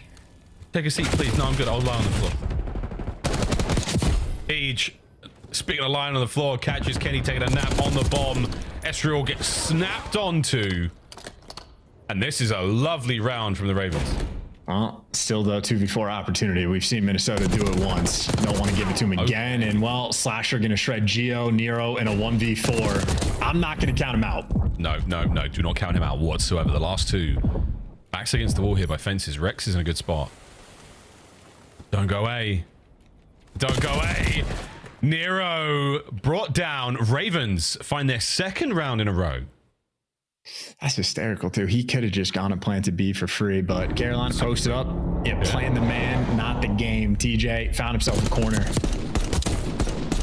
Not supine this time, so getting the legs a little bit of a workout, but as you say, 2 rounds in a row. Carolina always have the fight in them. Down but never out. Yeah, the gritty title's been passed over to the Ravens.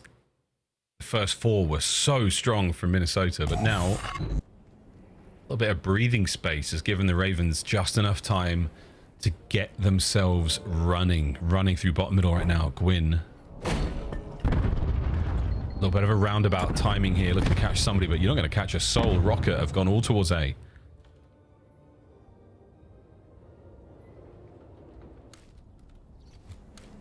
Carolina really just expecting a degree of aggression. They were trying to play off contact, but the only player making moves is Nero, but he's hanging out inside of top dark. So I think Rocker just saying, hey, B's wide open. We'll play for the retake. Everybody stay stationary over towards the A site. I think Carolina, though, they have appropriately sort of recognized this pressure. Should be able to get the bomb down for absolutely free.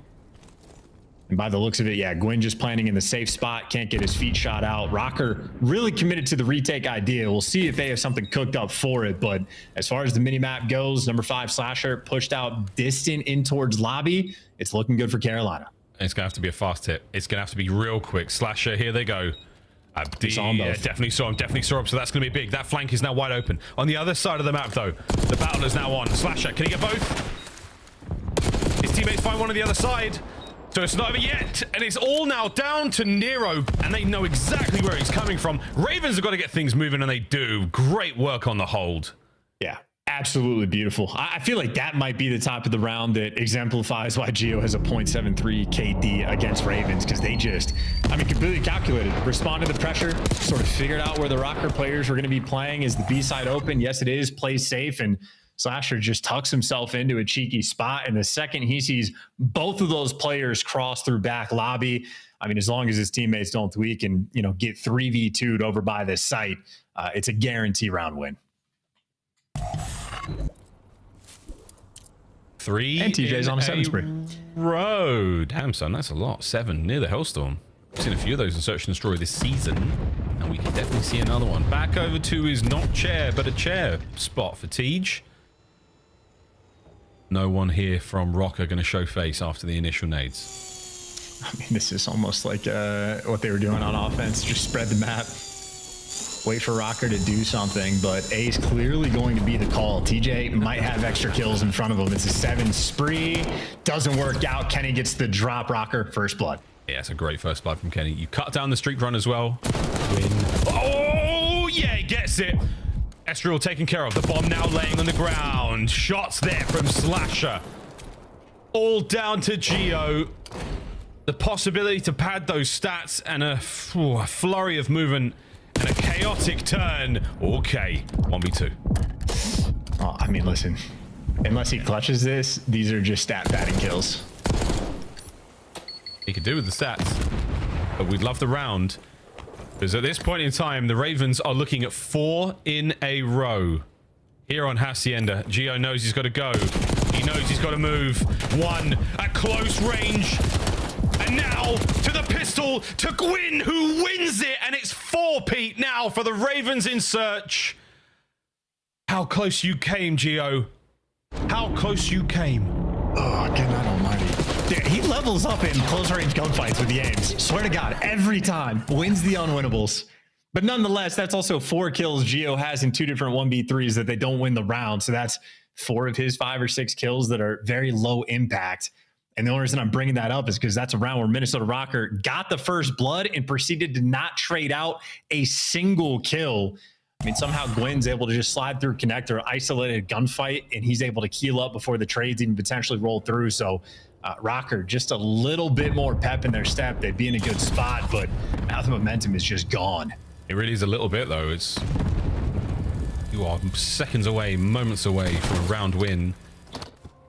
You've been pulled back now. You've been drawn in towards the A-bomb site. B-bomb site, well safe now. TJ's made the route. He's in behind you now as well. And a first blood, dare I say it, chance Ravens again. And as long as TJ's alive, massive problem they're going to have to solve. So they're going for the hit. So while TJ's alive, that's a great thing for Carolina. Everybody else, though, is starting to fall. TJ going to have to make another big play. Entry kills from Tej. Number 1 done. Still playing this so perfectly. The double back. The timing on this is going to be unbelievable. Don't make any noise on the door. You might be able to get a freebie around the corner. Wait a minute. Kenny picks the perfect spot, but TJ strapped. The second man. Estriel gets it. 1v1. See what the rookie can do. Oh, spotted. Rex playing for the kill. Not a lot of time. 1v1. Lets him come to him. Estriel. What a win! What a 1v1 win from Estriel. As calm as you like and as you sorely needed, you've stopped this historic run of bleeding. The win onto Tej, they're essential, and this 1v1 against Rex. Map point, Minnesota Rocker. Dude, and so quick to the weapon pickup, swap, going for the chow at the aims. That is on point from Estriel. Icy in that moment, because Rex had maybe 3 different ways he could have won that 1v1 situations. Estriel, he found the 1%. Sweating now. 3-1 split here from Rocker. Over towards B we go. You're going to meet the Ravens. There will be eyes on, and we are making contact. Here we go. Okay, yeah, here we go. Oh, it's going to work. It's going to work for Tej. It'll work for him, or will it? No, it doesn't. So much damage. The trade doesn't get finished, though. Yeah, it does. Okay, so 3v3. Gwyn in position now to pounce. Oh, a gift from the COD gods. 2v1. Get the pressure on. Geo, can he get away with his life? Yes. 50 seconds to work with. He doesn't have the bomb. They're getting close to him, though. This is where he levels up. Never mind. Rex does. Oh, boy. Round 11. Oh, Dios mío. What a Friday it's been so far. And this one's going all the way.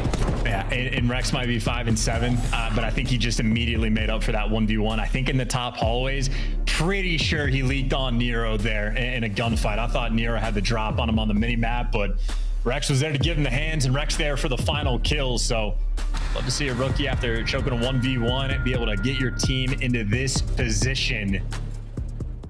You got a battle right now. Nero 12 kills, TJ's got 13, and TJ has been getting active.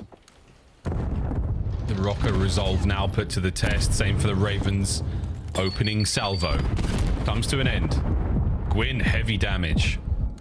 No one watching the middle of the map there. Too open now on the flank. Rex spots one out. Did he see the second man? In position for it. Beautiful snaps. Lovely damage under the kill as well. The play is still afoot, and Rex, he's feeling himself right now. Gio finds another kill on the back end. 3v3. And Rex, what a moment.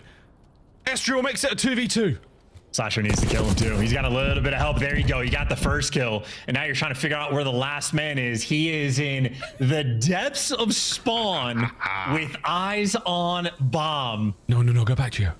Go back. Yes. This is the play. Teacher's going to make it to the bomb first, or will Slasher. Okay, the race is here.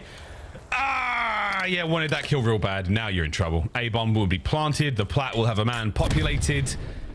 He has been stunned. He has been cornered. And this is it, folks. 1v2. Bomb planter A. Oh, hello. It's on, Gio. Redemption. Here we go.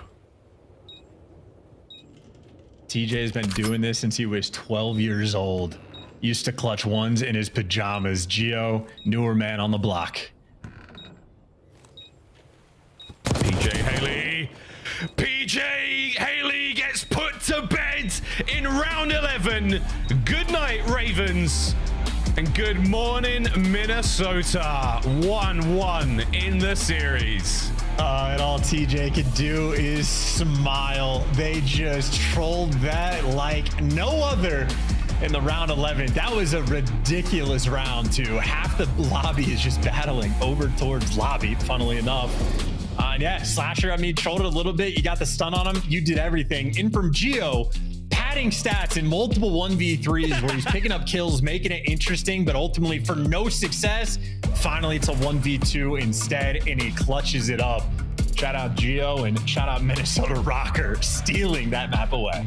Oh, they lost 4 rounds in a row, and the 5th round loss was such a devastating moment, man.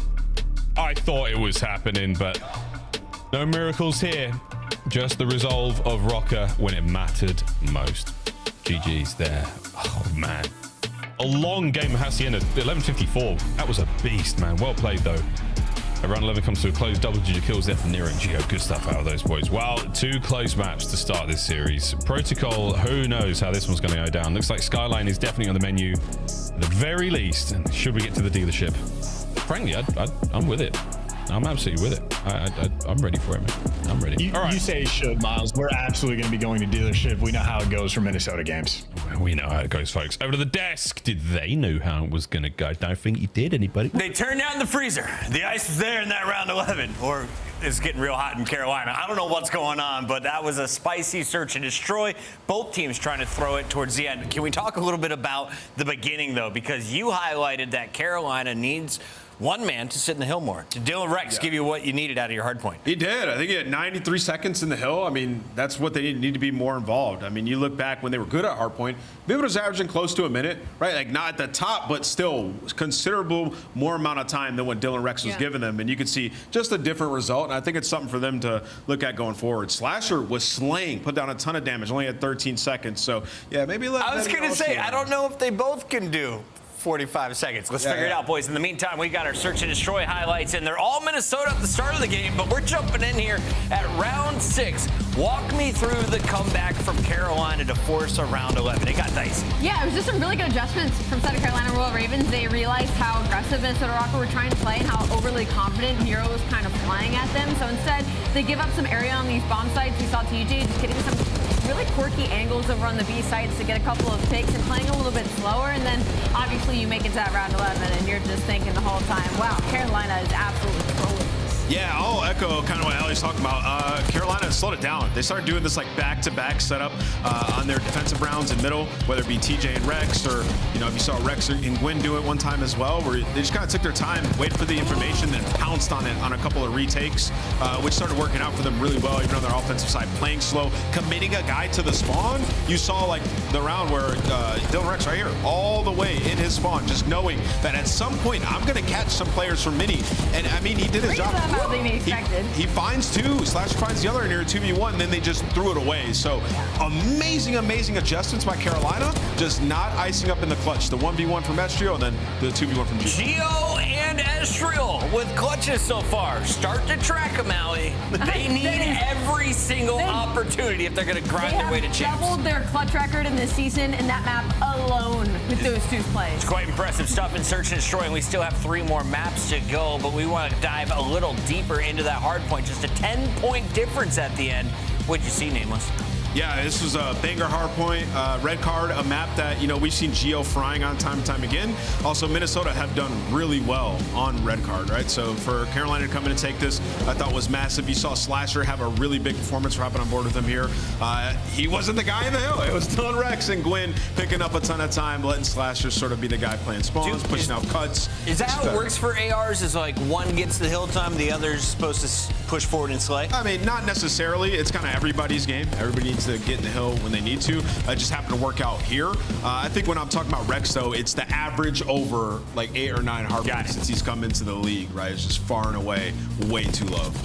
And on the flip side, for Carolina Royal Ravens, I think their tail end of this map was really well for red card. I think they played really well when it came to those P3, 4s, and 5s, because from the side of Minnesota Rocker, they were playing flawless holds on the side of that P2. Those front holds were literally clinical for Carolina Royal Ravens, but then it's Gwyn, he wins Impossible in P3, keeps it really mixy. And then you're talking about the most insane stadium break we've ever seen. We're sitting here like there's nobody from Carolina rotated, everybody Minnesota Rocker is here, and then they make this big collapse. 2 players play around the mid side to the back, and they get the huge break. Taking a look at our allergic to the hill list, Dylan Rex topped everybody in the CDL with 39.1 seconds. You can see as that list goes on, more and more time. Awakening, slightly allergic. You surprised by that? Yeah, it's just staggering. Wow. You go all the way down to 39. It's pretty low. But yeah, he had 93 seconds. But yeah, and to Allie's point, the end of that map, I mean, Nero kind of threw it away. It's been fun. Not my boy Nero. This match is nowhere near done, and neither are we at the CDL. We still have a major, and we want you to join us. It's next weekend, and we have all of the big names. We hired everyone who makes noise in Call of Duty Esports, The Flank, Scum, Breaking Point. All of the watch parties will be live in Texas. We will be barbecuing and having cocktails after hours. It's going to be blast in Texas. It's going to be lit. You can watch us, watch them, watch. Somebody likes the corner. Let's go to Miles and Chance. Which one are you? That got me so good with the good stuff. All right, here we go. Protocol Chance, how are we feeling? Feeling good. I was just like double checking all of like the hill time stats as well, just to get a lay of the land. Sometimes for the lower tier teams, it's tougher if the team isn't getting hill time. Maybe the players can't, but yeah, to be that low, certainly not ideal. Protocol though, very different thing. You can be in either zone and actually be getting objective work done. So more opportunities, more places to stand. Yeah, and also, there's no hard point on this mode. So good stuff. All right, well, we go into this tied up. Both teams feeling relatively confident. Of course, the first respawn, a 10-second differential, round 11 in the SD. So there's not a huge amount between our teams' chance. Ravens have had their fair share of terrible games of control this season. Albeit with Vivid. Things change, obviously. Rex has certainly shifted the face of the squad.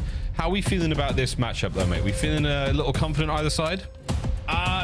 Honestly, no. Not entirely confident in either team on this map is sort of how I feel. Like, my experience watching Carolina, with or without Vivid, even the new man on the roster, there's just times in my mind on the defensive end where they could just play a lot quicker, apply a lot more pressure, and they're sort of happy to hang out in like Top Granny's windows, like play for the power spots, but they still are able to get wins. So I'm not going to claim to know the ball better than these guys. And well, for Carolina, kicking things off right. Rex gets you the first blood, trying to make moves, and Rex right now, the only man on the team getting kills.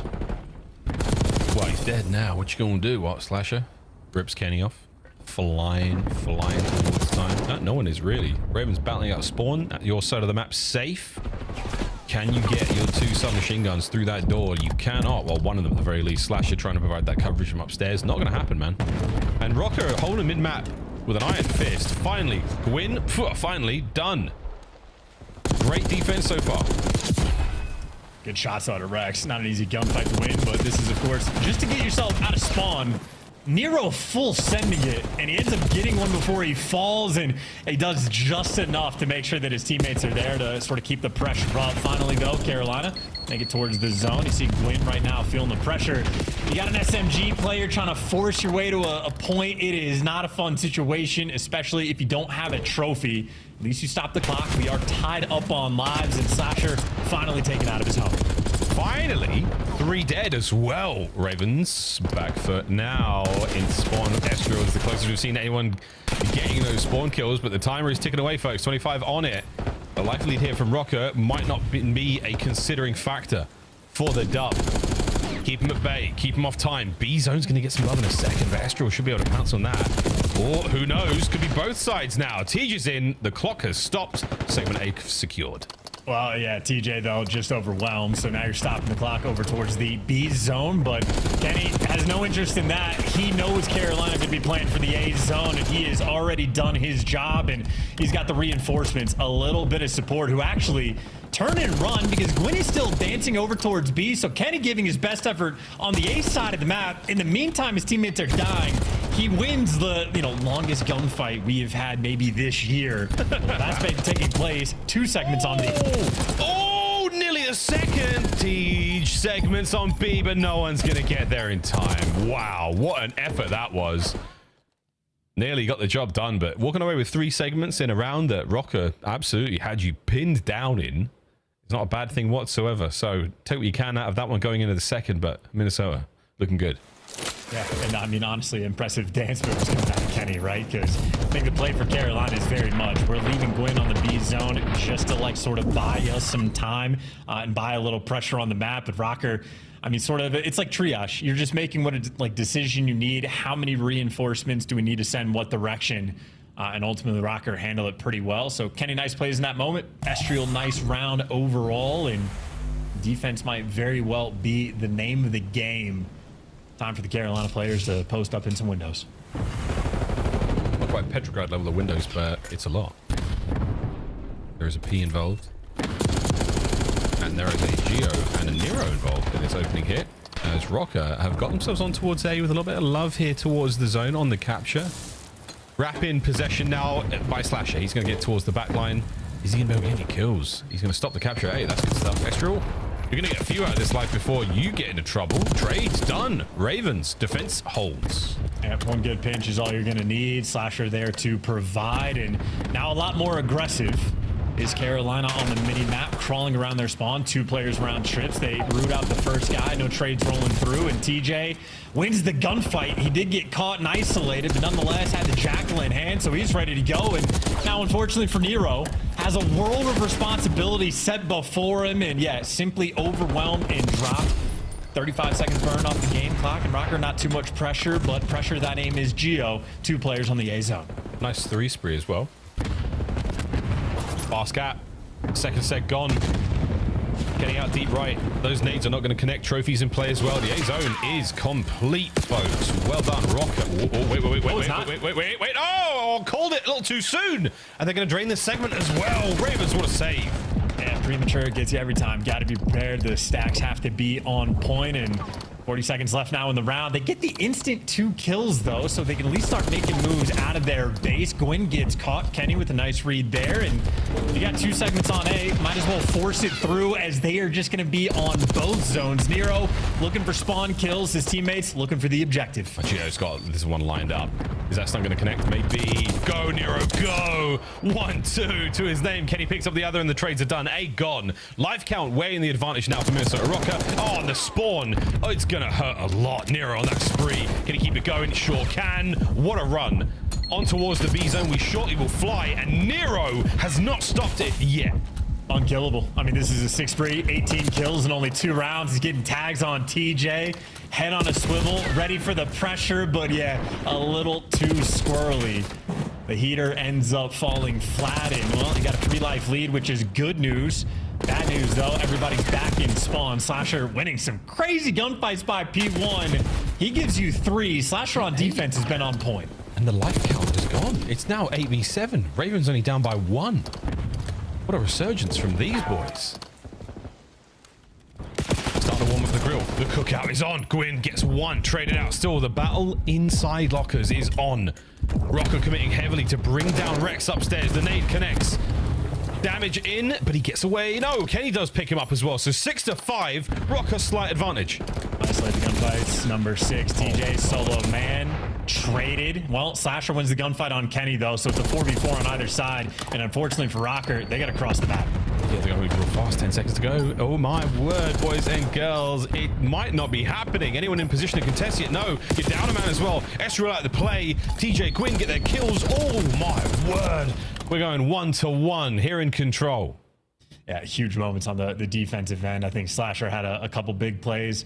Early flank in that round, rolling through to sort of, you know, kill the pressure a little bit early on. Make sure you can bleed out the game clock, bleed out the lives, which obviously pays out towards the end. And then a look at the best play, Slasher turning back the clock. 14-9. It's looking great out there. Still doing it in 2025. Shout out Chino. One of the funniest tweets I've seen in a long time, and saying something. Are we going to round 3? Swapping sides once again. Rocker's defense first time, pretty solid. Ravens now a little bit of time to ponder over it. Readjust the game plan somewhat. Try to maintain that mid-map because they struggled. They certainly struggled getting those segments. 3 last time round. Well, they're very much working towards this B zone as well, so they're going to be there. Astral elected to go for the spawners instead. Nero gets 1, but gets traded out, and Ravens have 2 players nearby, only 1 player on the actual zone, so it's going to be a very slow capture for the moment. And Slasher does not get good timing there. Geo pokes his head out and gets a kill, but all the trades rolling through. And Rex able to give you 2 towards the middle of the map. And in the meantime, TJ has just lived on the zone, so his teammates killing everything. The progress there, that's 2 ticks, and the third one gonna fall. Oh, everyone's looking the wrong way, though. Everyone was looking the wrong way. Only Gwyn with the intel towards the middle of the map. Rexman's a big one downstairs, so now, oh boy, you could be in trouble. Ravens springing to life. Can they get the 3 down? No, Teej's gonna live. And this time, standing on top of a couch. Again, the man does not seem to know how to sit. I mean, that's a long-term problem. He's trying to make the other team sit down, as it were. Problem is, though, right now from Carolina, they're sort of forcing the closer spawns to be rolling through from Minnesota, but 1:50 to capture A. I mean, this is prime positioning right now on the attacking end. You can just take your time and play for these kills. You're just looking for your moment. Patience, Slasher. The communicative Slasher. Gwyn, 10-17, uncharacteristic of him to be down in the kills department, but now he's trying to find himself on the good end of the flank. Here we go. Nobody home for the time being, but the spawners, you've got the intel of these 2. Oh, that's a nice one. Start things off. The dance. Not enough to kill Estriel, though. Life lead Ravens. Well, it's enough to open up the A zone. Rex took a super long route to root the guy out of the helicopter, which is a great play. And now he's buying his team to space. TJ gives you 1, but that's the opening towards the zone. They're putting the rook on it. As a trophy, has a little bit of help, and we challenge our inner Lando for the final call. Problem is, though, the guy gets behind enemy lines, and Geo just going to be a nuisance. Only a minute left now for Carolina to work with. Wow. 2 for Geo. I can't even. Great pressure here from Minnesota Rocker. Unable to really find any of the kills. This is a nice bit of work here. A very tenacious assault from the Ravens out of spawn. Esther on the dance. Lovely work. Ravens out. Now forward you go, boys. The A-zone, quote-unquote, easier to capture. With 40 seconds and an opening kill. Can you get it done? Well, nice shots out of Kenny. Able to stay alive. 1 player on the zone. And again, as you say, 2 life difference. Every single kill and death is going to matter, and that is much more painful for Rocker when they fall. Gwyn wins you an extra one. From 10 and 17 to maybe winning a few clutch ones. 24 seconds on the game clock, though. Contain the flanks for Ravens, and they'll win the round. Yeah, it's a 3-man stack. That's a 3-man stack, boys and girls. You're able to get a kill or two here, but it's not going to be fast enough. Second segment in. Anyone able to get the last man off the time? Yeah, you have. Oh, wow, what a save. Rocker, what a save. Slasher now trying to keep this front line forward going. Can his teammates get in position to contest the zone? I think they can. Not do it, Chance. I mean, he's on the zone. He's got 3 players to deal with. There you go. Look at the kill feed. Just snapped. Gwyn and Rex win their ones. Slasher times out the pinch perfectly. And now just 2 lives remaining. Slasher on the flanks again. Able to get it done. And that is just a flank battle we're having, because I think Slasher was sort of fiending, crawling around his base in trips, like looking for where that pinch is going to be coming through. But I think Rocker doubled up and went through Spiral. It just makes things that much more difficult to work with. This play from Geo a little bit earlier in the round, but ultimately to no avail. Slasher continues to make plays, and that's what I mentioned, not having a lot of faith in Ravens, how they're a little bit too slow, always in the windows. I love seeing Slasher get a little bit more active. Super active, and I was not wrong. His teammates could not get to the zone. But what a plot twist, folks. He did. Ravens. Matt Point here on control. Lidigo back at it again, folks. Still there at the 21 and 14. Ian TJ leading the squad. 26 and 22 from Nero. Again, the respawn demon banks the frag. The stun connects, and it's an early 2, nearly 3 dead. Great wins to get to the zone, but yeah, you got a errant TJ going to be behind you. So Nero feels like he's going to get shot in the back at some point. He'll play for the spawners instead, and he just gets zapped by the aims. Sliding around with it. Gwyn showing off the God Gun there, and the God Gun appearing in the kill feed. Ravens get a 4-man wipe. Uh-oh. You are at the back of the map right now, Rocker.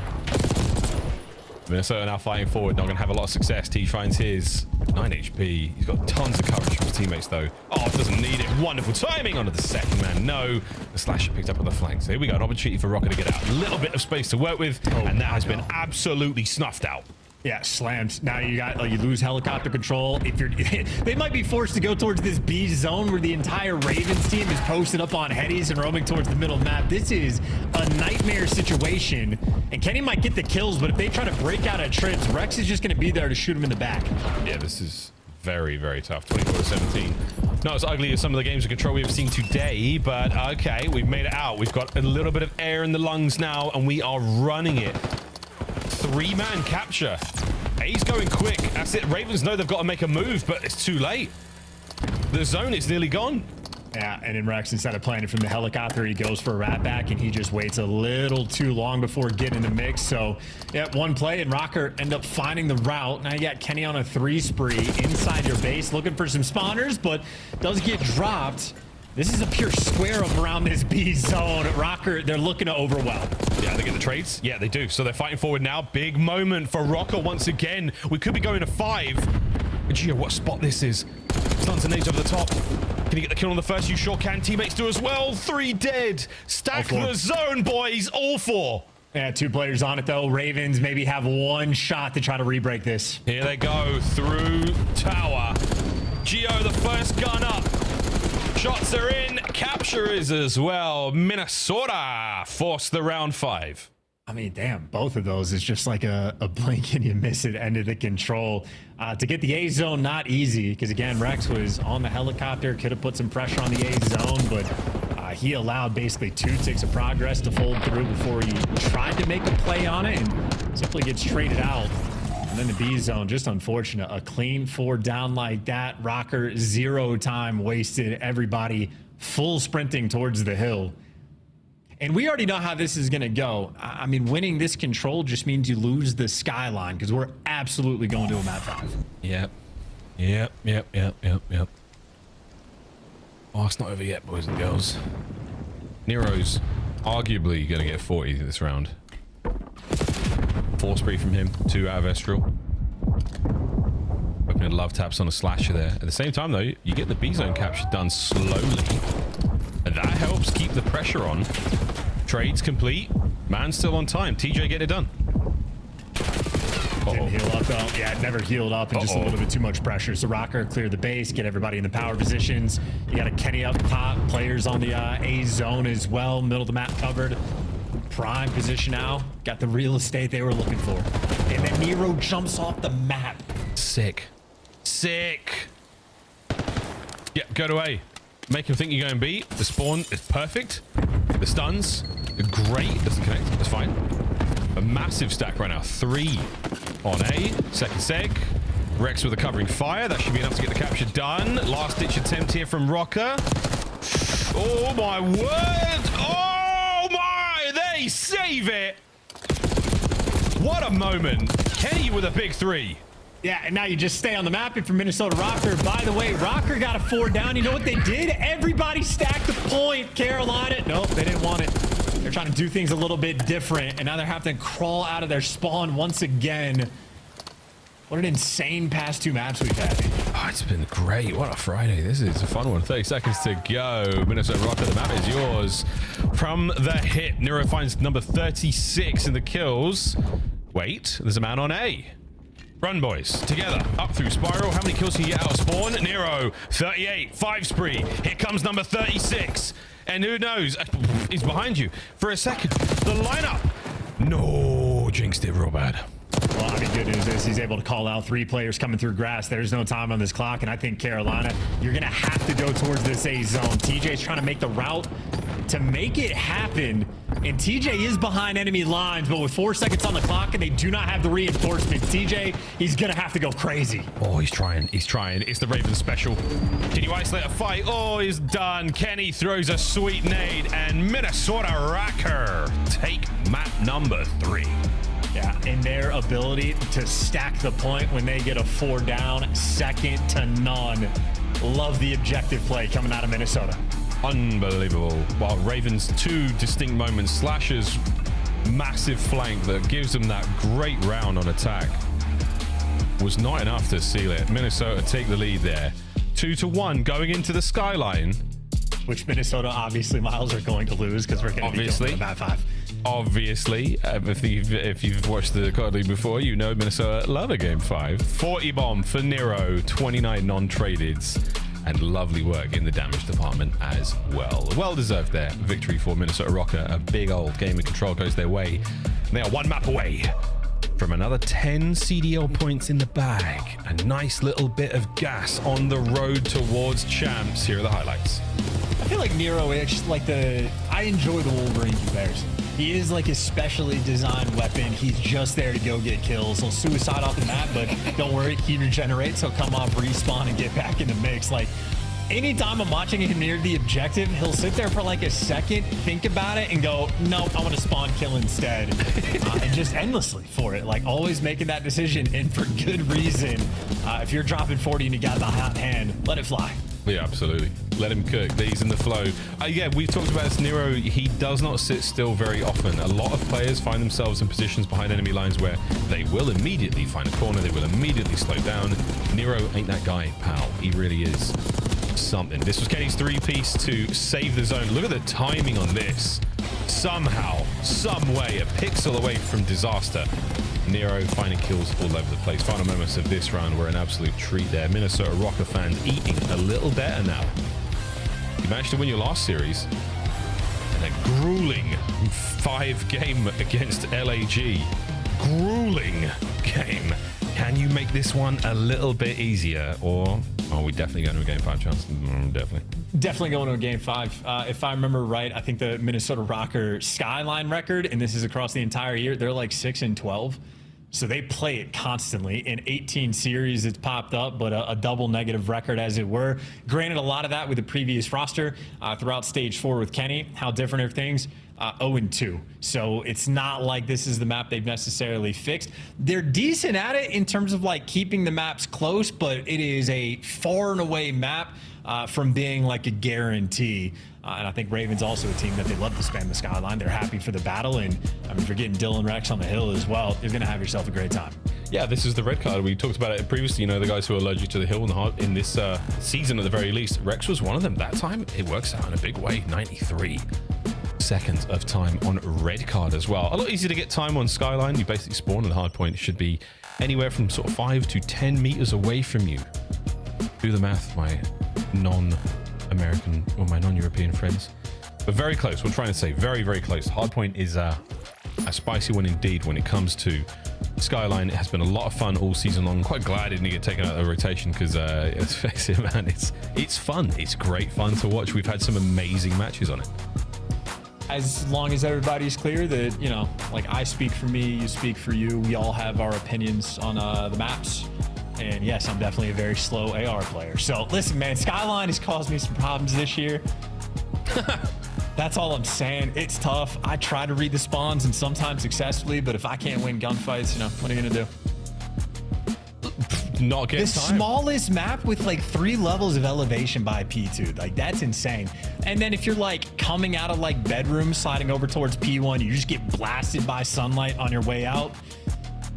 Hey, that is some horse poo. That really not okay, by the way.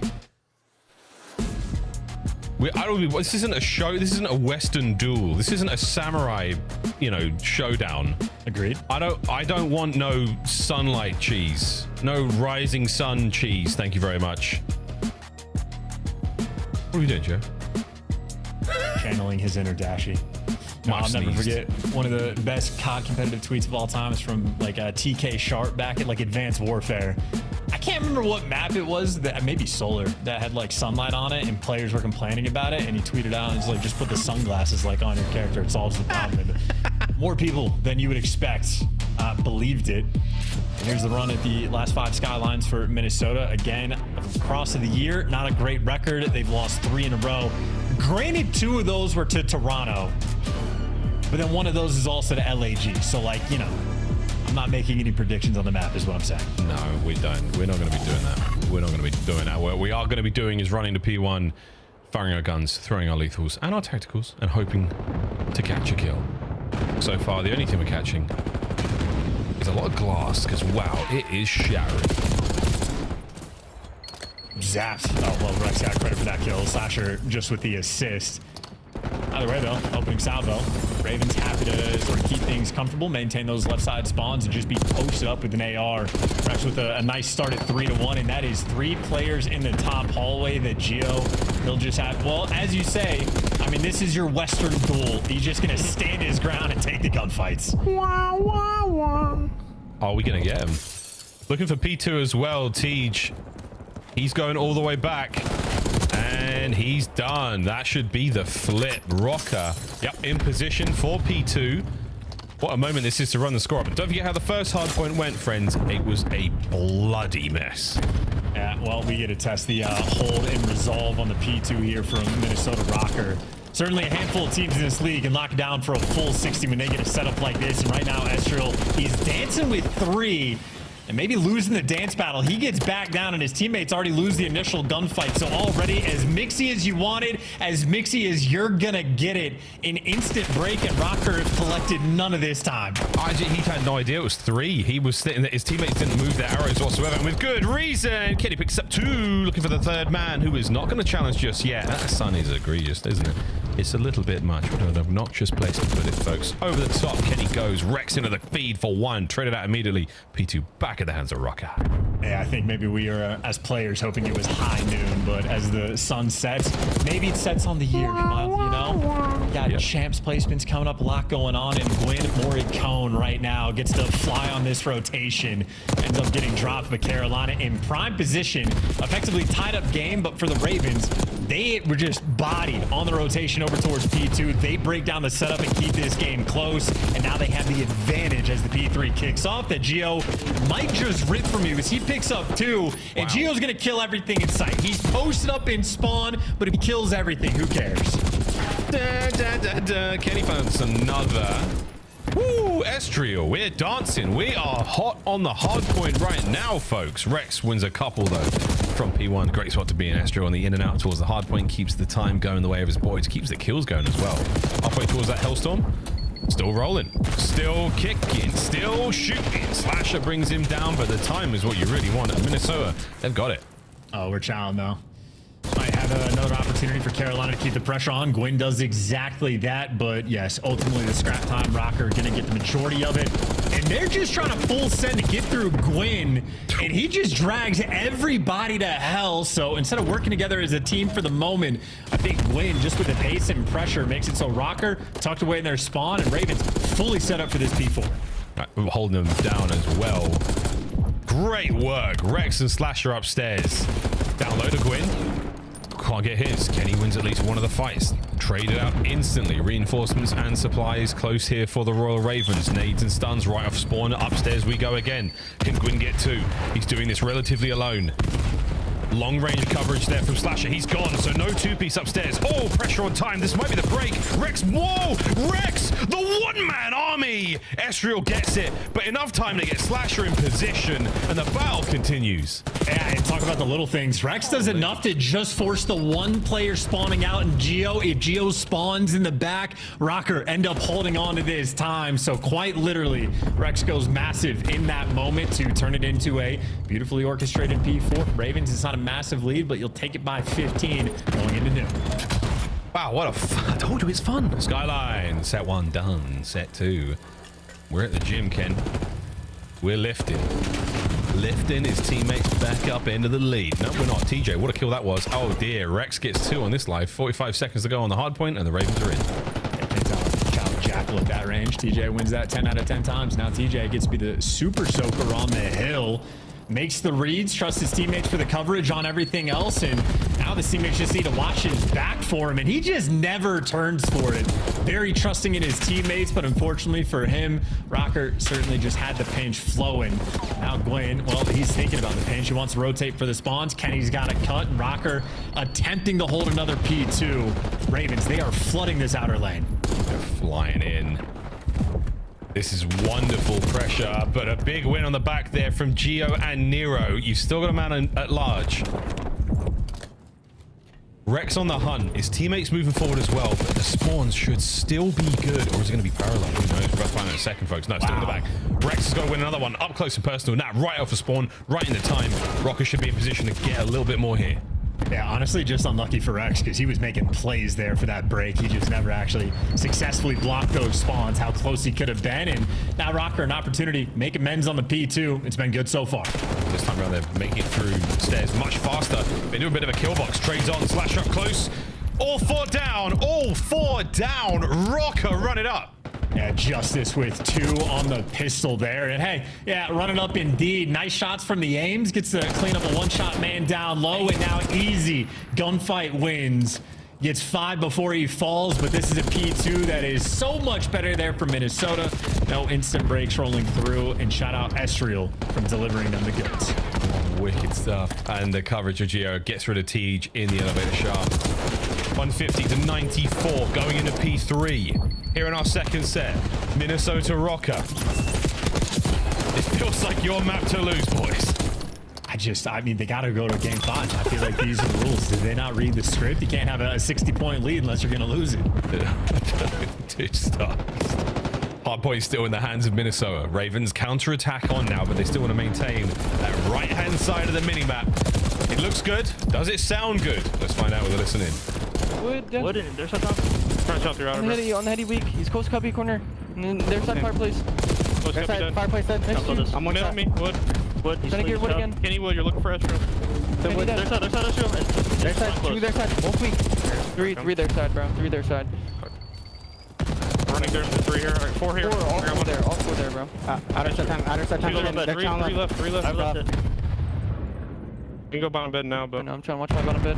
Streaking. Deep left, Geo dead. They're gonna play the top as well. I'm out of bullets. You're gonna hit through the left. They might hit through left. Maybe. One team through left. Top it in the corner, bro. But yeah, stand him in the back. I'm staying alive. In the back. Spawned out. You want wrapping me? Dead. Nice. Trying to play through top. So on time by toilet. Oh, wait, Ken's catch. I'm up in your top. Try to come top to you, bro. Stone steps dead. I'm one chair. He's gonna hit. Yeah, back left, weak. Try to go hop right now. Time it back. I'm really weak, Nero. Nero dead. On the back table, bro. Back spawn here. And they spawn. Yeah, nice. There's one. Every front. Or P1. That's one P1, yeah. Back AC on me. Top. Was that P1? I got P1, one shot, bro. One shot, P1. One time. One time. Two P1. P1 in lower right corner. Trying to put your top. I'm trying to put your. You're at. I'll let it over. We're gonna go. One shot top on me. It does not. We're gonna go. Sprint back. Come on. I got 2. I got naded. I got 1. This guy. Give me Tom. Give me top T. He's top T on me. Flank it top T. Give me a sec. He's front T. He's front T. I'll close that T. T dead. One more white plat. Going top T. Here on there. One shot time. Hard point set, number 3 chance. Minnesota Rocker are in after the listening. Yeah, I mean, Dylan Rex, by the looks of it, trying his heart out. 29 kills. His POV looks great. Man is shooting. Problem is you're flatline. Your team sounds dead, and you're down by 100, and Nero is collecting the P1 time. Will it be a game 5? It better be something special here from the Ravens, and they have been clipped, and they've been brought down, but they do get the time. So, on the approach towards Nu, is there a sign of life here? Absolutely. They have to check it. I mean, no, there's just simply no way. You just post up and play for these kills right now. Rocker can win this in any of the next 5 hills is where they can get it done. And as long as they don't lose, the left side spawns, they should be good to go. You do have a TJ attempt to make the play. He gets chopped down. Gwyn has soaked up a massive chunk of the P1 time, but eventually overwhelmed. And just looking at the map, I mean, Ravens, they are just going to be so far away from the brand new P2. No, not a hope. Not a hope of a game 5 for Minnesota Rocker. Nero's going to overshoot this one, and the avenue of attack right now, oh, the Ravens are taking. They've barged in. They've broken through to time where Estriel holds them down. Oh, wait, from the zip and the spawn flip, Estriel still fighting up close and personal. No more left in the tank. Ravens are in. Kenny from the zip. Oh, Kenny gets his. The back door. Can't get the second. Oh, the Ravens hold. We are full sending one player after another. One by one, the Rocker players are falling. And the Rocker fans are going to begin to stress out. But there you go. 2 in the feed for Nero. Estriel on the pinch. Should be good for the breakdown on the time. Gwyn last man standing. And he gets dropped. Rocker are in. And by God, we might not see a game 5. Gwyn tried to give you the 3-piece. He couldn't. One last hit. Kenny. Estriel finds these kills. And it's done, ladies and gentlemen. No game 5. Minnesota Rocker. An additional 10 points as they begin to close the gap on Optic. And maybe interesting for the dogfight, but I just know for Rocker fans, finally they can take a breath and relax. No stressful game 5s, because still a stressful series.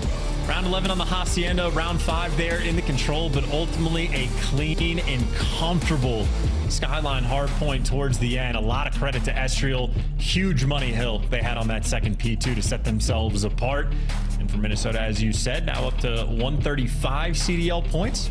30 down from 8th place, but obviously now maybe pretty good seeding going into the major. Going to have a 2-2 record for the moment. They're looking for that sort of last-ditch effort. Stage 4, Minnesota Rocker trying to make it theirs. What a run it could be, and it's still on, folks. You bring down the Ravens that comfortably.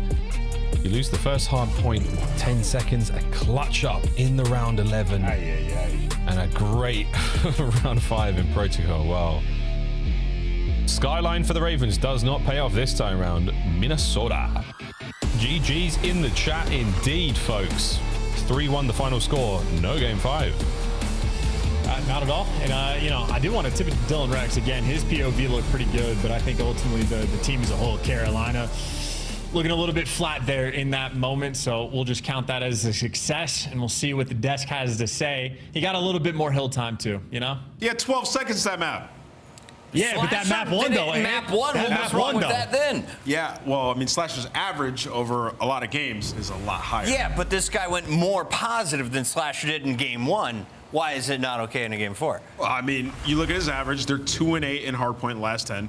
Now that would make it even worse after this one, and he's not having enough hill time. He's not around it. You look back at when they were good at hardpoint, you had Vivid. He was playing in and around the hill. Yeah. They're winning their HPs, so I just think it's a big difference. But let's focus on Rocker, because, wow, they might make champs. I'm looking over here. Gwyn went 22 and 32. That also doesn't happen. 22 and 31 from TJ. That doesn't happen. And Slasher also -7. Let's talk about Minnesota. How do you outslay Carolina that well, Allie. Who was popping off tonight?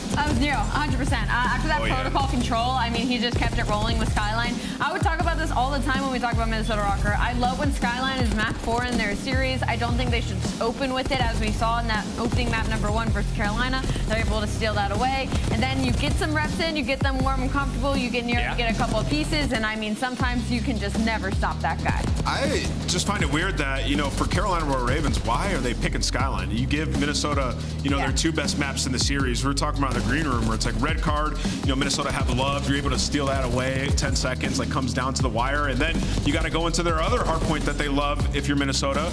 And it's like you just put yourself in a tough spot if you're Carolina. You could have picked Rewind.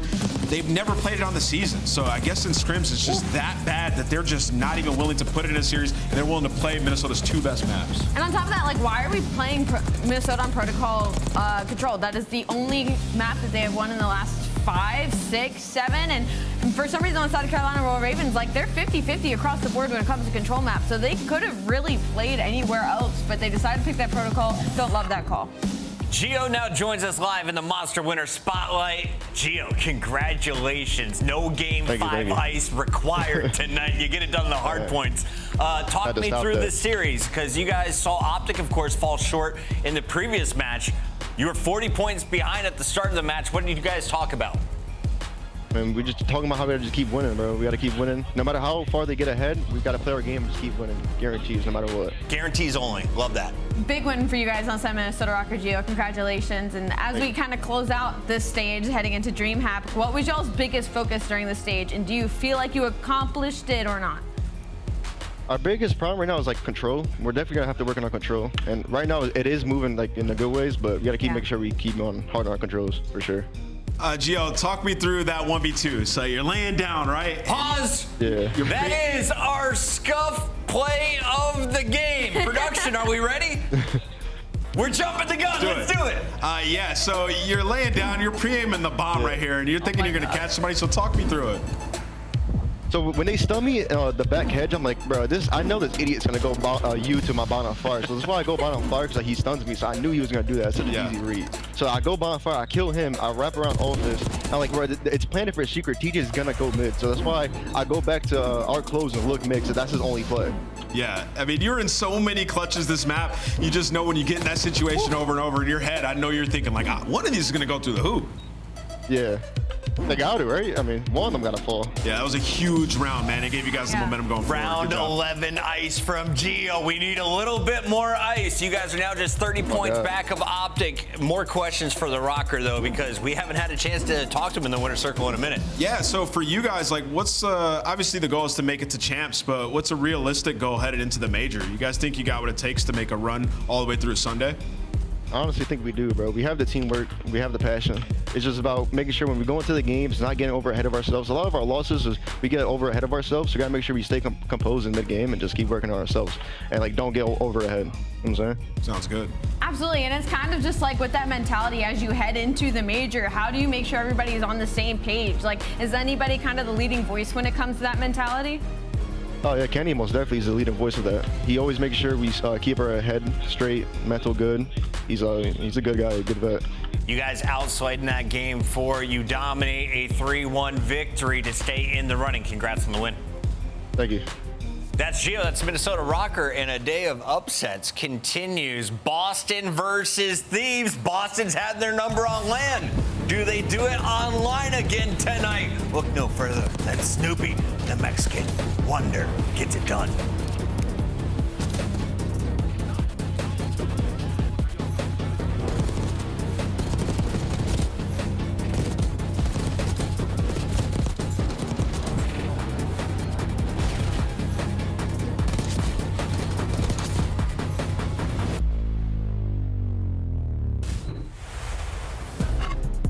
Visit scuff.co/CDL for your chance to win the Road to Champs giveaway and join us at CDL Champs. The Esports World Cup is an official partner of the Call of Duty League. The Call of Duty League is brought to you by Monster Energy, the official energy drink of the CDL.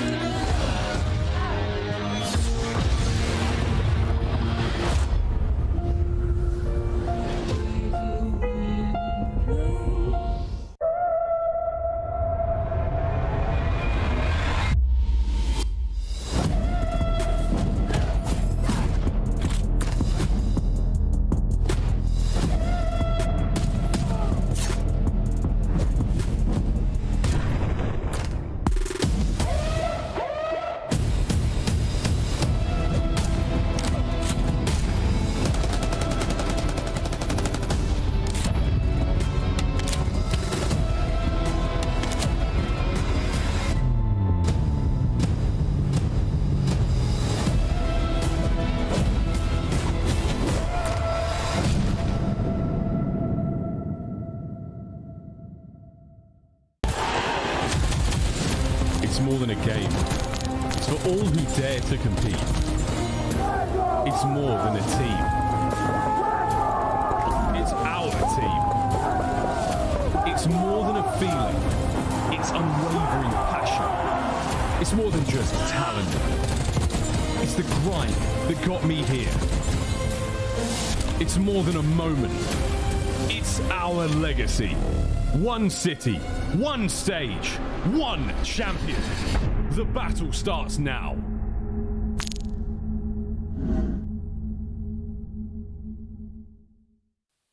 The 2025 Boston Breach Team Pack is available right now. Each pack includes home and away operators, as well as this spray to help you blend the competition. Next time you boot up, suit up at the in-game shop.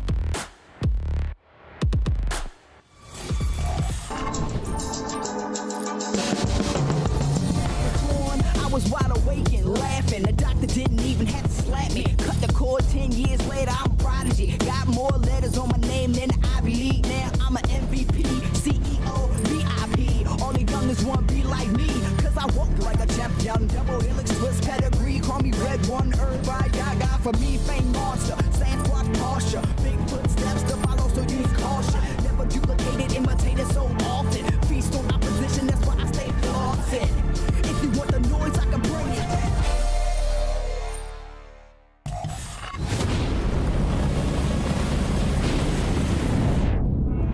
Load up, drop zone minus 15 seconds.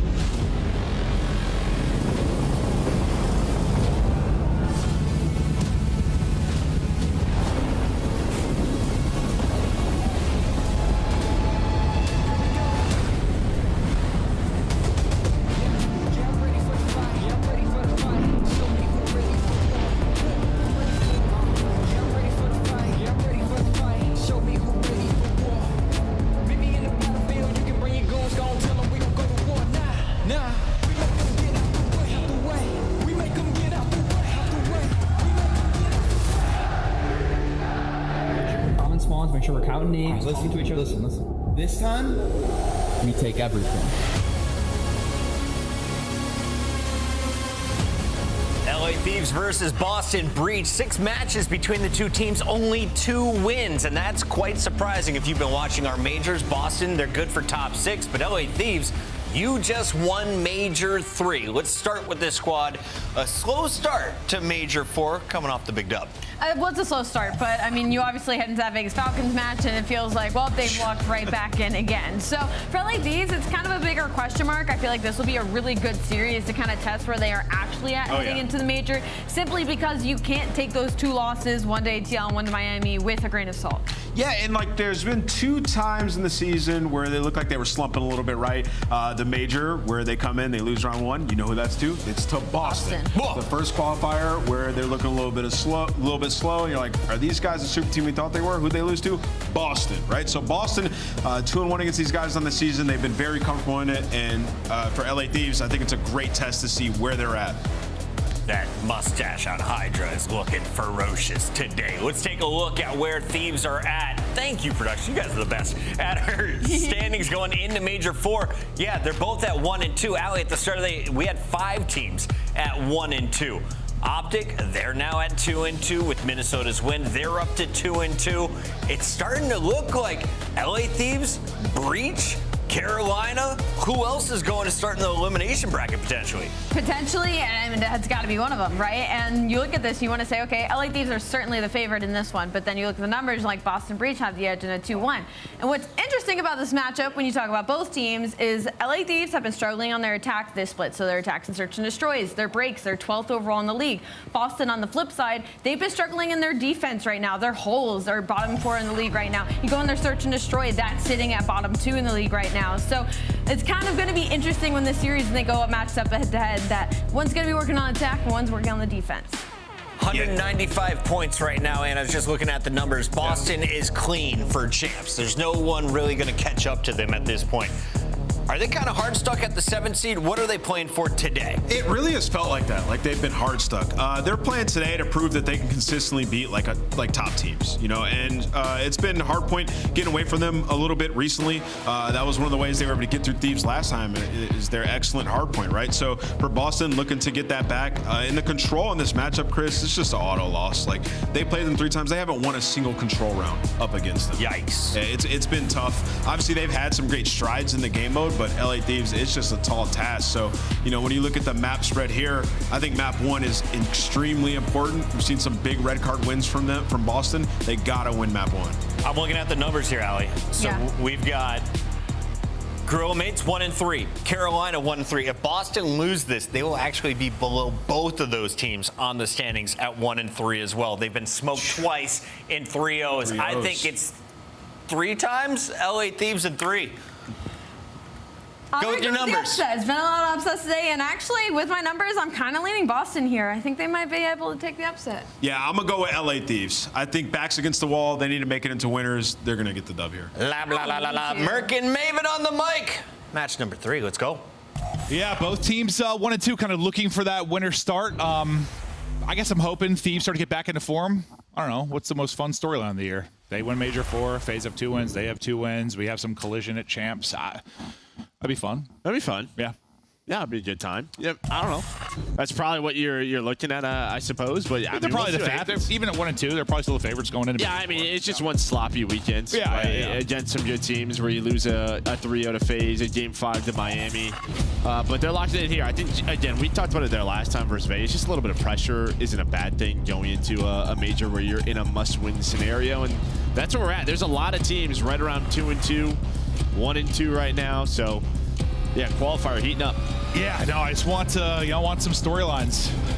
Heading into Major 4 in the end of the year, things get a little more interesting with that Rocker win and Optic loss. We'll have more to chat about, I'm sure, as we get deeper into this weekend. Some huge matches coming Sunday, but focus to these 2 teams, how the map or 5-map layout played out. What do you think? I don't know how you win a respawn here. I mean, right card, you're undefeated on the year. On the year, if you're LA Thieves on Hardpoint. Rewind, Hardpoint, you're very solid outside of your FaZe matchups. Vault Control, you're 15 and 2 on the year. I don't know if there is a respawn opening here for Boston. Well, the Hacienda search will be their pick, so yeah, hope you answer back in the map 2 where you come out and shock them and somehow steal this map 1. We'll see if Breach will be capable of that, but as you said, Thieves, they've been the final boss when you talk about red card, Hardpoint, and they look to get to business here early on. Right over to Scrap. Starts out 3-0. Hydra, I thought, had a kill there. Doesn't end up finishing it, but now these fun no aim assist battles here over the hedges. Finally, Envoy going to end up dropping. Yeah, I was talking to Amos. I mean, the one player he loves, well, that loves this matchup is Snoopy versus LA Thieves.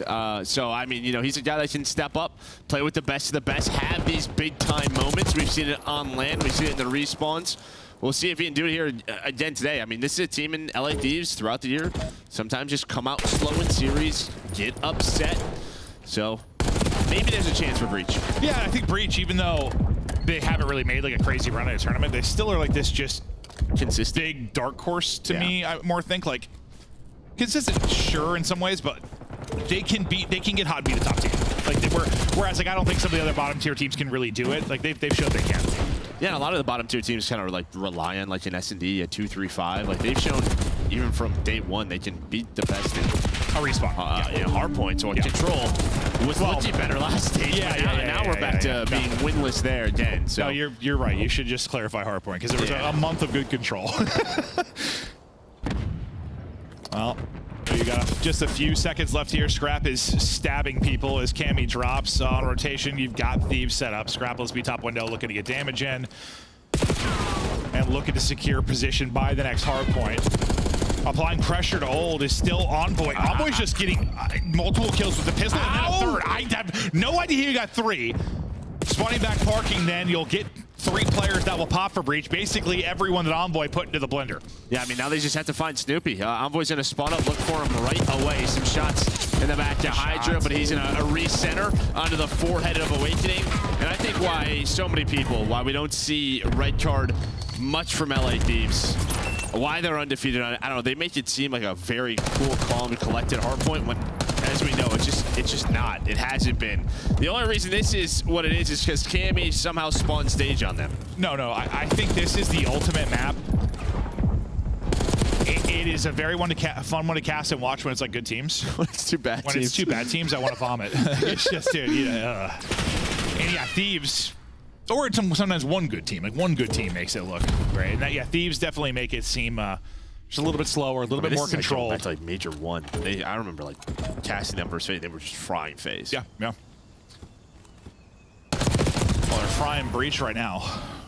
Awakening wins his one though, but in the hardpoint, still Thieves, soaking time. Scrap just a little stage goblin, relying on his teammates to pick up the kills, and then can he be the hero?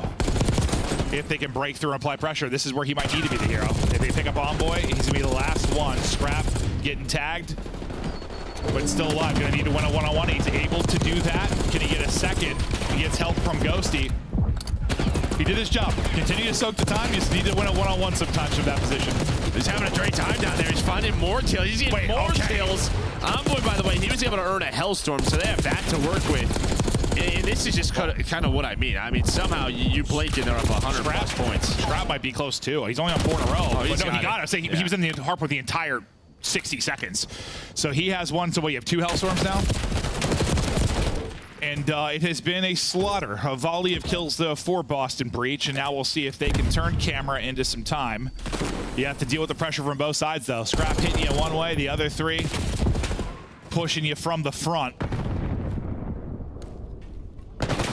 Here comes the first big break chance. They'll pick up 2. Oh, the reads there from Ghosty came in the front. I was just like counting before this, right? But you have a 100-point lead, and you were only outslayed by 5 kills, right? So that's just kind of what we're talking about. The way they play this map, they just understand it better than others. Well, they absolutely do. They'll continue to try and run away with it. Awakening, maybe he's going to get a streak of his own or close, so he's on 6 in a row.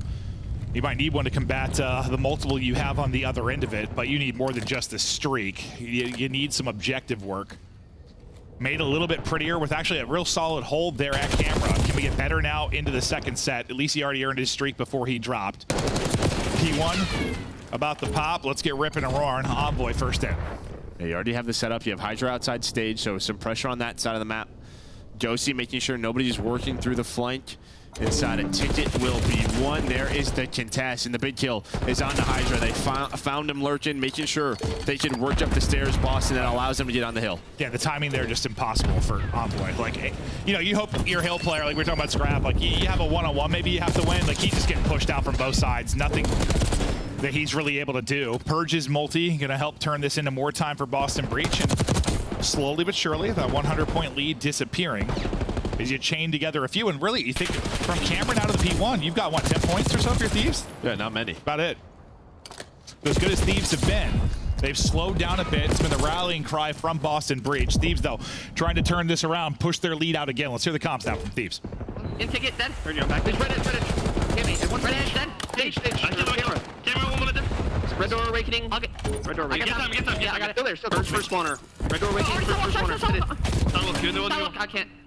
I stun any other set time. I can kill goalie mid. Kill goalie. Hey, goalie and I should have. People watch it dead. Nice. 2. Let me sidewalk above me. Sidewalk. Nice. Last one. Let me get a word. Mid for sure. Mid door and safe. Mid spawn. I have my sidewalk with you. I have my sidewalk. Security. Sidewalk. Watch out. Security. Fun. Stay down. Yo, on time and security. He's out. I'm about to cruise, bro. Do it. We have 2. Do it. Cruise right now. Play double arch. Hung up stairs. Watch out, Cammy dead. Wait, never mind. Cammy dead. 2 middle, 1. In goalie. Kill the guy goalie. Nice. Yeah, I will. Goalie dead. What's gonna be sidewalk or sidewalk? Dead. Not me. Soap. I love you. Stage. First guy, Cammy. It's Cammy, then Purge. In that order. I walk absolute. I can still go. Arts on sidewalk. You backed up right edge. I didn't stun him. Or stage still. Stage. In the corner. One shot the van. He's one dead. One top right. Jump down. No, two down. We gotta spawn back. Wait, can we spawn? No, they're spawning in the back. I'm about to put Chesky, bro. Wanna double go spiral, Parker? I'm down to just get this. Chesky's out, boys. Out. Look out. And then out after that. Look out in the spawn. They spawn front. Alright, 1 in spawn, 1 front. Nice. All front now. Get me outer. I can get you outer. I have it. Foul. Yes, foul right now. Foul that. Nice. 3. Missing. I grab all your eyeball out. Awakening. Never got you outer. 2 outer front, like deep outer front. You can't let me mid. Outer, Nathan. What can I go back to? Yeah, back to outer. One shot mid. EP1. He's deep. All right, front. Last one to the outer to the hill. Outer to the hill. No, low. Oh. Wow, nice. Go forward, both of you. I have time. Yeah, we should use Early Streak. We should use Early Streak to bang the hill. Yeah, I'm down. Make sure we clear top yellow and clear top red, and we're good. Yeah, I get top yellow. All right, perfect. Alright, I'm already climbing top yellow. I'm cruising. I love listening to their comms. Tons of small talk. Streak now coming in. What will it provide? Cammy's going to drop. Not able to get the player bottom stage, but Envoy's pushing it out, and Envoy's having a map. 24 and 17 on 4 straight.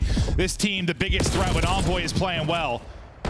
Now what can he do, though? The rest of his teammates kind of drop around him. He's going to have the pressure. Can he be the hero that Scrap was last time at stage? Win his ones. He's got the help from his teammates now, and Envoy doing it all. 6 straight, 15 points needed for the dub. Thieves back dominating. I swear that player bottom stage has like 15 more health with the objective, but the SMG's starting to go off. 27 for Envoy, another streak earned. He's calling in the fireworks. A map 1 done.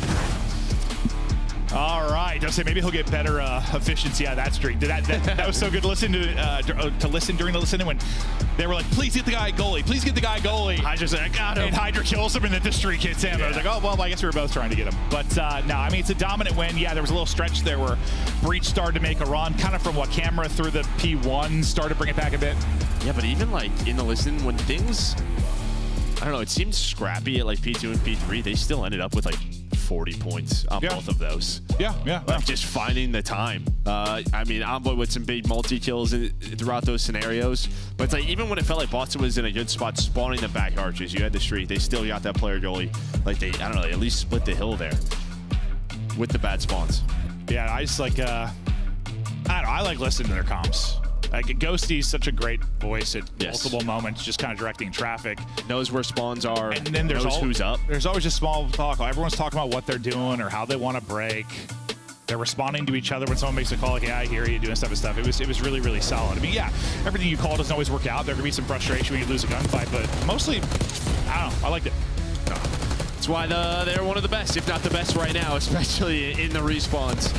But yeah, this is why teams don't play them on red card. Now 9-0 on the year. I don't know if they're going to see it much more.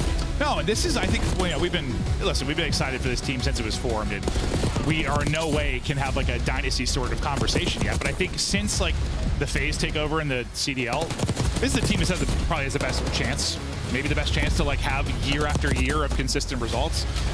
I mean, it's just a great roster. It is. And yeah, they just have 1 tournament win, so not going to get too far ahead of ourselves, but they have the talent to do it. The comms are great. The in-game knowledge seems strong. I mean, well, I think what you and I always talk about is like even with like FaZe when they're winning hard points, it's by like 20, right? Like this is like they're smash people, destroying teams in hard. Oh yeah, so like, if FaZe had Thieves hard point, they'd be untouchable. They'd be untouchable if they could just do hard point like Thieves, but they can't, as they show us year after year. But Scrap and the boys feeling good. Scrap and Hydra both in the year MVP conversation. We'll just see if they can take Major 4 and match FaZe with the 2 wins on the year. Maybe the favorite headed in, but right now sitting at 1 and 2 in the qualifier, just trying to make sure they get a winner's bracket start. It'll help with a win here over Boston, and they come out swinging up 100 quickly, real quickly. Yeah, I wanted to see this. So what did we get rid of? We got rid of Skyline. Really, Boston getting rid of Skyline. I mean, that's surprising. I think that's just probably off recent scrims performances. Yeah, no, could be. I mean, Thieves can be discussing there too. No, I know they don't have like. It could be one of the things of they haven't played in a while. Let's try to run it. True, and it's probably hard to target. It's hard to target Thieves. Yeah, but when they caused the upset at the major, they won Skyline. So, a bit surprised there. But I'm sure again, scrims go into it. We don't have all day. Yeah, we don't have the full picture. But all right, we're 1 into this. We now get to search and destroy. Cammy has been great for Breach. They've had some brilliant moments in Search. They'll try to bounce back here and bring it back. But Thieves are just kind of a well-oiled machine. Not a whole lot of weaknesses, despite the fact they're 1 and 2 right now. And when I say this stuff, I mean, there's not a lot of weaknesses when they're playing at their best. They're obviously not always playing at their best. But I think they know now the pressure's on a little bit. You need a win They don't want to start losers. They don't want to start losers. There's a ton of teams at 2-2 right now. I don't know. Yeah, I don't think you'll get in at 2-3. Probably not, or it'll be like some weird tiebreaker. Yeah, there'll probably be somebody gets in at 2-3, but who knows how that'll play. Yeah, you don't want to be a part of that. So they know that they're locked in, and again, we've said it. Like I think that pressure probably helps them. No, and I think that we just saw a very similar thing. I think with like Surge, right? Like Surge started out slow. They needed a big win. They came out and had a brilliant victory. As they're also trying to get back to winners bracket start, maybe make a run to a third straight final if they're able to do it. But last 60 days, yeah, this is a kind of bread and butter type search and destroy for this Boston Breach team. You can see 4-1. I mean, it's just, there's so many openings for players like Purge and Snoopy. It's a Purge and Snoopy show. It is, but also like Cammy and Awakening have a lot of clutches and big gunfight wins controlling top halls. Yeah, but normally when we cast this Breach team on this search map, it's what openings does that duo find? They just run at you consistently, and if they're winning early gunfights, good luck slowing them down. Getting right to it. AR in hand for Purge. Scrap, though. He's going to take out Cammy immediately, and well, things fall to pieces. Purge like, dude, no, I'm trying to get out of here. Snoopy does get a kill and get away, though, so it makes it much more manageable for Breach if they're going to bring this back. BB pulling off a 2 versus 4. You were just talking about Snoopy and Purge, how important they are. Well, this would be a massive. I don't know if Purge's going to be ready. All 3 are through B. Door's not open. Ghosty, he's gonna hang. This is such a heads-up play by Ghosty. Just wait. They could be in there. He waits on the staircase, finds the kill. Oh, well. So now Snoopy, he gets spotted. Throws a little vert nade. Not gonna connect. Very patient as LA Thieves. Flying out, hoping maybe they line up. Takes out 1, but that will be the end of it. Thieves, yeah, I mean, they win that top halls fight, going to 4v2 advantage really quickly, and able to handle it there from now. But yeah, no, Ghosty, this is a map like, I mean, Ghosty's had some insane clutches. There have been some awesome moments for Thieves, but obviously the Boston pick and where they're going to need to bring this back because where the control gameplay has been for both these teams. I mean, Breach lose this, you're thinking 3-0. Yeah. Then again, I mean, today's not exactly gone how I expected it to go. Well, just based on our first series. I did not see it going that way. That kind of threw me for a loop. I would be very, if they want to control, I'd be very surprised. Same. Well, we felt that way against, no, that was Cloud9. Never mind. That was Cloud9. It's a different team. Different team. I was trying to think. I was like, didn't they just beat FaZe in Control and we were surprised on how it? But no, that was definitely Cloud9. Hydra looking for the opening. Oh, he's playing good bait now, getting the shots out from enemy, getting info. Envoy's trying to get Boston's here, though. They've read this. They did not fall for the B flank. Yeah, and a fake. That was supposed to be a 2-2 split with a fake over towards B, hoping for a rotation. But Boston were in a flank through A side. So they're all here like, hello, hi, Bob. Yeah, thanks. That's one of those things you'd be like, I cannot believe they did this. Yeah. I mean, well, both these first 2 rounds have been decided the second the first fight goes down, barring some kind of miracle out of Hydra and Ghosty. Ghosty's pulled off by a couple of 1v3s here. He's had some awesome clutches. Well, you got a free pick. Hold up now. Ghosty making it a little more interesting. He's dead now, though. Great job by Awakening. And he's dead. Now, I don't know if he's just not giving them a kill. That's what he hopped outside the map? Yeah. Okay, it was a little weird, the transition there, but yeah. Yeah, hopped outside the map. But yeah, I mean, that's just... Thieves are throwing a 2-2 split, throwing a fake, hoping they over-rotate, and someone also gets spotted fences. Like, that can't happen, because that's going to keep that player there. Yeah, would keep them honest to check A. So it doesn't go the Thieves' way there. Good job by Boston Breach, and now they tried to get aggressive top halls, but completely got kind of slaughtered into the blender. Different look now. There'll be a fences hit towards A. Everybody headed that way. There is going to be a defensive presence from Thieves. You're going to have numbers here for Breach for a second at least. The numbers matter, though, because Ghosty gets the first. Awakening bringing it back. Cammy gets some great damage in as well. Can't pre-fire or get the angle to seal the kill. Yeah, I'd say, I think if you're Breach, you know you don't have anyone top hall. They have top window control. Just, you're happy it's a 3 versus 3 after that.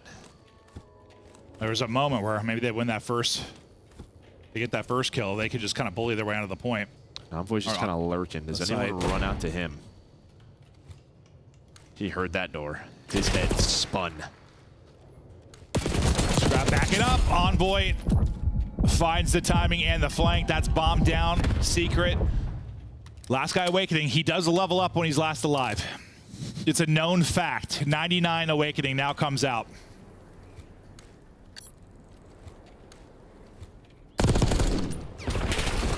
25 seconds to go. Everybody's here. Best of luck with this. Oh, he's leveling up. Oh, dead. Nothing you can do now. What? Nothing you can do now. Almost still out of jail.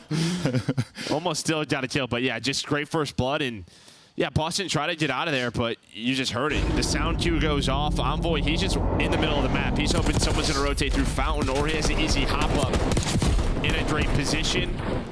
Gives the job to the teammate, has an easy flank. And here's the flank you're talking about. That was a little awkward there from Arvin, just with the dead body. They get the tracking on the second shot too, like down the stairs. Yeah. But he had an excellent map one. Big play here in the search and destroy as well. Again, kind of a must-win type map for Breach. They're getting real aggressive. A side, getting a lot of info. Another fate, because you have Envoy with bomb at A. This time, though, they don't give up the info. I don't think he gets spotted, so they are going to wrap out this time. Like you said, last time they kind of get a spot on player fences. It's a very unique round, but the problem is this is so slow. Boston have cleared B now, so they know this is an A hit. Is it a fake on top of a fake, Joe? It may be. I think we're just waiting them out. And it looks like Awakening's going to stay. Because they have no info. It's just one team's on the outer part of the map and one team's on the inner part. Oh, okay, yeah, this is an absurd round. 3v3 now. That's bombed down, though. Yeah. Get eyes on Snoopy. That's a fastball. Almost catches Scrap. What's his time? Right Awakening might end this round. Oh, he doesn't go patio side. Dude, if Awakening goes the other way, he's behind all three. Yeah, but he's leveled up again. Oh, man. Unfortunately, this is a very difficult position. Wins the first fight. Can he get out? Nope. Not able to get out. Thieves take it. Awakening left in a 1v3 again. And yeah, it takes a different route. Maybe he calls around. Yeah, I'm surprised he goes that way. But yeah, I mean, he left his teammates in a 3 versus 2 pretty much. If he gets there a little bit quicker, I mean, they have to buy time for him, of course. But he was on an island. They ended up going fences, and Thieves just playing with so much patience. I think they just kind of know the type of players they're going up against in this Breach team and hoping they run into them. Well, that's been the case. Games slipping away from Breach. Yeah, try not to let. I mean, Nightjay caught on bomb. Purge can be. He can call. Well, be a guy that calls round. He can have. He called game. Yeah. Those big play moments early in a search and destroy. Not really letting him get away with much so far. Cammy, who's been maybe the best search player for Breach, he's 0-3 right now.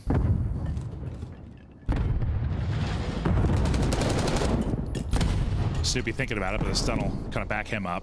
Working with Purge secret. We're stalled out for a second. Cammy's gotten pretty far pushed up fences. Not really spotting a whole lot, I don't think. I was thinking you want to get out to him. But Snoopy's down in secret with bombs, so they're going to just attack top halls. This is an interesting map so far. No, it is. I feel like most of the time on Hacienda, first 40 seconds, we're planting a bomb. Both teams being very patient on how they're working up the map, but now we're into a 3 versus 3. Dude, you see nothing over here that entire time, and then the second you're like not looking, Ghosty just takes space. And then Hydra is able to find the flank. And I think this is why you see a lot of fast plans, because you just get choked out on these bomb sites. Bro, Awakening's been less live 1v3 for like 4 rounds in a row or something. I talked about him leveling up. He's not had a chance to. He is not. I say that because he's almost 1v4'd a couple times, but he hasn't even done it. Just a thing in my head, okay? Really like made up this stat about him. But he's getting slammed. Not much he can do. Thieves take another one. Yeah, no, it's been an interesting Hacienda. It has. I think for a boss, you just gotta stick to your guns. Like, play with speed, get a bomb down quickly, force them to have to retake. This sort of patient game is, you can just tell, they want to pick you apart. Yeah, it's not really their game. No. They've been talking to Slasher or something. Changing their search mode. Here we go. Yeah, this is what you kind of wanted to see. Let's just hit stuff. Unfortunately, Envoy's ready for it, and that's what can happen. That's the problem with it. And I hear what you're saying. Yeah, get back to kind of what you want to try to do. I meant on offense. Yeah, true. On offense. True. No, but yeah, risks like that, unfortunately, yeah. That's one of those plays that could work. It just doesn't. Almost lined up both. Nice shots there from Hydra. Awakening with 1v3 again. Bro, what is going on? It's every round. It's literally like all but one round, I swear to God. Hello? nowhere to go. Gets one and drops. Yeah, Hydra's like, what? How did he get through? No, here, he must have got insane timing with the guy because there was a guy holding right side door, right? Yeah, he just looked the other way. He looked right, yeah. I had no idea he got through. I'm like, why is he having a shot in the back? No, yeah, it was Envoy. Yeah, he went drive side. Yeah. No, that must have been insane. Insane little timing there, but Envoy, well, he won the round here. Purge has got to trade that out. Envoy, 3 HP, survives to see later in the round. And this is just game prep, right? This is just prep for the type of team that you're playing. You know what they like to do. Yeah, I'll bet you $5 Awakenings will be in a 1v3. It's making a 1 versus 4.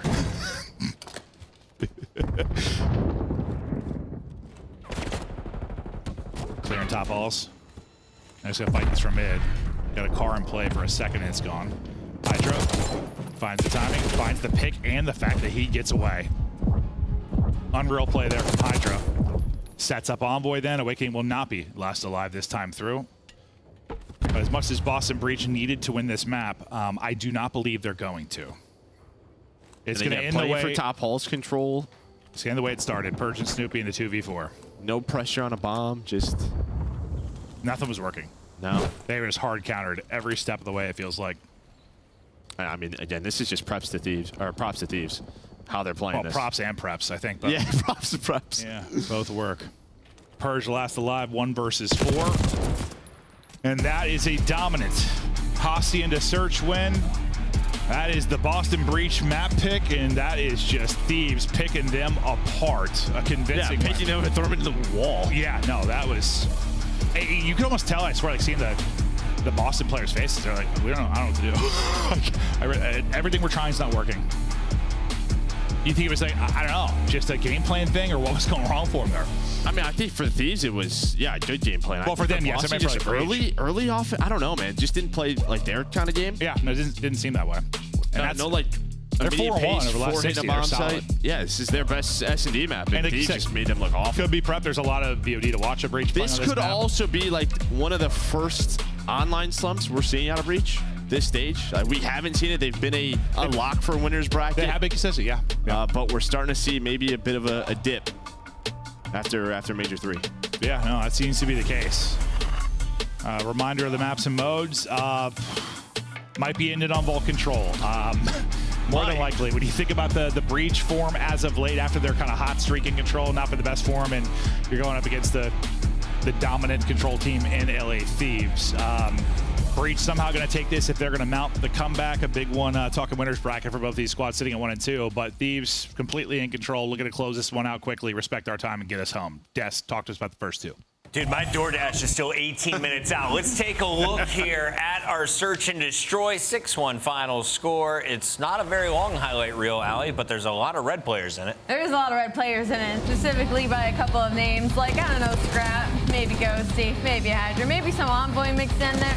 This map 2 was just clinical outside of LA Thieves. I think Merc said it really well about Breach. Like, everything they were trying just wasn't working out. I go back to the round where 2 of them literally just run up mid, try to find an open lane, and Envoy's like, you guys thought we're not even buying the trade, let alone the first blood. So this is unfortunate from the side of Boston Breach. And you mentioned that this guy, Scrap, it looks like he's using less bullets to secure kills than anyone else in the lobby. Is that due to his teammates doing early damage, or is he just hitting headshots? Bro, he's just extremely accurate. Like hitting center mass every gunfight. Scrap is like actually different. We talk about AR players. He's unreal. And to the game plan from Thieves, I think the biggest thing, like my biggest takeaway from what they did here was they took away mid from them. There was a couple rounds where Purge tried to like late play, get bottom rugs and make a play, sniffed it out immediately. Or the round that Allie mentioned where Envoy's just waiting for Snoopy or Purge to try to get down low into secret, finds both of them right away. And, you know, upon doing so or getting information, then Thieves would then take their own space, right? So Boston not able to get away with a lot of things that they usually do on Hossie, puts them in a precarious spot because you got to go into Vault Control. This is tough. Let's take a look at map number 1. If Boston loses map 3, by the way, there will be 4 teams with 1-3 records going into their 5th match this weekend. Here's a look at Envoy and friends doubling up on the scoreboard, 250 to 125 something. Yeah, Envoy had an insane start to this map as well. He already goes like double positives, open things up. That gives LA Thieves a good 40-point lead. From then on out, it was just like their teamwork was just really good throughout the entirety of a lot lot of these breaks. And Boston Breach, a couple of moments, but nobody really took over. You see it on screen, like when you're going up against a team like LA Thieves, you need more slaying power, unfortunately. And I'm looking kind of at the ARs for the side of this because Giga, again, when you're used to getting a 1.0 in this stage, you're getting a 0.7. You're going to feel the effects in respawn. It's unfortunately just how the cookie's going to Yeah, I mean, it was really only Purge really giving them any like huge plays this map. And when you look at it coming in, Boston were dead last in all percentage of split. Like, this was not going to bode well for them on a red card. Thieves breaking at will, setups were super easy, players getting really aggressive. Boston, you know, to what Clint and Joe were talking about, it just looks like they're hitting a slump right now at the worst imaginable time of the season.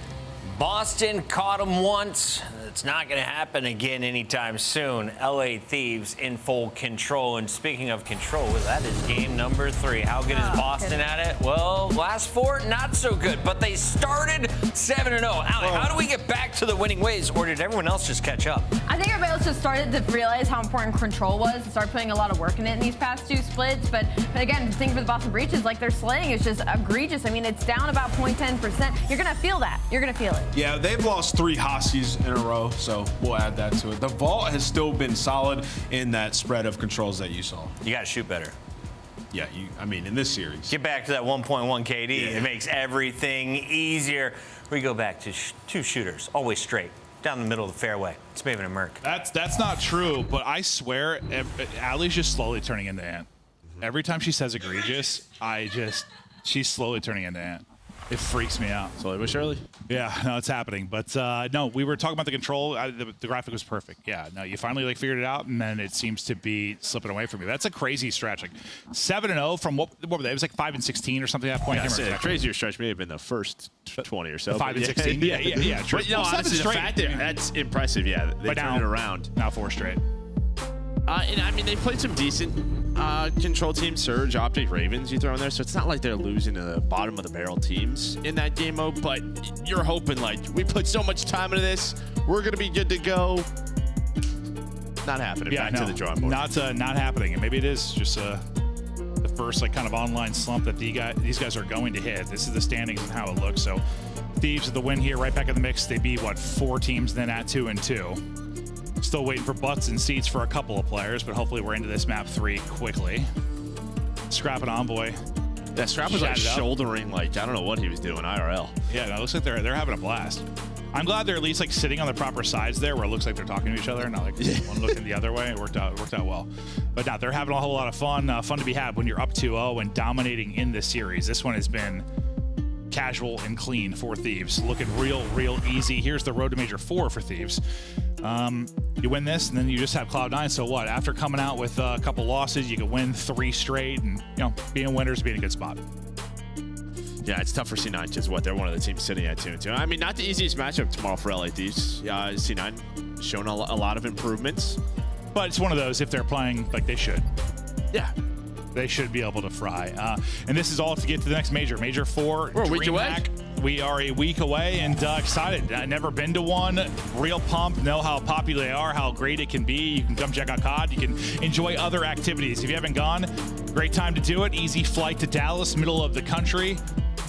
Come join us. If you haven't got tickets, there are still VIP tickets available. Follow the link there at the bottom, dreamhack.com/Dallas/CDL. It is right around the corner.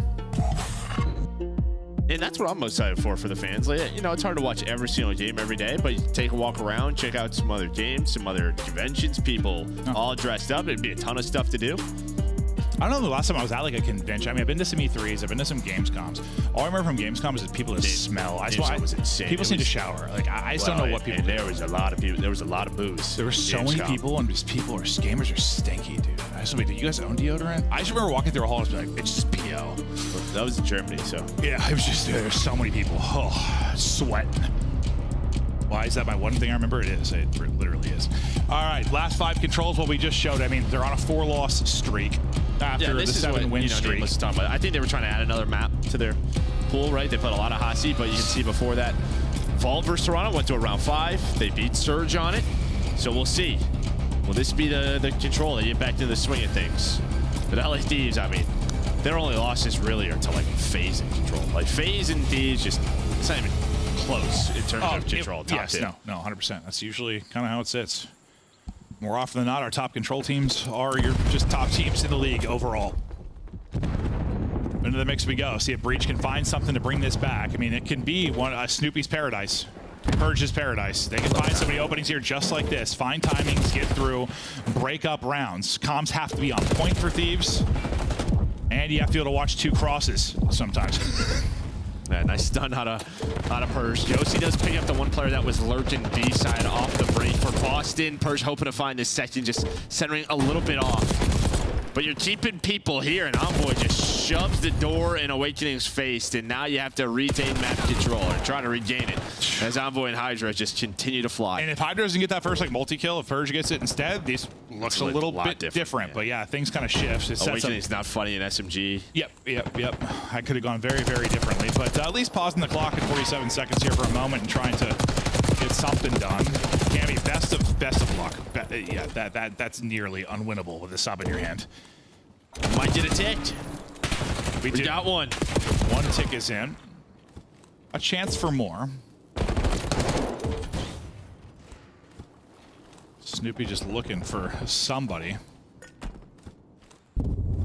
His teammates will be taking the gunfights out. Or good job snapping back there by Purge. A progressing, first bit done, second tick starting to get close. Snoopy thought he had that gunfight, he didn't. Purge gets one, but that's it. So back to the drawing board we go for Breach with just over 30 seconds to go. This next wave of fight's going to be huge. That is a snap from Envoy. 6-1, 5 straight out of him. I mean, he's been alive for so long, right? We saw him lurch up the B Street, find that first kill. He's just been alive, top ammo. Just forcing them to have to fight through Catwalk, then getting involved. Finally, he's taken down. Oof. Gonna stop that spree. Awakening is going to get on A and get a double. So maybe a chance here, but you still have multiple members for Thieves. Yeah, and lives. Yeah, you're taking whatever ticks you can get. I doubt you're winning this round with 8 lives remaining, but can you get that second tick at least here? Maybe get a minute extension. Second tick is close, but it's Ghosty clearing it right now. The team gets smoked, and that second tick on A, more than likely not going to come. Purge tries to line everybody up and drop them, can't do it. So what, you get 1 tick on each point. Boston will take those 2, but overall, Thieves solid defense. Yeah, I mean, just fundamentally, a couple multi-kills sort of change the tide there for LA Thieves, get them in the positions that they want to, but once they had map control, I don't even think Thieves went like 3 dead once. I don't know if they ever even went like 3 dead. No, and I think that's sort of the difference, right? We talk about with the top teams, just their ability to play their lives. When's the right time to go? When isn't the right time to go? And we talked to Nasty about their control struggles a bit with Surge, and that's what he mentioned. He's like, we just go 4 dead too much. We just have these stretches where all 4 of us die and control just flips on its head. I mean, there were a lot of 3 deads for one team. I mean, Breach many times, but Thieves not running into that. Always keeping a presence near mid-map and keeping a pressure really to the back line of Boston Breach. You mentioned that stretch of Envoy where he's alive for 2 straight minutes. Break off. Back and forth. Breach technically numbers for a moment, but they didn't know where Envoy was. I'm surprised nobody checks Cat there. Just worried about the flank. You're able to find the next couple. Ghosty still forward. Has that 3rd sub out. Hydra's going to find one more, so you're going to pause the clock and spot Cammy. Nice win there by Cammy. And put some damage in as Awakening's going to trade it. I thought once Cammy swung off the heady, he was about to get fried, but no. Yeah, I thought so too. Yeah, I was like, stay on the heady and just shoot him. Gotta hit the slide, baby. Itching to slide. All right, now Hydra. He's pushed up. Can be one of the best in the game. I mean, you just think of like High Rise last year. Like when he gets the spots where he can get behind the enemy line or apply pressure from either side of it, he's just so good at finessing and finding openings. They deal with him really well. And I think like maybe him and Shotzi are like the 2. I feel like find themselves in the position pushed up hard side. Like, not many others, I feel like, find the timings in the openings the way they do to get to those spots on ball. Like that was sort of the key in stage 1. Was to get to that spot, but the defense has got so good at shutting it down. But I feel like those 2 still find themselves pushed forward. A little bit different breed, that's for sure. 14-7 out of Hydra right now. And A is about to be done. So you're gonna have 1:45 to work with, 4 life advantage. You're in a great spot here to take a 2-0 edge and, well, get close to closing out this series. Things don't work out for Envoy, though, on one side of it. Let's focus on the 3-man push now straight up towards B. Envoy is spawned in. He's going to get in to try and reinforce this. Actually, he's just kind of holding the push through. Worried maybe there's going to be some presence from Breach up through the mid-cut. His teammates continue to take fights up onto the point. Finally, as the dust settles, and Breach are able to clear them. And you only lose, what, a life? 2 lives? Like, you bring it back a bit. Yeah, bring it back a bit, but there's still 90 seconds. So every little skirmish... Well, no, sorry, it's 15 to 11. You have 4 lives. I just made that up. It's 15 to 11. But it's more winnable. Hydra, though, again, finding his timings. I don't know. And they're just so worried about him. No, that's a big double out of Awakening. Gives him a chance. 3 versus 6 now. He's 8 and 14, but finds a huge time for the double. Thieves just going to try and take their time. You thought so. Envoy was thinking, I'm going to go on the Well, point. the rest of them were taking routes, and I thought really taking their time to play the kills. Maybe he wants to turn heads, right? Yeah, no, true. Probably turn heads, allow Scrap to do that, at least find 1. 3 versus 2, though, so still winnable. You're going to wait for one player to come off a spawn. That's going to be Scrap. So him and Envoy, they're going to group up middle. Ghosty just sort of playing his life, but thankfully you had a minute and a half to work with. You had so long. You find the pick. All down to Snoopy. He hits the nade. Another player is weak. Starting to move. He's got to go. Nade. Perfect time. Simtex hits, softens him up, and they'll deal with him. Yeah, no, I think if there was less time, that might have been a really good defensive stand out of Stupid Awakening, because they did pretty well with what, the card they were dealt. But yeah, there's just so much time. Scrap will close this one out. And also had the best play. He's 19 and 11. Awakening somehow doesn't get caught by Ghosty, and he wins that gunfight. That's real winnable. Thieves still laughing it up, a round away from a quick 3-0, handling business in back-to-back series.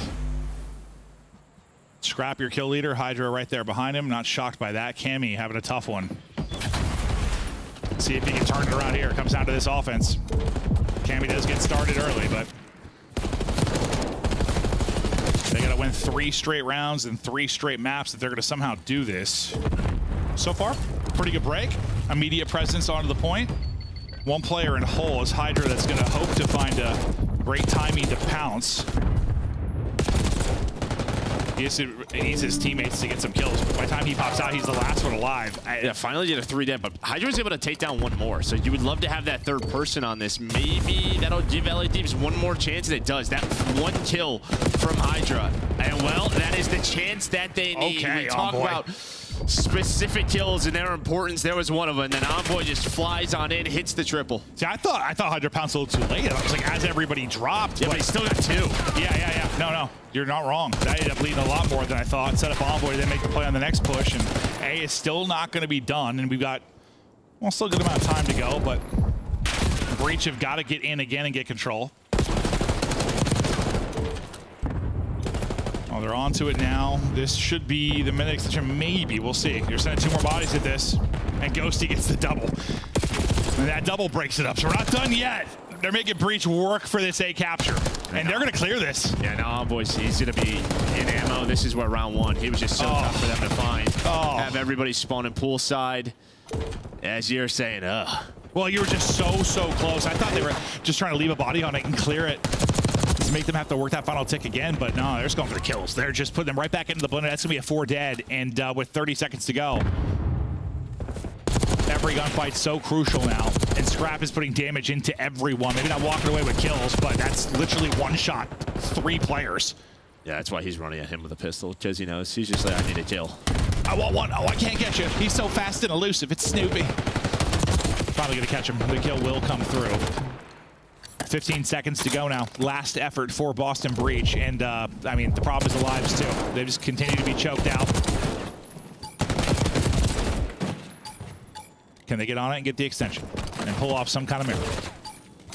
Hydra, I just got deleted. Well, all right, Snoopy. Talked about a miracle. Hold up now. Miracle maybe is coming. Minute to go. 6v10. That was behind the multi-kills of the SMGs, but now you're down to 4 lives. Well, that might seal it. Yeah, Miracle's gone. They had to walk away with something there for the Miracle, and they got absolutely nothing out of that wave of kills. Thieves 3-0. They get it done in a very dominant fashion. Honestly, it's up there with one more dominant series on the year. Like you win what 6-1 the search, you win the hardpoint by 100, you 3-0 here. It's weird because it didn't feel like maybe the most dominant on the year, but it did. Kind of, yeah, I guess it did. No, it absolutely did. You're right. I said there was no chance, and I was like, Boston has a chance at this. You're right. I said that, and I immediately regretted it because it was just Awakening. We just saw that. He's just like, what the hell just happened to us? No, you're right. That was gapped. No. Yeah, they got gapped. No, that's a good way to put it. Absolutely gapped. Yeah, I mean, sometimes you watch like a top team versus a bottom team, or you think it's going to be a one-sided matchup, but it's still there's There's chances. 11, there's chances. There wasn't anything. There was no openings. No openings whatsoever. Well-rounded effort out of Thieves. Everybody getting involved in the Control 3-0. Control 3-0 series. And yeah, that's not a pretty series at all. And like Breach are usually a team that put up a fight against just about everyone, at least online. But yeah, I just don't. Starting off with red card I just don't love that they let that in. I think they're gonna probably not do that again. But yeah, even the map too was ugly. It was very, very, very ugly. I don't know what else to say. You can't lose 6-1. They got fried. You can't lose 6-1 on your search pick. That is tough. They absolutely fried. Des talk us about the frying. Didn't matter the map, Joe. They could have been playing maybe. in Giga's basement. They would have got slammed. 250 to buck. What? It doesn't matter. The hard points were gross. Control, gross. LA Thieves, disgusting. Wow. 6-1, search and destroy. What's most impressive about this win? Is it the 3-0, the 6-1, or the dominance in hardpoint? I think I'd go with the hard point in that one because already in this matchup, I mean, they've owned Control versus Boston Breach, haven't won a single round. But also, I think this was important because we were all kind of like, where is LA Thieves sitting at right now? They got some weird losses at the beginning of this split. They kind of have a weird close couple of maps versus the Vegas Falcons. So for them to get this dominant win versus the Boston Breach, I think it's safe to say that they will once again be the favorites, or one of the favorites heading into. Welcome to the losers bracket, Boston. You officially have the worst map count. 2 map wins, 9 map losses. No, sorry, 11 map losses. Yeah. I mean, they've a lot of maps lost, a lot of 3-0s. That's 3 of them now for them in their 3 losses. Obviously, the big game 5 win against Optic. But, for Boston, it's not even about, like, starting winners, losers. It's about them just, like, making strides forward and improving at things that they're bad at. Right? Yeah. Because there's been these series where they've rolled over, whether that be, versus Toronto and Vancouver back-to-back the last 2 majors, or a series like this that we see. But this is the first time online that they've gotten cooked like this consistently. Yeah. Implies something's going wrong in their camp. And then to the side of LA Thieves, agree with everything Ali said. I mean, this is just Thieves showing like, hey, we're back. We just needed a couple of weeks. Obviously, they had the hangover after the major, but this is the team that won that championship. Cammy got slammed today. I hate to say it, one of my favorite Scotsmans. Do you know many Scotsmen? Yeah, actually, Tasmo. I got Marky B. Who else do you know? Yeah. I don't know any. Yeah, come at me, Al. I wasn't. We got Scuffle in the game. I feel like I'm ready bucking for at you it. right now. It is not the Scotsman. It's his opposition. We gave it to all 4 of them. You want to see what happened in the search and destroy? All 4 of them. Yeah, so insane. when you asked Allie, like, what was the thing she was most impressed by, she said, our point for me, it was the search. I thought, coming into this Boston, we're 8-3 on hot CSD. They get lost all the time. Well, LA Thieves were just so prepared for everything, shutting down the mid, not letting Snoopy get through, like, big plays. Their search looks terrifying. I see that. Their search does look terrifying. The only reason it wasn't that impressive to me is because we've seen them play a lot of Hacia to search and destroy now, and that's easily one of their best maps. So to me, that was just kind of like they were expected to take that. All right, well done, LA Thieves. This is a squad that now improves to 2-2. Right, you're right in the mix of things. You're probably looking at a 3-2. Who's their final? Well, they team also to just play won against? 3-0 Cloud9. back-to-back. Yeah, and they just 3-0, 3-0'd. So even if there was a 2-3 tie, they're in a good position regardless to make it into winners. Great call out there. All right, we are joined now in our Monster Winner Spotlight by the one and only Dan Ghosty. Dan, I just keep getting sent photos of us hanging out in the Major 3 Lounge. You were vibing with us on the Playa, the beach. Yeah. Are the vibes back we in were the vibing. LA Thieves camp? It's been looking a little shaky at the start. Yeah, the first week was a little shaky. Dealing with some sickness, some other other shenanigans. Not an excuse, but definitely dealing with some outside stuff. But we're looking to be back on track with these back-to-back trios, like you said. Told you. Yeah, post-event sickness for sure. It is post-event sickness. We're all used to having a little weekend to like take some vitamin C, recoup, but this time we 100%. got thrown straight into it. Totally understand, Dan. This was championship caliber match out of you guys. So I guess my biggest question is like, as one of the better teams, what were you guys focusing on during the split? Do you feel like you reached that goal at all? I feel like there should always be a goal to reach, so you're never per se reaching it. But we're just making sure that we're working on our map pool, keeping the things that we're good at consistent, and working on the flaws that we do have. Just making sure that we're grinding every day.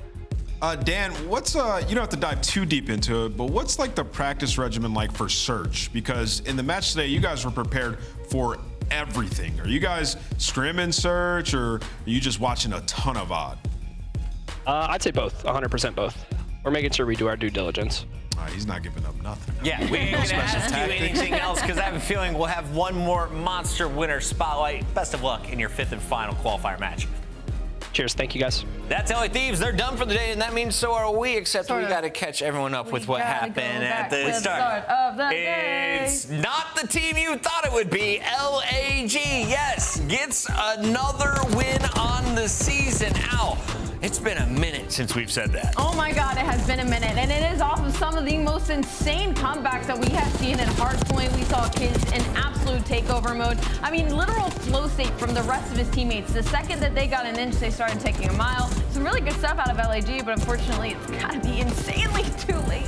I mean, these guys played with some energy today. The hardpoint has been electric for the side of LAG. The best at hardpoint they've looked all season. I think it's just a nice sign. If you're an LAG fan, you got nothing to lose. Regardless of these guys start winners or losers, you know that they can cause a big upset because they have a game mode they can fall back on, and that is hardpoint. So coming into this next major, I think for LAG fans, it's the most excited they've been all year. Coming into the day overall, Johnny had a .81. Well, the Puckett powerhouse version of Johnny is dropping a 1.63. He doubles his performance from the previous series. Talk to me about one of the great performances on the day. I love when we talk about players before a series goes in. They're like, oh man, they're gonna step it up. Yeah. And then they turn around and drop numbers like this. Shout out Johnny and shout out for him putting on performance today. I think what we saw was him just being a lot more comfortable in his own decision making. I feel like Johnny is supposed to be a very fast, high engagement player, and maybe he's been holding himself back a little bit on this LAG team. So today I was happy to see him, especially on this rewind, just flying out, trusting himself, and winning some insane ones. He got an ace. That was the highlight of the day. The round 5 destruction of Optic is something the fans are going to be talking about for a minute. It was just so difficult to deal with. I already saw people tweeting about blow it up for Optic after this one. Yeah, LAG looked great today, and Johnny in specific. I mean, the kid was electric. Also, best interview of the day. The man came with that energy. Speaking of energy, Minnesota needed to bring it. Gio, a 1v2 clutch in round 11 set the tone as they were able to dismantle the Carolina Royal Ravens. A 3-1 despite Dylan Rex being the best player on his team. You think he was the best player on the team? I just wanted to roast you and see if I could get a little rage bait.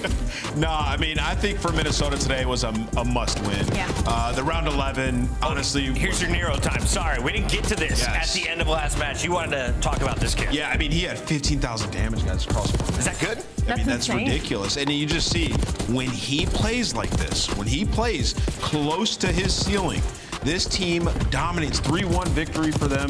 Last 3 spawns were phenomenal out of them. Well played.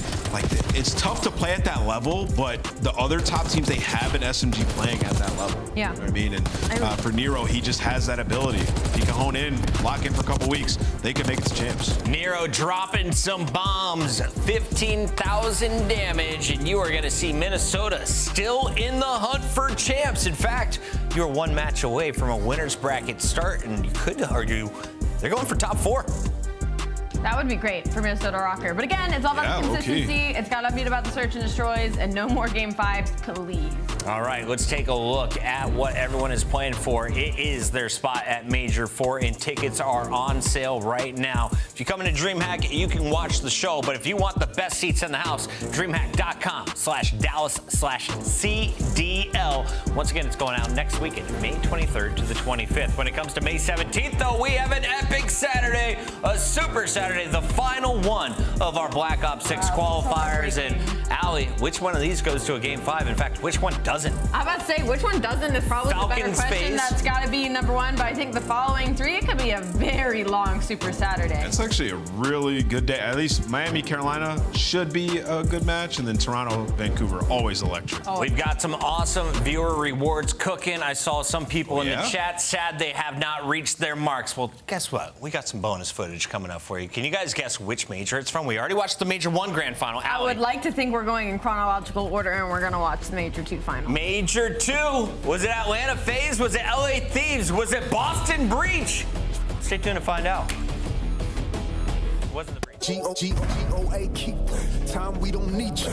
We the greatest of all, and time you'll believe. G-O greatest don't evolve, happens in the feed. See my gritted jaws, wonder who gon' feed us. Hungry to win, hard pressed to beat us. Hundreds and tens, hard fresh to get us. Thought I knew men, most of them was divas. I'm more than man, I'm a natural born genius.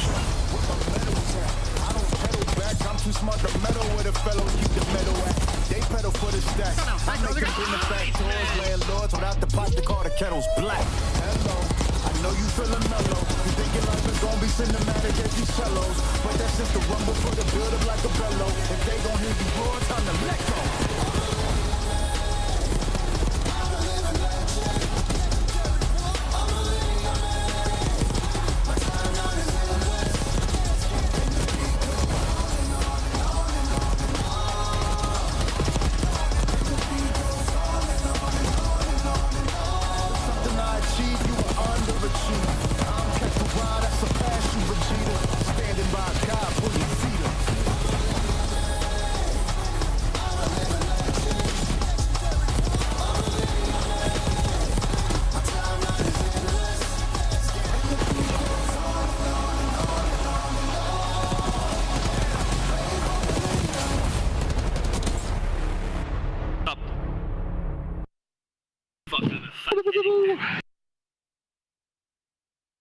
It's planted like keep bombing it. Keep bombing it.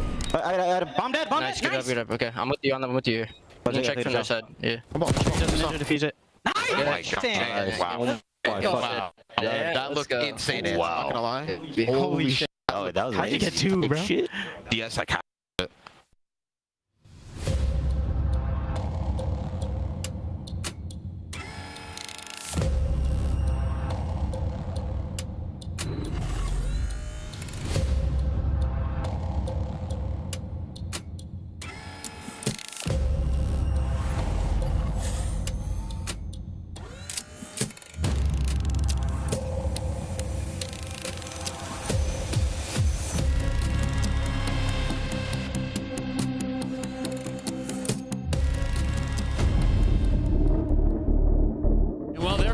Seconds away from taking down FaZe. Yeah, this has been a terrific series.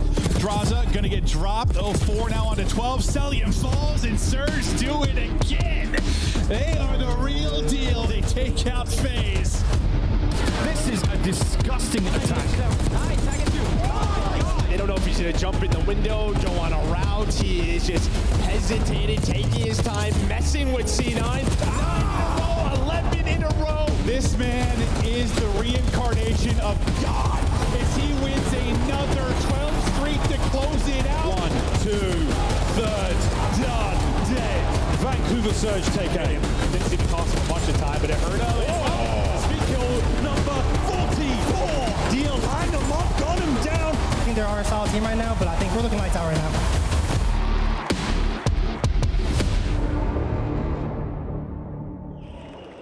All right, Texas, it's time to get this winners final started. You ready to get it going? The first squad coming to the stage has been ready for this rematch. Get ready to make some noise for the bad boys of Atlanta FaZe! Cellium, Sip, Abizi,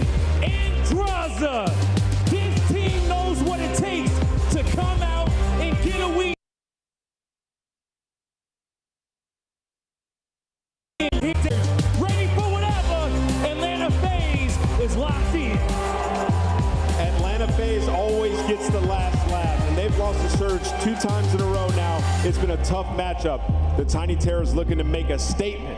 Let's get this started. All right, and I'm ready to bring out their opponents, okay? Coming to flood the stage, here comes Vancouver Surge!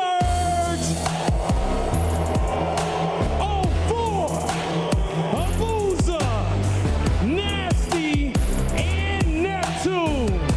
The storm is coming, and it's time to find out if lightning's gonna strike a 3rd time. Seattle, Vancouver Surge, ready to get it done.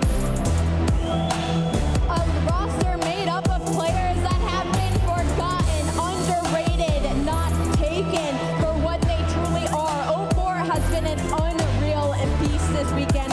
Neptune has turned this team to on the edge, to making it to Sundays. Nasty loves this matchup. He's rocking a 1.3 versus Atlanta FaZe, and Abusa's gonna bring that energy. If there's any upset that could happen on that stage right now, it could be in this matchup. It's time to get it started, Blaze. I agree with you wholeheartedly, Allie, but now it's time to head into the series. Texas, make some noise for your casters. It's Merc and Maven. Thank you so much, Blaze. Hello, everybody. And Blaze, listen, buddy, I've done that 400 times now. I still say Seattle Surge all the time, so you're not alone in that. But no, we're ready for this. And listen, we've seen the memes. Like for me in this series, like you've seen all the 480p scump when looking at Nasty. It's hilarious and all, but like in this series, he's been 4K scump. Like he has been God for whatever reason. He dropped plus 50 over the course of these 2 series. We had the privilege of casting both of these 2, so we really were kind of the beginning of this resurgence for Surge. Yeah, I mean, it was the first match in the Stage 2 qualifier, right? The addition of Neptune. Immediately, they're able to win that 3-1, and we're like, whoa, what is going on here? We did a rematch. Is it not? Yeah, we had a rematch a couple of weeks later at the minor, round number 2, right? FaZe has the bye. Surge beats them again in that game 5. And that is really the key. They have not lost a Search and Destroy versus FaZe team. And this has just been, I mean, when you talk about the run for FaZe, like they have just been on this crazy streak, whether you talk about the Major 2 wins, whether you talk about going for a 3rd event win in a row, when you talk about the LAN series victories that they had, I mean, their only speed bumps have really been Surge over the past couple months. They've been lights out against everybody else. Why do we say lights out? Because we talk about these hard points, the FaZe boys, it's going to be a 20 to 50 point game. They've been very tight hard points. Yeah, across both those series, map number 1 both times was Vault. FaZe able to win both of those could be a key to this series. Because you look at this map list, I mean, listen, for Surge overall, once we get to maps 2 through 5, like you are 13-2 since adding Neptune, but there you can see 7 wins in a row. The margin though, only plus 26 at the major, undefeated. See if they can get it done again. It's not often over these past, 5-6 years in the CDL where we're talking about FaZe that they're winning success, like their winning condition being hardpoint, but here we are. Will the Surge be good enough? But let's do it. Winners bracket final time. Surge or FaZe guaranteed a spot in that grand final. It's a different kind of pressure. You know, you're on one side for FaZe, you're trying to cement this legacy you have, further this legacy of maybe the greatest team of all time. And for Surge, this is 4 guys looking for their first LAN win. You could not be more different in this matchup. Yeah, I think we just saw with the last series, right? LA Thieves know, people know, winning is difficult. Doing it consistently on these Sundays. Draza there off to a 2-0 start. Maybe a big deal there, because the last couple of series with Draza, he's had some of these slower starts. Could be a key maybe to shut down Nasty. Both those players running that extra SMG on a map like Vault. And well, there we go, 4-0, starting to get loud. Yeah, I think Draza comes in this team to help change the culture here for these guys on Sunday. We know they've been running through a tournament sometimes. The hiccup comes on Sunday. They're called the Silver Surfers. Yes, it's been impressive. You've been to a lot of finals, but can you actually close it out? Draza comes in to help them with that. So far, so good. Is Draza up to 5-1? But yeah, one of these matchups goes to time, right? So don't be too shocked. Keep an eye on that play clock throughout it, but we'll focus on your first big P2. FaZe been such a strong rotate team, but kind of get blown out of the water here early. The break is looming. Yeah, well, they just get choked out. I mean, you had Nasty just pretty much hold that heady, and he has the crossfire. So FaZe, they did not get pushed towards palm trees, out towards Cat. It's a couple of early kills. It's now 3 more for Surge, and well, that's going to be all 4 dead. You have them spawning in the back, 28 seconds left. You will take that. Now, what do FaZe want to do? We fight and scrap? Are we rotating towards Art? It looks like Simp, he is gone. The rest of the players maybe going to stay for a bit, but a great break there on this P2 from Surge. Beautiful break, and then the next wave leads to all the time. Cell's going to get a couple, maybe alleviate pressure, allow kind of Simp to get freedom on the other side and get the early rotation, try to keep P4 side during the course of this P3, but he's going to have some pressure starting to brew now as leaving the old par point will be Surge. Neptune on 4 straight. Great start from 04, who has been a different beast here on land when you talk about the respawns. Simp, though, going to get picked. It's a big gunfight win for Nasty, so keep an eye on him. Likely going to flip spawns. That's exactly what's going to happen. He'll spawn 2 of his teammates out hard. That's one of those big gunfight wins. Nasty's been crucial in this matchup. Yeah, it's a big middle of the map setup, though, from FaZe, and pretty much what they're saying is we're just going to take this time. Right, this is normally where Surge is so strong. It's just taking time at P3, then playing around the break. 04, though, couple of headshots coming to play. Spawns flip once again. So you get around 20 seconds. Now both teams fighting for control. Yeah, I mean, everyone wants to have left side control early, but more often than not, we're going to flip a couple of times before we actually get to the P4. What, 15 or so points between them, nothing too crazy. FaZe just trying to keep Surge out of the point, make sure they can't do what they do so well, like you talked about, and just soaking up some free time at a, I don't know, split-heavy hard point. With 5 seconds left, these are the big gunfights now. Next hard point, ready to pop. Number 6 and Sip is going to drop, and that's going to be 2 players spawning out now for Atlanta FaZe. They're trying to rally back, but the numbers are here for Vancouver Surge. Off to the races we go. A chance maybe to hit the gap, but the fire already going to be there from the ARs of Surge. And when the big gunfights went down, it's Surge winning them all. And that's just what it is. Surge, no, they just need to find kills with 5 to 10 seconds left, right? They have a 3 versus 2. 04 is able to get on through, break the spawns, but now can they hold on? 04, what a start from him, 12 and 4. Now just soaked it up this time. You have a BZ working the flank. Well, you might be waiting for him. Nasty's gonna get taken down. Maybe a chance here for FaZe behind a BZ's 2. And man, we have been critical of 04 at times, just with his online play and consistency and respawns, but also have talked about where they're playing online, how hard it can be for them from Vancouver, but get him to land, bro. He has been a monster, 13 and 4, still ripping and roaring. Break comes in for FaZe, and they'll get some of this time to try and keep it a little more competitive, but as close as it is, you feel good if you're Surge. You got a pretty solid lead with some really great breaks. If you're FaZe, you're probably thinking just a couple of mistakes and we're in a much better spot. Yeah, just early holds, right? Yeah, early holds at P2 for FaZe, and then the hill doesn't pop yet, but you just die at the wrong time if you're FaZe on that P4 rotation. But yeah, 14 to 5 and 04. Honestly, he's struggled individually in this matchup versus FaZe, right? He would love to play better versus them, and he's doing it right now on a Sunday. Oh, he is. It is not the names you saw in the online matchups popping off for Surge. But the fact is somebody is popping off, and now it's the whole team popping off. FaZe going to get spawned out and cut down. You'll take all this time. You're building this lead on Vault. Things looking so good for Surge. You got to imagine FaZe are going to get something going at some point. Can you deal with that run from them if you're Surge? That time might be now. There's a big wave, 20 seconds remaining, so you do have time to get out of your Surge. Trying to get pushed up as number 5 and Cell to kind of cut the reinforcements. Make it not an easy rotation over towards P2. Surge, though, you got a significant lead. You're up about 60. You're feeling good. 04 is leading the way. I want to hear the comms from Vancouver Surge. Yo, one way pool, probably. Yo, what's your cat? What's your cat? I got 2 cat. Dead. One more cat. One more cat. I'm a cat. Nothing cat. Yeah, nice. On the pump. Nice. Back to play spawners.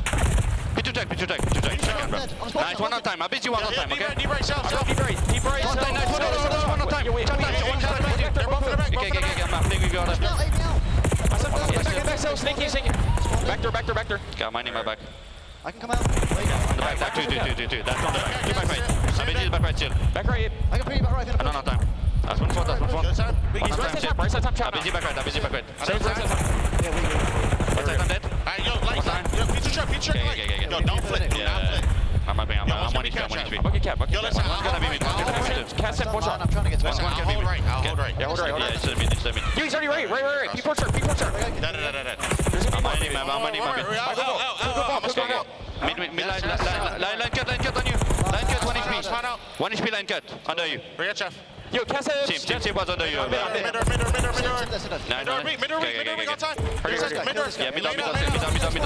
Yeah, this one next to go on. One's in the back, I think. Yeah, mine. Close. Yo, close and lights. Close and lights. One HP mid, okay? He's lay down on the steps. Yeah, Selim. Nice, Selim was mid. Mid in. I need Philip. Yeah, I'm gonna try. Make sure we control mid. I'm watching my left. Someone mid. Yeah, I'm getting right side. One more cat. Yo, one's on me. One's on me open. One shit, don't die. Yeah. Yo, it was cat. Hold my line. Yeah, try, give me a second. I'll watch it, I'm doing for line, okay? No, left open. Taxi. Line. Two running up taxi. I thought watch your left. Yeah, I've left. Two on left, one on left. Yo, traps. Two on the left. Still a tight one. The play clock going to be in consideration again with just over 2 minutes to go, but a fresh P4 has popped. Vancouver Surge in position. Pressure on FaZe now to break. Yeah, this might be the game. I mean, you talk about this 20-point lead, but this could be, 80 or 90 after this hill. You heard it in the listening. Don't die. He was able to spawn up safely after getting taken down. Well, all 4 players are here, but, FaZe feels like at some point they're going to get on through. They have 2 players in the hill. Someone's going to go on the pinch. That is Simp. A slow game from him and Draza, especially off that start from Draza that we saw earlier, but Abizi and Cell going off. Yeah, Draza was like 5-1, now 11-20. They put him in a body bag, but yeah, you have 2 players having a slow start. You're getting outslayed. Cell's carrying you a bit, but you're still in striking distance, only down 20. Surge have got to try and take advantage of some of these situations in the slow start from FaZe. Can they walk away with the map 1? They couldn't do it the first 2 times they played. Maybe they can do it here, but they're lining up in front for Simp, and maybe this 4 spree will get him going. We know yesterday he was slow, then he was a cheetah as he came alive with a 12 spree to call game at the tail end of that red car versus C9. Not seen anything like that yet out of him, but maybe that'll get him heated up. And with this early time, maybe we got a lead change looming. FaZe starting to roar. Yeah, just that play clock, you would have to imagine. I mean, no one's even close to 200 quite yet. It might be. We'll see if it becomes interesting. Yeah, it might just come down to that P2. Last time, FaZe did such a better job with the early onslaught from Surge. That's how they got back into this game. It's going to be a couple of dead now for FaZe. Surge on the hill, just chipping away. Chipping away is right. Taking a route around the back will be Abizi. We'll see if they're able to pick this up. They go to pick it up, and they pick it up perfectly. Nice job by Neptune. Got the internal timing, shuts down the route, and continue to get this time. It's been fantastic time here at P1. You'll likely have an early setup for FaZe at P2 again, but it's not going to be a clean one. Not going to be a clean one, and maybe not a setup whatsoever. You get all the kills of your Vancouver Surge. Spawning out Narnia is going to be Atlanta FaZe. They're all the way out in Art and trying to cross. Neptune's got the angle, and he's shutting them down. The ARs, the subs, everybody doing it right for Vancouver Surge, and you're in a fantastic spot to close out this map. Yeah, I mean, Neptune, he's just got both weapons, so he's just switching it up. Sim finally able to take him down. You're going to need a break. Abizi was able to earn a Hellstorm. So we're going to try to just flood on through towards the front. What does he connect with? There's going to be the first. The call out to Nasty, but Nasty takes down 2. Again, so good versus FaZe throughout the year. Can 04 hang on? Trying to find 29. 5 in a row from 04. He's got over 2 minutes on the hill as well. The man is doing it all. 04, an absolute monster. But yeah, the streak gets one. After that, though, it's all Nasty in 04. And you've got near a perfect hold here at the point. You've got to scramble towards this if you're FaZe, because you're getting towards a winning condition. You're at 220 if you're Vancouver Surge.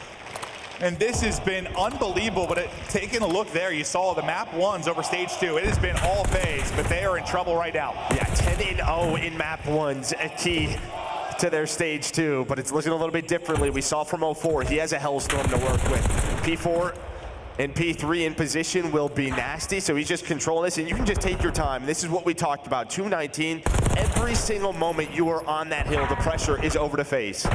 Absolutely, and they're able to get into it for now. And but look at this setup you've now got. How far you've got them spawning out. This has been picture-perfect hard point over the last minute or 2 for Vancouver Surge, and you were so close from calling game. FaZe at least able to pick the player out of the hard point, maybe alleviate some of the pressure from a score standpoint, but now dipping their toes will be Neptune. Trying to get some nades onto him. The cover fire is there, though, for 04. He's picking up cuts as well, but not able to win the fight. 14 points now needed.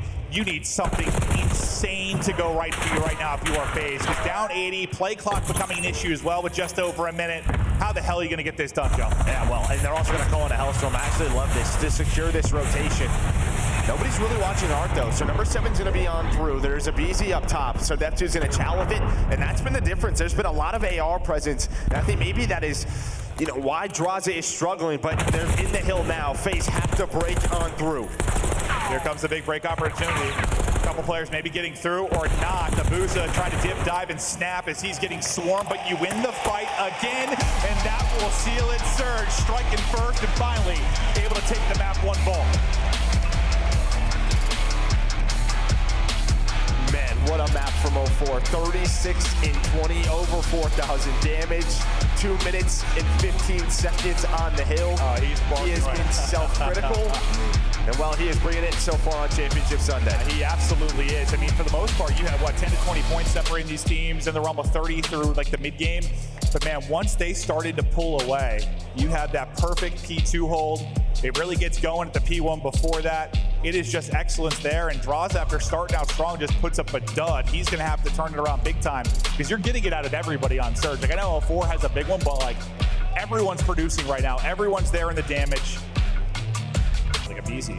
Usually you see him sub out, aggression, flying at you, finding first bloods. Like he was mostly like AR out, kind of the guy watching like the push through, watching the flank routes. He was playing some different spots. We'll see about, you know, you just think like you'd see him out hedges, right? Like that's where you typically see him, like hedges and lobby looking at he plays. But usually, what, defensively, he'll be kind of playing sneaky on the site. And then a lot of their offenses, yeah, like AR out, just waiting for like that camera push through. Yeah, you switch up your defaults a little bit. Maybe if he's uncomfortable, you know, working towards that A bomb site, just, yeah, let him watch the flank, and that's what you're going to see right here. He's going to right over towards Hammer with that AR. Well, right over to camera and right into a nade, but he is able to get out of that. Little stun check to see if they push behind it, but no pressure coming. Little game of dodgeball early on as no one's got trophies to use, but they're building towards them. FaZe trying to connect on their utility deep as they work out towards A.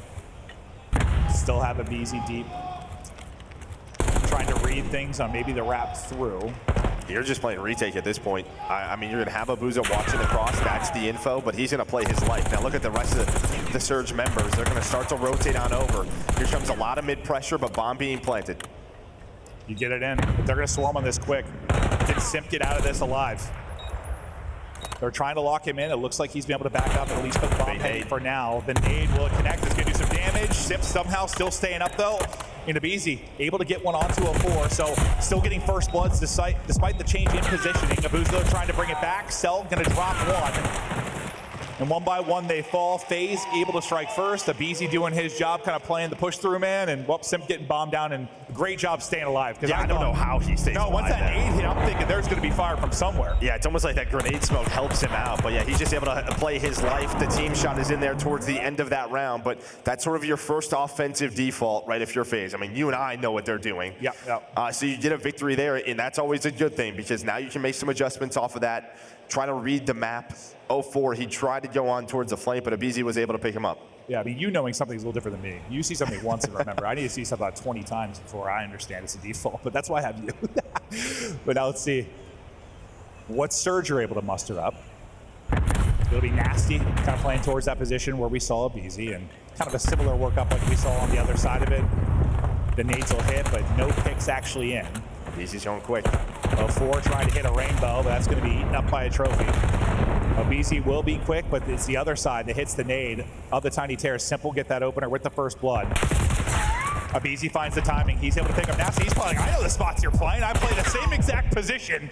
I'm just a little better at it. Yeah, Nasty was trying to rotate back, maybe catch him on the flank, but BZ was so quick there. He just goes. Maybe because the nades connect, right? So they know sort of the push is going to stop. Slows things down, and Abizi, the comps from him are just like, stay up. That's when you saw Simp. Just play bottom stage, waiting for him. He's able to find a couple of kills and close out the round. Yeah, we saw this, last for FaZe in the Rocker matchup. And like that wasn't, I don't want to compare really Rocker and their form currently to Surge, but where they found success was like, they ended up getting frustrated, just kind of hitting stuff, right? Like they could not find any openings on the map. Anytime it was sort of your default setup, FaZe were absolutely obliterating them. They finally, it was like, they ended up winning 3 rounds, but it was like defensive, just hits, offensive hits, just flying at stuff like through lobby. 3 or 4 through mid. Yeah. And I'm not sure Surge have to do that yet, but felt like FaZe got under Rocker's skin. Just not leaving really any openings to allow the playmakers to find anything like your 04s of the world. And here's the switch up, right? So Abizi has sub out. So I'm thinking maybe if they get bomb planted, they're potentially pushed through A. So something a little bit different from the FaZe side. You are going to have Celium on the flank. A great nade from Abizi to back down Abuza now. Can you work this objective? Oh, nice little counter nade, though, to make sure there's no more pressure. Second nade not able to hit, though. Maybe finish him off. 2 are going to hit, I think, onto Draws, but he just barely stays alive with 14 HP. All the Surge are here. They're grouped up. Seth can't get across. Abisi, though, able to trade one out, but not in the best position as he'll get dropped. Good tracking there from Draws as we get into this 2 versus 2. A 4 Nabuza versus Cell and Draws. We take a breath here for a moment, or do we? Draws is just going to chow and win the fight. Nice slide out to the bomb, Heady, and then Cell wins the last one.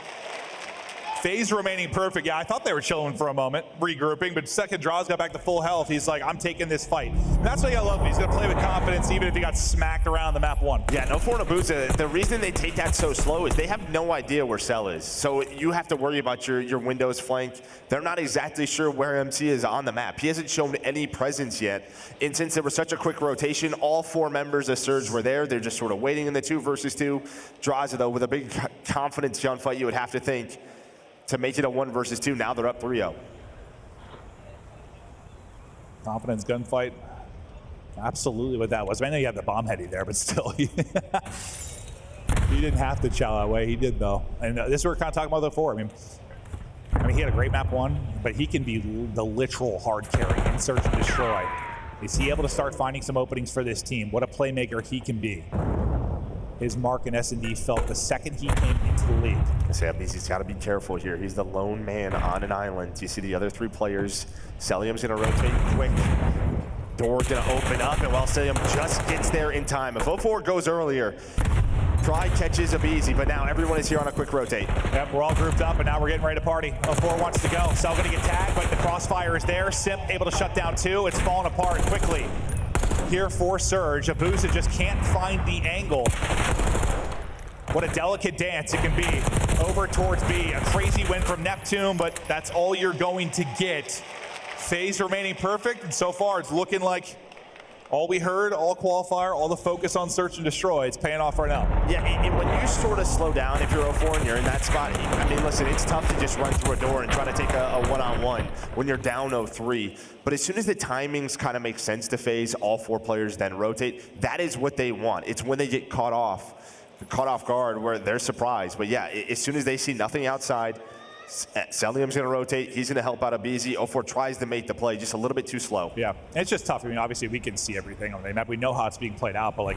The players have timings. Yes, you have timings, and sometimes, you just have to take a gamble. Call that they don't have a stack there early on.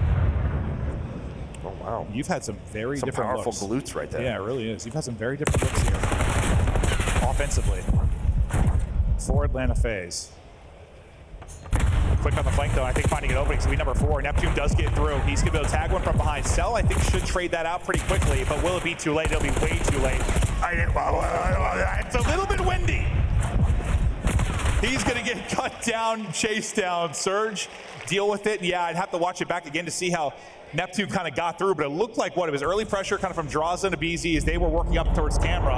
Yeah, Cell should have been the guy kind of dealing with that. He just found an opening. Yeah, he finds the opening. It can be tough on the flank sometimes. You got to watch a lot of different angles, but again, just sort of switching up the timings, and I think he does there.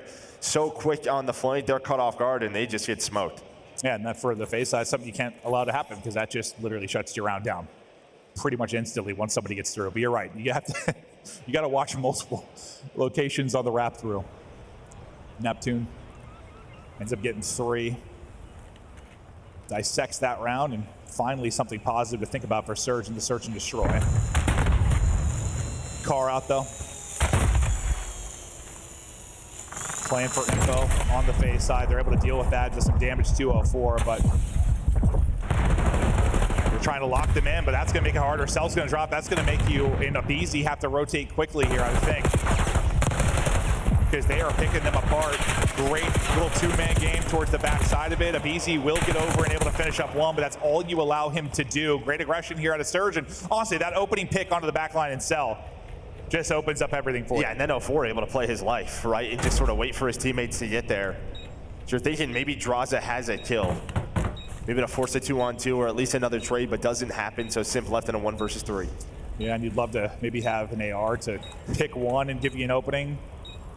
With a sub, it's going to be so hard to do, and it's getting harder second by second. Probably more opportunities to take a sub fight from this angle. But he's not going to get one. Nearly a little turn and burn, but it wouldn't have mattered much. Back-to-back rounds now for Surge. Starting to make some adjustments. And it seems like they're starting to play with a little more pace. and just make things happen before the rotation comes in for FaZe. Yeah, that's kind of 2 rounds on Celia, right? One on the flank, just gets bad timing with Neptune, and then right there gets first blood at a guy who, well, we normally don't see that, right? He loves to just play his life, be so difficult to take down. That's his gimmick, wants to be the hardest kill in the league. There, though, they make it look easy, and, well, you win back-to-back rounds, and a big part of this is Neptune. He's now on 5 straight. He gets, what, 3 2 rounds ago, 2 in this one. He has been just a breath of fresh air, a superstar, a lightning plug, whatever you want to call it for this Surge team. He has been everything and more. And it seems like even now, when he's not having his best game, it stepped everything else up for the rest of the team. So easy back to that spot kind of from round 1, but this time sub in hand, yeah? Yeah, it looked like they were trying to catch someone maybe on an early flank. Neptune just sort of hanging out around P1. So let's think they were starting to go over towards A, then maybe wrap back towards B. Don't catch anyone on the flank, so now they're going to go. You should get the comms over. It's like, when does Neptune go? What is the timing going to be like for Neptune? Yeah, and also wrapping deep will be 04. If you counter this by pushing their side, that could be the play call. aBeZy's going to fly on through. Here starts the trades. Do FaZe read this? Not quite yet. Now they know what they have to do, but you're getting different looks. Draws, though, left in a 1 versus 3. Finds the first. There we already go. so quick Here we is go. 04 and Neptune. And this is what you're starting to see. Great adjustments from the Surge side. Should have a Hellstorm, and you're pretty darn close if you're Neptune. 7 straight.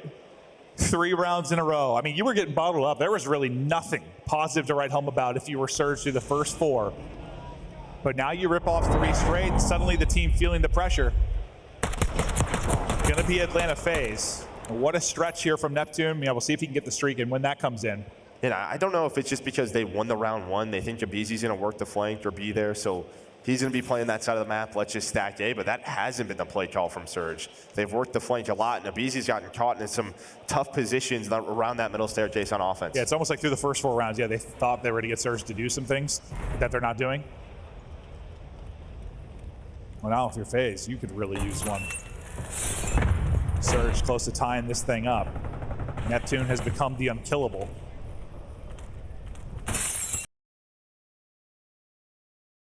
They did try this, it didn't work out. They were a little bit hesitant. It was 04 leading the way. Well, 04 is not going to be there to lead the way this time. He's going to get picked. I think this was supposed to be a fake, so 04 cannot die there, right? You have bomb all the way in spawn, flank towards A. Now number 6 in Simp is just going to play for info. They'll play a retake either site. This is where you're FaZe. You don't want to give away a freebie. Nasty trying to take his time and look for an opening. Wins a wild one, but the trade is there. Neptune tries to collapse, not going to be able to make any magic happen. His streak will come to an end. I don't think any streak going to be earned for him either. Bomb carrier and aBeZy, the deep man, last one up, and he just barely gets away with his life. He's like, screw it. Let's plant this and know where they're at. Let's try and clutch up in a 1 versus 3. And listen, it is winnable. It's just not going to be easy. Here they come. Just nothing. Absolutely nothing. You're playing a little bit of a guessing game there. All 3 going to push through the backside of it, and you get shut down. Big one there for FaZe. You needed it. Things were starting to unravel as Surge was making adjustments. Yeah, and you see the effects of these first bloods, right? Like you're trying to throw a fake with 04 and Neptune over towards B, force a rotate, but he gets picked, and like that play just, well, it goes away quickly. And first blood-wise, what, 4-4? I think between the squads right now. You could really use a stretch of those or another Hercules-like effort out of Neptune if you're going to bring this one back. There's a round away from tying up the series now. We'll be FaZe, and if you think about the map 3 and you talk about Proto, it's what? One team's 3-0'd the other the 2 times they played, so who the hell knows what's going to happen there? Because 3-0s aren't even that common on that map, much less within like a week of playing to do it again to the other team. It's kind of insane, but we'll see. The Neptune car out. And we'll see how FaZe then play behind this. Look at 04. Kind of working up through lobby. A lot of space taken by that number 1. Let's see what happens here. Do they check that corner? I mean, this is aBeZy's kind of back to that default round 1 where he'll be the guy to deal with that. 04 just trying to use any cues, any comms to find that opening. It's going to be him versus aBeZy eventually. We'll see when that develops, but Simp is going to get put in a body bag. Neptune gets back to his playmaking. That's going to shift the BZ over. Does he pick it up, though? Is he able to read on the other side as well? He got one. And kind of picks it up, but it's a little bit too late. 04 finds the timing, gets the kill. And it's Neptune first blood that leads to all of that being able to happen. Yeah, it just adjusts the setup, right? Abizi then has to worry about the middle of the map. So flanked is open. 04 knows that. All of a sudden, you're selling him in a 1 versus 3. This guy has some crazy ones, is able to find Abuza, has the bomb, should be able to get there in time. Yeah, they'll probably just chase him down and catch him. Can he get it down and actually get to a spot to do anything? Toes. Not going to happen. Well, his really only chance to win the round there. But yeah, Neptune with the lobby chow. Abizi nearly makes the insane play. The help through mid, then the read back to the push through, but the angle and timing there for 04. He's got sub in hand. He's got that sub advantage, and he takes it. Yeah, it's just a two-man game between 04 and Neptune. Right, they talked about it when they made this roster change happen. They just worked off each other so well. But yeah, 04 knows Abizi has to adjust then. And he's just got the sub in hand, able to win that gunfight. Oh yeah, I mean, he didn't move an inch until that. That's what you're waiting for. So we go all the way.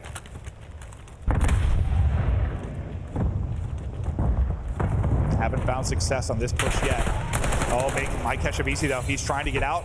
He's going to scurry away. Now Celis here on the rotate. So we're going to push through though. It doesn't look like they're going to group up in the back. So you're going to have numbers here for a while if you're Surge. You can take the plant, just force the retake. Abuza got shot at, but not didn't expect Simp. The players on the flank just didn't pick apart. So now do you push on through? Exactly. It's like you have numbers. Do you just push through this or you just take your plant? For now, they're staying gun up. They don't want there to be an awkward timing. So now they're too late, though. All 4 members of FaZe are here. Still doable for Surge to hold. Nade's going to do damage, and that might seal the game. The double nade's going to go in. Gunfight win from Draws. Last player up is going to be Nasty, and they are hunting him down. Position given up and nowhere to hide. Can't win the fight on the bomb site, and despite a crazy run there in the mid-game from Surge, it's FaZe with the Search and Destroy victory. They're going to win this tournament. Despite how good their hard point is, you know it's going to be in the back of their Search and Destroy. We don't get a lot of sort of, I don't know, in this title, the Search and Destroy, no, that was mid-game adjustments between both those teams. That was one of the legitimately fun Search and Destroys. Yeah, Red Card is like maybe one of the few maps, that and Hacienda, that we have where it's not just sort of these 4-on-4 retakes, instant chaos, and that was a great one to watch. No, it really, really was. That was fun, and yeah, it's 1-1 now, and we go to Proto, and Proto. But yeah, I'm sure there's a give and take to it, but yeah, he's had some years, some tournaments where it is truly remarkable the numbers he can put up. Yeah, I mean, he is. He was like the one guy in map number 1 who was piecing up. Thought maybe he could get it done, but he loves protocol control. We just saw it there, 1.34 at the major. You know exactly where he's going to be, watching the play from top 3 inside the Dramus house. But on the other side, it's Surge. And they played a lot of Vault, a lot of hot seat, because they are 4-1 throughout stage 2 on this map. Their only loss, well, is to FaZe. Well, the last time we saw FaZe, though, on the Pod 9 match, they did not look good. They got slammed. They absolutely got slammed. Like Crimp and Mac were just in those cheeks round after round. They could get nothing going. Well, let's see if they study the VOD. Look for improvements here as they'll be off the offensive side of it, and Draws is able to get a pick early. So is Abizi. Can't chain that into 2, because that might have been a great opener. And take out all the players outside of the window player. That, yeah, melee hits, maybe that goes differently, but not able to connect. Trying to find an opening is Nasty, but that opening is shut down. One thing we always talk about with FaZe is sort of them just getting into like that setup, right? One player on A, one player pushed up, and what Cloud9 did so well is they didn't really let them out into that position very often, but the AR is able to find 3. Simp's going to find the 4th, start to work this A objective, and there the arrows start to push on forward. Yeah, you got to think if Draws starts to pick it up after the double neg map 1, the respawn maybe look a little bit different for them, but slowly progressing this, Cell trying to maybe take too high of ground, and he'll get shut down, but you hear the trophies absolutely eating on the map. You don't quite finish this point off. You feel it's just a matter of time before it's done. But Nasty trying to kind of thin the lines. You're down 4 lives. Surge still trying to keep this in the fight. But some good objective progress already for FaZe. Now you're trying to pinch this on both sides of it. Yeah, now you're just kind of waiting on Abizi here. Yeah, what does he opt to do? This isn't usually the side we'll see him working through if you're on A. Two of his teammates drop. Cell's the only one that's able to get one. Abizi wants to catch the timing before teammates come off spawn, but it's able to funnel that into his teammate Indraza. But it's his round, his first kill that sort of gets them out of this position and back onto the 8 point. He's able to find 04, then have to worry about him. Abuza, 04, they're both able to find kills, but the 8 point going to be done. A minute added to the clock. It's going to be Celium inside of ammo, just controlling that staircase. Draza still trying to find kills in the middle of the map, and well, he does it with the pistol. Does it with the pistol, and you're retaining kind of this life advantage. You're up 5, and you have all the time in the world to take this down to lives. Can you get a clean wave? If you can get like a beautiful 4 down here, if you're Surge, this becomes so much more winnable. I mean, that is like a... What the hell is that? Insane shots. That's what that is. I was going to say, you were like an iron away from a Abizi, maybe getting a 2-piece and being on B, but Simp plays his life, hits the headshots, now pauses the clock. The one player, though, in Abuza is all the way through on the flank. I mean, you see people pick with an AR off the PC heady sometimes. Not usually like that, but after that, it is all Surge. That is exactly what you needed. All 4 dead. Abuza also pushed up the map. You still have time to work with. The time might not be the case. It's going to be a lives thing here. What can Neptune do? Can he get 2? He does. Neptune with a brilliant play to even up at 5 versus 5. He's like, I'm the hell out of here. What a play from Neptune. Don't overstay your welcome. It's like, it's my buddy 04's turn. Let's see what he can He get sets up 04. One backs away. The other moves forward. Jump shot on Celium's forehead. It was a 5 life advantage for FaZe. Now a 4 versus 3. We're not done yet. We are not done yet, but the subs maybe giving Surge the round. They got to go, though. Simp's going to get dropped. Now going to be on Abizi and Draza to try and do this. Draza's going to get a pick. His position now given up. Under 10 seconds to go. They have to find the kills or work the objective. Draza taking the right fight, just not going to be gun up. Abizi, he's just going to send his body at it, and he'll get shut down. Some big clutches there, but Neptune, I mean, he does everything. The fact that he's able to win 2, get away, keep them guessing, and then just the perfect route and timing for 04, that little 2-man game ends up being everything to get the round victory. And it's really the set of kills before this, right? Because that's true. That was behind Sim. Yeah, you had all the map control in the world if you were FaZe, but then you get a couple of kills from Nasty. The Neptune 04 able to do this in the base of FaZe, but yeah, you had a clean 4 dead to set these plays up. I thought they were going to have the clean 4 dead right before Simp won that gunfight because they were in a pretty good position. I was like, oh, there's your moment. But then he won that. You give FaZe another chance to kind of layer the map. But I think, like 30 seconds before that, I was like, you really need a 4 dead? Because there was just, you had like a minute 40 and a 5 life advantage after you got A.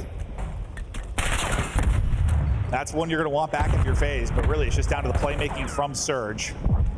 Yeah, those were ones like, they just didn't lose online. Those type of rounds? Yeah, those rounds like that. Abizi working one side, 04 working the other. They're trying to shut him down, but well, now you got more things to worry about than that. I mean, Abizi's the only one that's really finding a kill. He'll finally get dropped. Sip will bring 1 back, but he's traded out. This is going to be bodies and trophies now onto the A objective. Neptune, he gets back to dancing. Nearly incredible movement there to take the second fight, but man, when he's moving, he is a fun POV to watch. I thought he was about to hit that slide, catch that second player. It's really just the AR slowing the map down on both sides, like finding the picks, opening up the routes for the SMGs. 04, he's going to get on B. They also have some pressure on the B point. Oh, I thought the timing was going to go his way, but Celium just hits all headshots. Yeah, no, that was straight heads. He got nuked. Yeah, just ARs on either side for now. Flooding it through with kills. Little progress done, but not a whole lot on A. Tap B as well. That's a snap from Abuza, and now an opening out mid.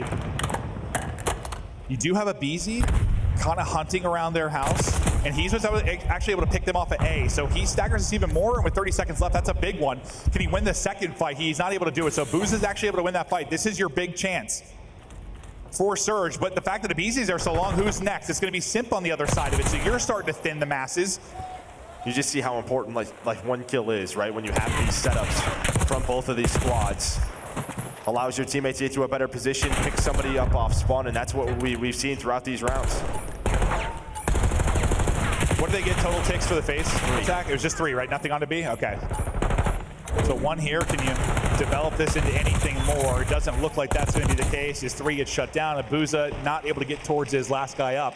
So as good as the Surge answer in defense was, that's a lights out defense from FaZe. I mean, I think the Surge win's almost more impressive considering the circumstances, but I mean, both teams have had great rebounds, right? Because you've had clean 3 to 4 deads. That's true. That's true. Sort of the attacking team in your base.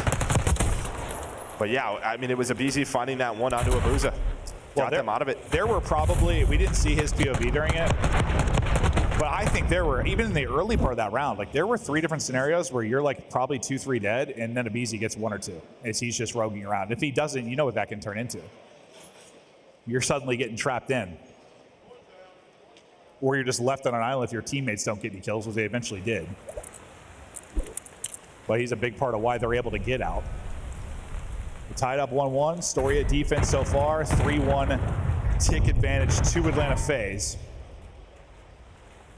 And yeah, you're just hoping if you can get the same kind of production early on, you're closing out this round this time if you're FaZe. Yeah, that's it. Sort of once we get into our setups, are we more effective in our execution? A couple of kills are going to go their way. That's going to send Simp on forward. Or keeps Straza on the point with Celium in his favorite spot on the map. Simp just putting in work from this A side elbow. Their progress is working again. I mean, it's been everything they want and more on A. Now you get a chance to really kind of transition this across. And they should know where everybody is, right? Sim just cuts across the middle of the map. Sees 1. They should know where the last one is in number 4. That's going to be Neptune. He's the one player. But A is done. Sim's on 5 in a row. They're transitioning towards B. Celium is just trying to find Neptune. That's got to be the time right now. Where is this guy? Yeah, they're looking for him everywhere. Simp is still on his tear, by the way. He's up to 7 straight. He has been plucking them apart over the last 90 seconds. Finally, his streak's going to come to an end, but you're up 10 lives already. There's 2 minutes and 12 seconds on the clock because you had a body on the point basically at every single moment. Now, as good as the comeback and response was in round 1 for Surge, this would be absurd. It's not happening. Not happening. I was like, you somehow stopped that from happening, but there's just no opportunity. That's about as good of an offensive round as you're going to see on Protocol. No, that is perfection. Literal That's what perfection. That is. Like, just right from the get-go, they win the break. They get Simp pushed on up, and, well, he does what he does better than anybody else. We were talking about this last night. Like, I don't feel like Simp goes on as many like 5+ sprees as a lot of players. Like, he doesn't always go on those. It just feels like when he does, he like calls game around. Yeah, like double digits. And it literally ends it.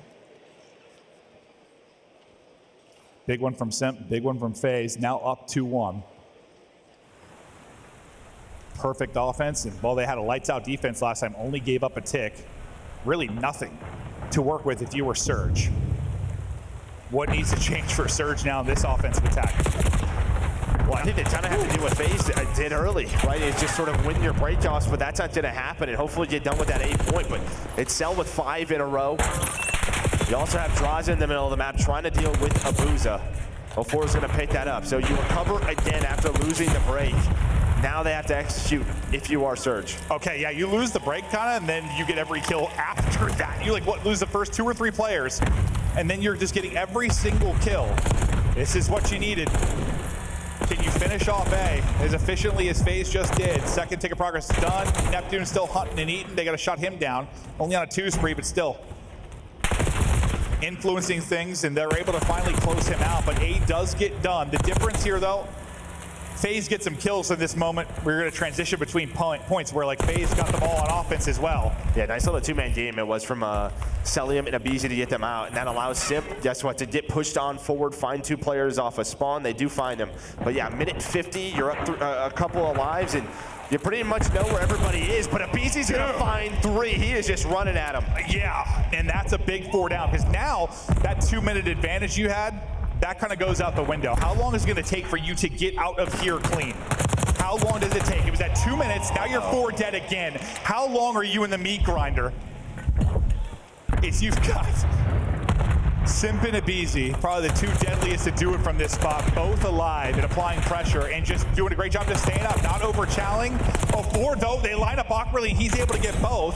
That's a big 2, because look where Celium is. He's a helicopter. He cannot really help out Draza. So Draza's able to find 2, slows down the reinforcements, allows Simp and Abizi to come off a spawn and find the other 2. No. Okay, yeah, that's a heat check, I think, to shout. No, that's I'm top middle. I might as well send it. Yeah, no, I guess that's true. Only 8 lives remaining. as you try desperately to push this to a final round. Surge gonna have one more chance at this.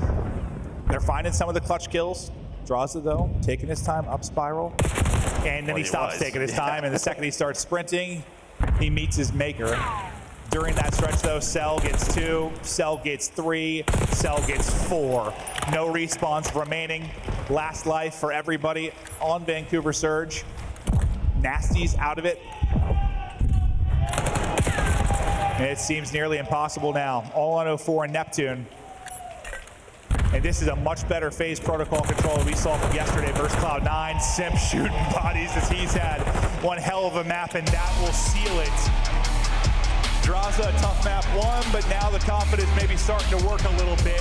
You're up 2-1 in this best of 5. Yeah, I mean, they just played their game. I was a little bit worried after round 1 because that's how they lost to Cloud9. It was like they just weren't taking advantage of the situations they were able to gain in the middle of the map like they were doing online. Well, really throughout the entire year on protocol. But they rebounded so well. That round 3 offense was like perfection. Yeah. Like perfection on protocol. And now you've got the 2-1 lead. You're getting ready to go into a map 4. Stats from the guys on the Surge side is you're going to need a huge performance here if you get it to a map 5. You're able to beat this team in a map 5 once. No opportunity to close it out in 4. What a story it has been for Neptune. What a story it is for this team. Like I said, you couldn't have more different conversation when you talk about where they are at in their careers, what type of legacies you have. One team further cementing, one team just trying to get that first win for all their players. It's awesome to see Surge here. It is. We didn't know who it was going to be. Like, we didn't know, especially, I mean, we thought it was going to be like your Optic. We thought it was going to be your Ultra. It's like a top 3 team, but right now, it's this Surge lineup. Yeah, I think throughout stage 2, like, there was just question marks, and then the minor just erased them. Yeah, no doubt about it. They could play with the best. I mean, if it wasn't for the change in a best of 7 for the minor final, like, they win that. They won at 5, right? Yeah, they were up 3-2. So they can beat the best of the best, but they're going to have to do it in another hardpoint. I forgot about that. Their hardpoint has been good. So good. But they've got to get it done to get it to the protocol Surge. Here we go. Map 4, winners bracket final. FaZe win this. They're guaranteed a final berth. Other teams going to have to run it back through losers.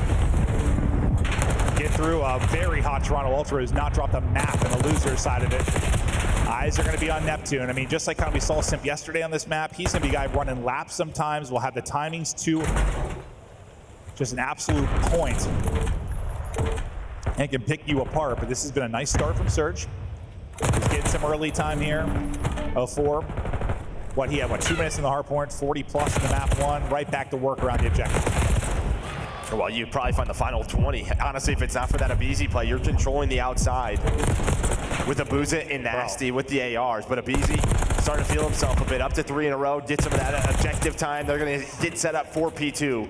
But 04 going on a pinch here. What is the timing like? Because he can honestly ruin this setup for FaZe. Yeah, I think his pinch might be the reason you end up spawning out if you're Cell. He's trying to pick it apart. They deal with the 1, but that's it. Yeah, it picks it apart. Now it is all Surge inside of the point. What a start this has been. Chance to pin FaZe in as Neptune is beaming and piecing, taking out the Tiny Terror. Beautiful stuff there from Neptune. 04, I thought the shots looked perfect, but he can't quite take that one. But you've only got 10 points if you're FaZe through a hard point and a half. Again, it's when these breaks happen from Surge. We saw it in the map 1. We see it here again at the P2. 20 seconds left though. FaZe just trying to take down Neptune. Both teams spawning on the low side of the map, trying to just get the scrap time and then foot race across towards P3. Neptune still here. Still here. There has been no opening for FaZe. They'll take this final bit of time. 2 spawning out so far though. So the foot race obviously gonna be won by Surge, but the 1 player kind of up front will be Simp. For Atlanta FaZe. So 4's POV for now to see what he's going to be able to do. Eyes are going to be on to Simp. Nade's going to be on to Simp. He's just trying to finesse up top. Nade missed? Nade missed. Cell will get it though, but numbers, I thought you try to recenter if you're a 4 and Celia makes you pay. So now with the close spawn in the back for Atlanta FaZe, you have a chance to flood in this. I mean, Southern continues to win gunfights. He is the reason they're going to put some pressure on this hill. He's going to get him out of this. The problem is, though, all of FaZe still spawning inside a garage. Draza trying to do what he can. 04's just out of bullets. Doesn't matter. Has the pistol. And while you are set up for P3 and P4. No, this is, I mean, you've been ahead every step of the way. I mean, maybe the only saving grace if you're FaZe, you're only now 30. You've had some scrap time. Yeah, it feels like it could be way worse because there's another brilliant moment from Surge. Sabuza gets up to 11-4. He's still dipping and diving. Pre-fires on point, but the nade and the gunning going to be a little bit too much. That would have been an insane stretch, though, from Abuza. 04 is going to carry a 3 spree, though, as we head out towards stage. This is one where FaZe can be so strong, but it's a very good early setup from Surge. Draza. Nice finesse there for Draws with 9 HP. He gets a little bit of help as well, but I thought he was dead to rights. Nasty. That is the hard part, right, with P4, just the cross. Everyone has the ARs out. It's like even if you get some space around the middle stairs, you don't know if you're going to get to the hill. And this was what's so tough here for Surge, or for FaZe, is like this Surge map pool, they are such a strong red card Hacienda hardpoint team. We could be going to the distance for the first time. Oh, it is feeling that way. Up big. Trying to catch somebody to BZ, not able to do it. The crossfire in from 04, and that is a perfect hold when you already had a sizable lead. It's just growing now, nearly up 100. BZ had 3 kills at P1. And now up to 4. Well, it's kind of like, I mean, draws in the map 1, right? Like, start out 5-1. I looked at you during a listen, and I'm like, how's he have 8 or whatever it was? So many hard points later. You have got to get a good hold. You've got to shift things massively if you're FaZe. You want to close out the map here because it is not looking good. No, it's another one where they're in a position. Nice well, I thought maybe there was going to be a break, but BZ bail them out of it. And they turn this into time. They could be one of the better teams on camera when they get their setup. But as you lose a BZ, the numbers start to thin. A team kill does come in, but Draws is able to get 2 as well, so puts him in position. But you're down in a massive hole. Yes, you're up in the series. Yes, you're guaranteed a map 5, but currently down about 80. Let's hear the comms now from FaZe.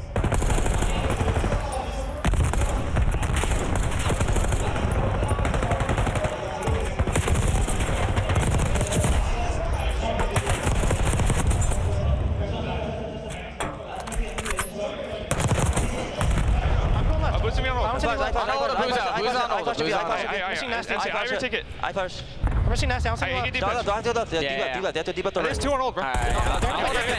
Two ticket. I'll hold our pinch. Pinch me deep. Pinch deep. He's going Eskies. One's Eskies. Yeah, one's Eskies. Top class weak. Top class and 1v flowers. I'm flowers. I don't see him. What's our top class though? What's our time? I'll see this guy 4. That's 2 dead. Nice. Head, shit on. Nice. They're dead. They're all flying deep. I'm getting a push. I'm getting a fucking kill. P3 net. One shot P3. 2 P3 going hedge. One's going hedge, one's going bust. We're making a comeback right here. I'm holding ticket. I take it. Yeah, stay down. I take it. One shot on time.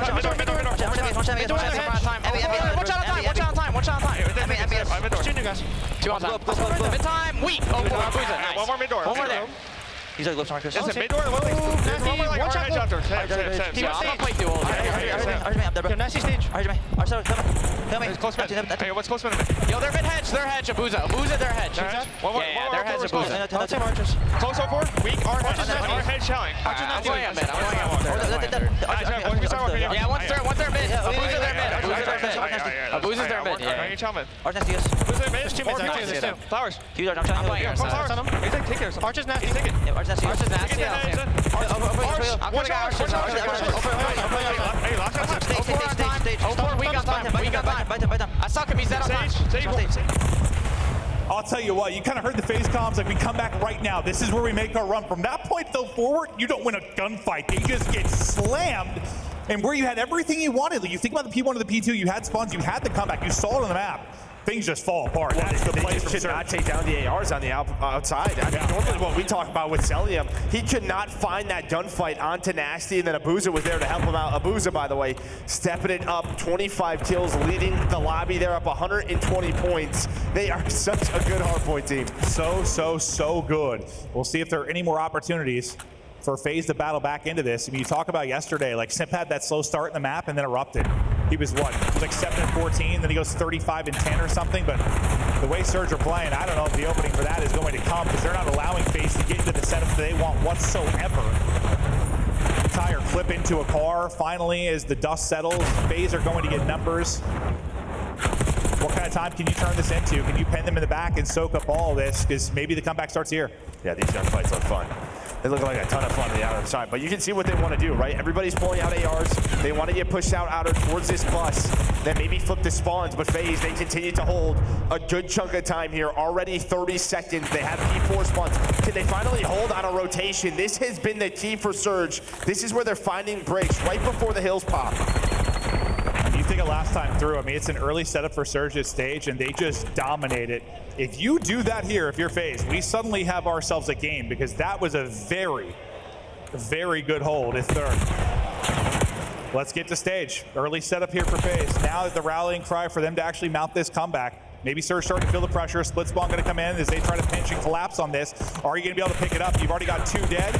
Simp's got to go huge. He's only able to get 1. Abizi going to be the last guy up. Spawner's coming in, but it seems like the break is here for Surge, and it could be a massive one. A team kill actually does come through, so you're not going to have that many bodies here if you're Surge. But the fact is, you get in the hard point, you clear them out. It's a scrappy gunfight down inside of the point. It's a pistol, able to win it with 5 HP left for Cell. He's so weak, though. He is ultimately traded out, but your Surge, you make sure, listen, this was not a perfect sequence from FaZe, is the big thing. Yeah, they chip away at that lead a bit, but it could have been a 20-point game. Yeah, probably a 40-point swing instead, but yeah, they put so much pressure on it. I mean, the split spawns come through, and it just creates chaos, but I mean, you have Simp and Abizi, but both with 14 really struggling. They were chipping away, but still, yeah, 70-point game. Can they find a ton of time here at P5? Not easy to do whatsoever. No, it is not, but timing there for Simp, read there for Simp, but it's Gunny from Nasty. That'll shut it down. The ARs, though, get it done around the point. Second by second, you come back into this. It's become far more competitive than it was, but still, you feel like the hard point's been so good from Surge that eventually they're going to find a big break and a big hold to close this game out. Sim's still here, though.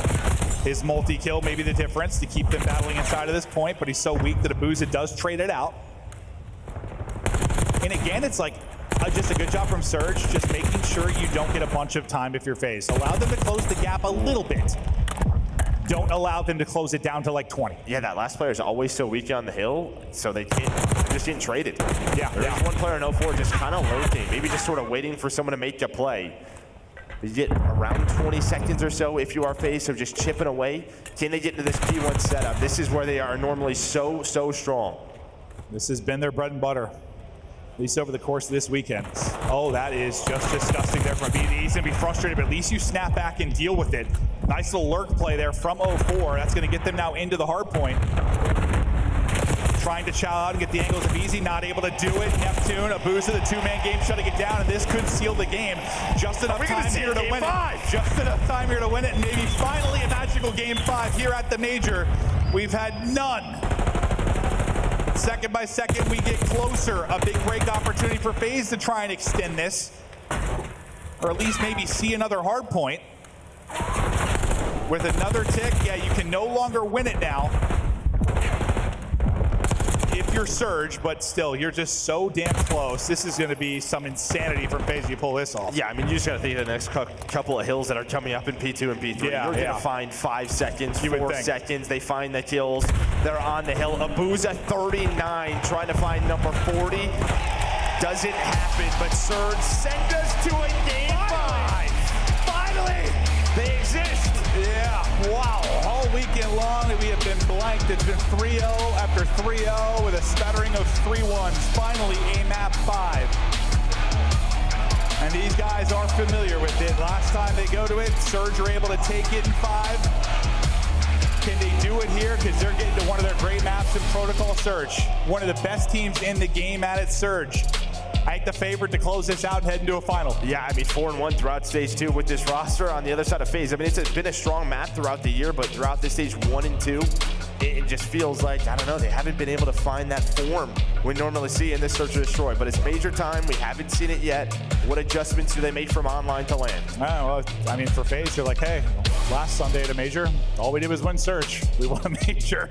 Maybe they're going to do it here, too, with a little bit of control wins in as well. But what a great job from Surge Just a lot of just sort of low hits that didn't really work on their attacks, where on the other side for Surge, very creative, love to work top middle. Watch out for 04, who loves to find those timings.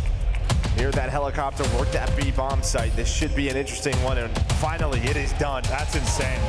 24 straight series out of map 5. It finally comes to an end as we get it in our winners bracket final. I hope we were due for a banger of a Sunday considering the rest of the tournament. Then after the first match, I'm like, okay, I don't know what to expect, but here we go. These two teams have gone toe-to-toe, looking to beat them 3 times in a row. And really the only team to beat them over the last couple of months is Surge. Can they do it on the Proto? The FaZe defense going to come out swinging as everybody challenging there at A, but now we'll back up and reposition. That was so much info though. Neptune spots 3, but it's almost like a bait, right? Because now FaZe instantly rotate. They wanted to show that presence there on purpose to hopefully force them to go to B, and they are here. To be fair, Surge have been very, very good. Watch for draws. When it comes to B. Abuza, he finds the opening, doesn't spot him. Neptune gets traded out instantly though. You do have a heli presence now, though. Now on the route, that's going to be number 1 in 04. This is what he loves. Does he find the timing? Does he find the route? He's going to spot Cell deep. Did Cell see him? Oh, he's so worried about top. He shouldered it. He spotted him, but it's not going to matter. Hits him down to 31, 04 with the patience and the play. Numbers over to Surge, 3 versus 2. Then you're going to get aggressive if you're FaZe, but now you have to wait for Nasty. I think Abizi gets some awful timing, but Simp is there. Now it's all down to Nasty versus Abizi. You have the AR, you have the advantage. 20 seconds to go. Nasty looking for the gunfight versus Abizi, but Abizi wins it. Oh, I thought he had it, but Abizi and Simp clutch up late in it. And I don't think I've seen a round like that in every Pro Golf casted. Like, that round was insane. And I think a couple of those shots from Nasty like went through whatever that stuff, that tarp. Yeah. Part of this helicopter, 100%. But Abizi, the timing a little bit awkward when he first gets there, but he is going to be the one that can clutch up and just, 100%. Nasty, that helicopter was eating some bullets. Abizi gets the shots over the top. Wins it, but that is a wild round 1. I mean, kind of the fake and setup from FaZe. Yeah, and then the adjustments on the Surge side, right? You set up 04, and I love it from Abizi and Simp. Well, maybe not this round. Booza gonna find the first blood. They went so quick where Nasty was kind of out of the play until it was a 1v1. He's just hoping he can get through, but not gonna get there. So this becomes so much harder to get done. Just hoping you can get a pick. Abuza not letting it happen. We'll wrap this out and try to work into A. You have a player down there. Zep's just gonna hit it. I thought he had that gunfight 1, but he leaves Neptune 1 bullet. Cell leaves a player 1 bullet. And there's just not an opening anywhere. You get pinched in and choked out. I mean, you've probably done 800 damage this round of your FaZe, but you haven't got a kill. Finally, Draws gets 1, but not going to matter. You've been picked apart and dropped. You don't have bomb here to deal with. You have under 30 seconds to go. Just don't allow anything crazy to happen, obviously. Nice nade there to kind of stop it, but Draws is like, I'm still going to shell. Yeah, you have no overchalls from the Surge side. Everybody just playing their life. Great movement on both sides. There was a chance there. Maybe if Simp wins that first one on the Neptune, things are a little bit differently, but it doesn't happen. I thought he got the perfect timing and slide onto that, but Neptune wins a big one. That and then what, Cell and the player up top in the window. He can't finish it. Great job playing your lives, winning some key gunfights. Surge now tie it up, and they're thinking, man, we should have won that round 1 as well. So we definitely saw a different look kind of from FaZe when you think about the offense and what they were, or sorry, the defense, what they were trying to do. Curious what they're going to do this time around. They showed such a presence down at A.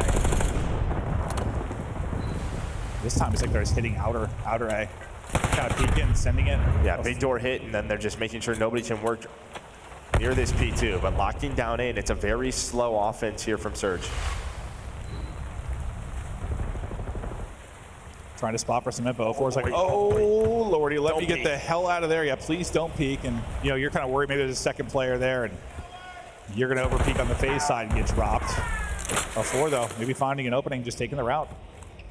Up through top, Cell's back down. Looks like he's ready to take that fight. Bomb is here as well. Straight out of B's. Cell's there, but that's the multi-kill that maybe turns the tide. That's when Cell's got to win, but it's a sub up in your face in 04, making plays. Nearly caught early on, but he continues to go. The slide out, I thought he had that, but 04 not able to win the fight. Nasty now trying to hunt it down. Draws, just hides, lurks. Nasty finally able to get the angle and take it. It's all going to be on Simp now. 1 versus 2 to clutch. There's a detonate as well on the jump down. He goes, he gets the kill, and he gets out. Bomb does get planted, though. Simp. Nasty. He thinks he's still 1v1. low. Yeah, he thinks he went low. Nasty's got an AR. He spotted him, I think. He spotted him. Tags in, Nasty's in trouble. He lost the 1v1 to Abizi, and now Simp puts him down. Another 1v1 clutch for FaZe, and it's got him up 2-1. Yeah, that's the risk of the B-bomb site, right? It is so difficult to cover the person on the bomb. They throw a detonate at sidewalk. He waits for it to blow up, just able to catch him. And that's just like, I mean, it's tough gunfights for Nasty, right? In the sense, you just have a sub kind of moving, grooving at you, trying to cut the distance.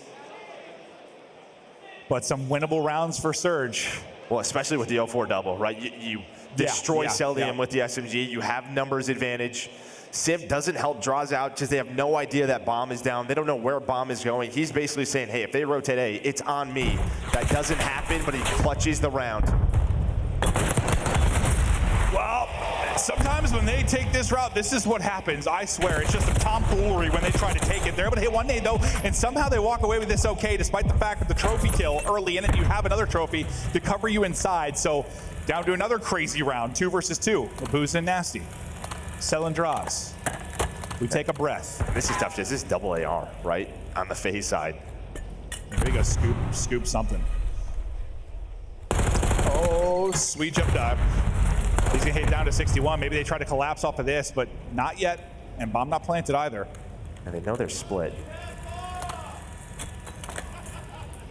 Kind of detonate out front so he can hold one lane. Obviously with the bomb getting planted, you can't hold too much more. Draws gets info, believe on the player from Spiral. That's gonna be Nasty working his way down. Draws is able to find a sub now, so this becomes a little more advantageous. They see Abuza. That was a question. Where was Abuza? They find him now. He thinks he tucks in the corner, but he's able to snap out and chow. The call on his weak is another 1 versus 1, and it's another FaZe win. All the clutch rounds just seemingly going their way. It feels like eventually they're not going to take one of these one-on-ones, but again, they're able to do it. It's been Abizi, it's been Simp, it's been Draws. Maybe Cell's going to get a chance at some point. Well, and it was all 4 ARs, and that was what I was worried about. Who was left on the Surge side? Did someone have a sub? The answer was no. And then Draw's able to find one, so he takes the aggression to them, wins the first one, catches that player. Spiral, the trade is there from Abuza, but you're just going to lose that gunfight to the Jackal every time. I mean, really good two-man game, kind of from both sides. Just a little bit more in the tank to come out on top of your FaZe. And Draws, maybe not the best series, but he's having a good one here. 4 straight from Draws. Does he end up with the ace? Well, it was crazy because the trophy kill. No, he did because the nade kill was his, so the ace for Draws. Honestly, I kind of forgot because the circus that was the beginning of that round. Abizi hunting and getting caught top mid, but Cell able to get the kill, but this quick plant is going to lead to pressure for FaZe. They got to try and retake this. Get the car in, spot for info, getting damage in. You want to push off of that, but the nades slow down Simps. They can't fly behind the car. Now only 20 seconds to go. You got to go swinging. From top middle, it's Neptune. He takes the route. He's able to get both, and you shut down the retake. Good answer there from Surge. No, I think you're right. I think if that car hits, they go. But there was a nade, a Semtex to stop Simp. Allows Neptune then to get into this position. Oh, 100%. That nade doesn't hit Simp and they just go. You might catch both. Maybe, and that's probably on Neptune to clutch type scenario, but the fact that Simp kind of has to hold there after the nade. Because the car, I mean, it gets damaged into 1, maybe 2. And I think that's the play call, like hit the car and go. Just good utility out of Surge to make sure that doesn't happen.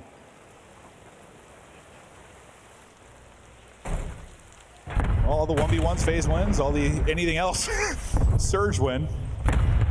You got to think we can't have that many more 1v1s, so maybe edge the Surge. Yeah, remember, we've had 4 searches between these two teams.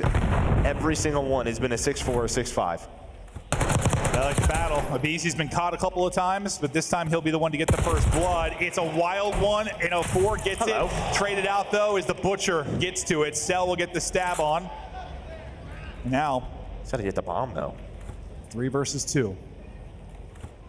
Abizi gonna make it a 3 versus 1. I mean, Abizi's literally had 3 first deaths and 2 first bloods. I mean, okay, that's kind of Abizi on Proto, I guess, but it's Abizi. Period. Okay, good point. Good point. Good point. Nasty trying to go, maybe catch a timing. It's not going to happen. Finally, you get a round victory if you're FaZe, and it's not through a crazy 1 versus 1.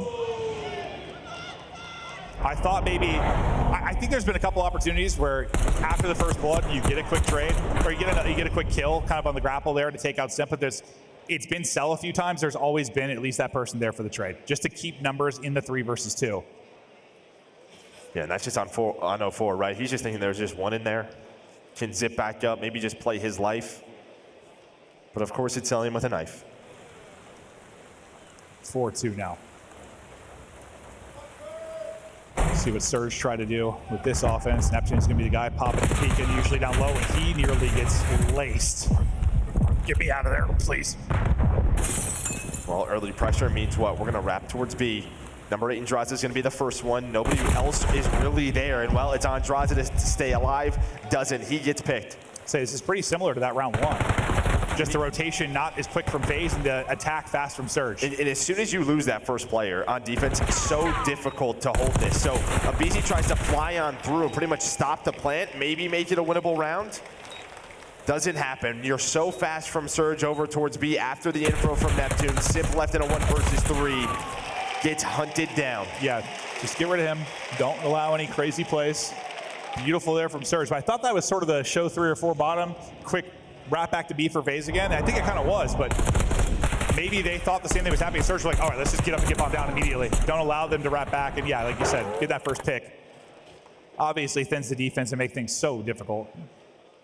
Once you're not worried about backstats, you have a player heli, like, it's a good luck. And finally, it's just not a 1v1 with Nasty against a sub from that position.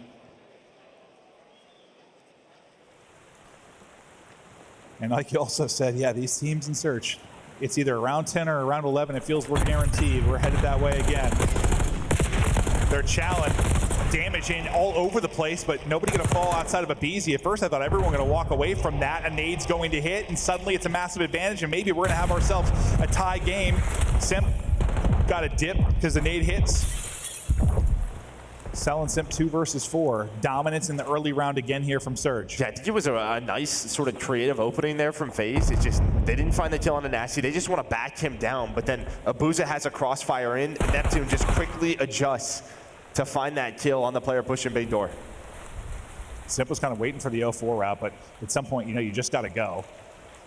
They're aware of where he is, and they deal with him perfectly. Only way that falls apart is maybe Simp walks away with 2, but you saw all 3 players kind of focus on him taking the backside. They leave it open, they trap him in, and Cell last up. Here we go, 4-4 now. Another great round from Surge. And now it's just this question, how do we defend this B side? Are you going to give up A, just play a 4-on-4 retake? They did that earlier. They had the car, still didn't work out. FaZe have to make adjustments on defense. And now you're definitely thinking, we're Surge God. I mean, it's the 1v1. We won this map already. At least one of it. If we won one, we'd be a 5-3. Yeah, 5-3 is looking a lot better, but they kind of started to make a run. Remember in the map 2, strung together some rounds, but that's when FaZe bounced back. Can you kind of do what you did in the hard point? Like, don't give them those moments. Don't give them those rounds where they get going again. Just shut them down. It's been lights out for 2 in a row. Looking to do it again here, but yeah, different defense from FaZe. Not really showing anything. At A, outside, it looks like Cell. He's tucked away, and Abuza picks it up. Simp is caught and dropped. What a play there from Abuza. Well, I was going to say, I imagine they're going to check this because Nasty plays that like every single round. That is a common spot for Surge, but 0-4, he ends up throwing those numbers away. So 3 versus 3 bomb, though. Where is it going to end up going? What is the timing like for Draws again on this position? He is able to snap. Is there a trade from Abizi? I don't think so. Not going to happen. Neptune keeps on moving. Numbers to Cell's Surge top again. window. He cannot go out towards the front door. They do not know where Cell is. And well, they're going to catch him. They're going to catch him on the rotate. Again, more these round. adjustments, man. What, you were down 4-2, 3 rounds in a row from Surge. What a pickup from Abuza in the early round. And then I thought, yeah, maybe 0-4 squanders one, but the rest of the lads step up. Neptune on the main stage, up to double digits in a map 5. This sub duo has been so fun to watch. Round 10, advantage Surge. After 3 straight rounds, they can seal it here. Winner in a grand final. Loser to battle Toronto for a chance at the final. 5 straight for Abuza, 4 straight for Neptune. Like, this has been, like, they've been dominating the last 3 rounds. It has not been close. The adjustments have been better from Surge.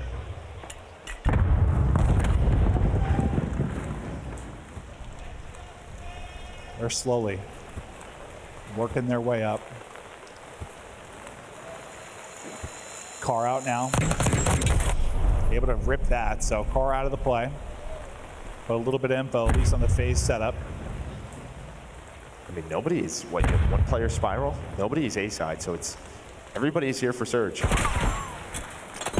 Gonna hit the nades and Chow. That's gonna be the play to call to go. Draws it, gets the pick in the back, and that might be the opening. They're gonna go ahead and get bomb planted quickly. Can you get the player up off bomb to fight this? You still have Cell, top house, deep. You feel you have to absolutely rip the player in heli to further your chances to get this. But the first advantage you've really had for FaZe in 4 rounds. Trophy there for coverage too, otherwise it might have been a nice one. Sip able to get 1, Sip able to get 2. He steps up, streak's coming to an end, and we're going all the way. From no game 5 to a game 5, round 11. Here we go.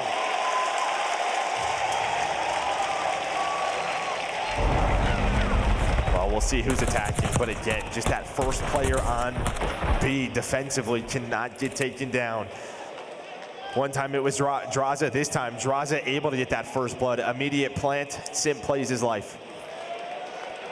Woo! Here we go, finally! We deserved it, round 11. Offense for FaZe. This is gonna just be a good old-fashioned A hit? No, imagine. Let's send it in battle. BC a couple times, got caught on the crossover top middle. Cell trying to get in fire to get him out.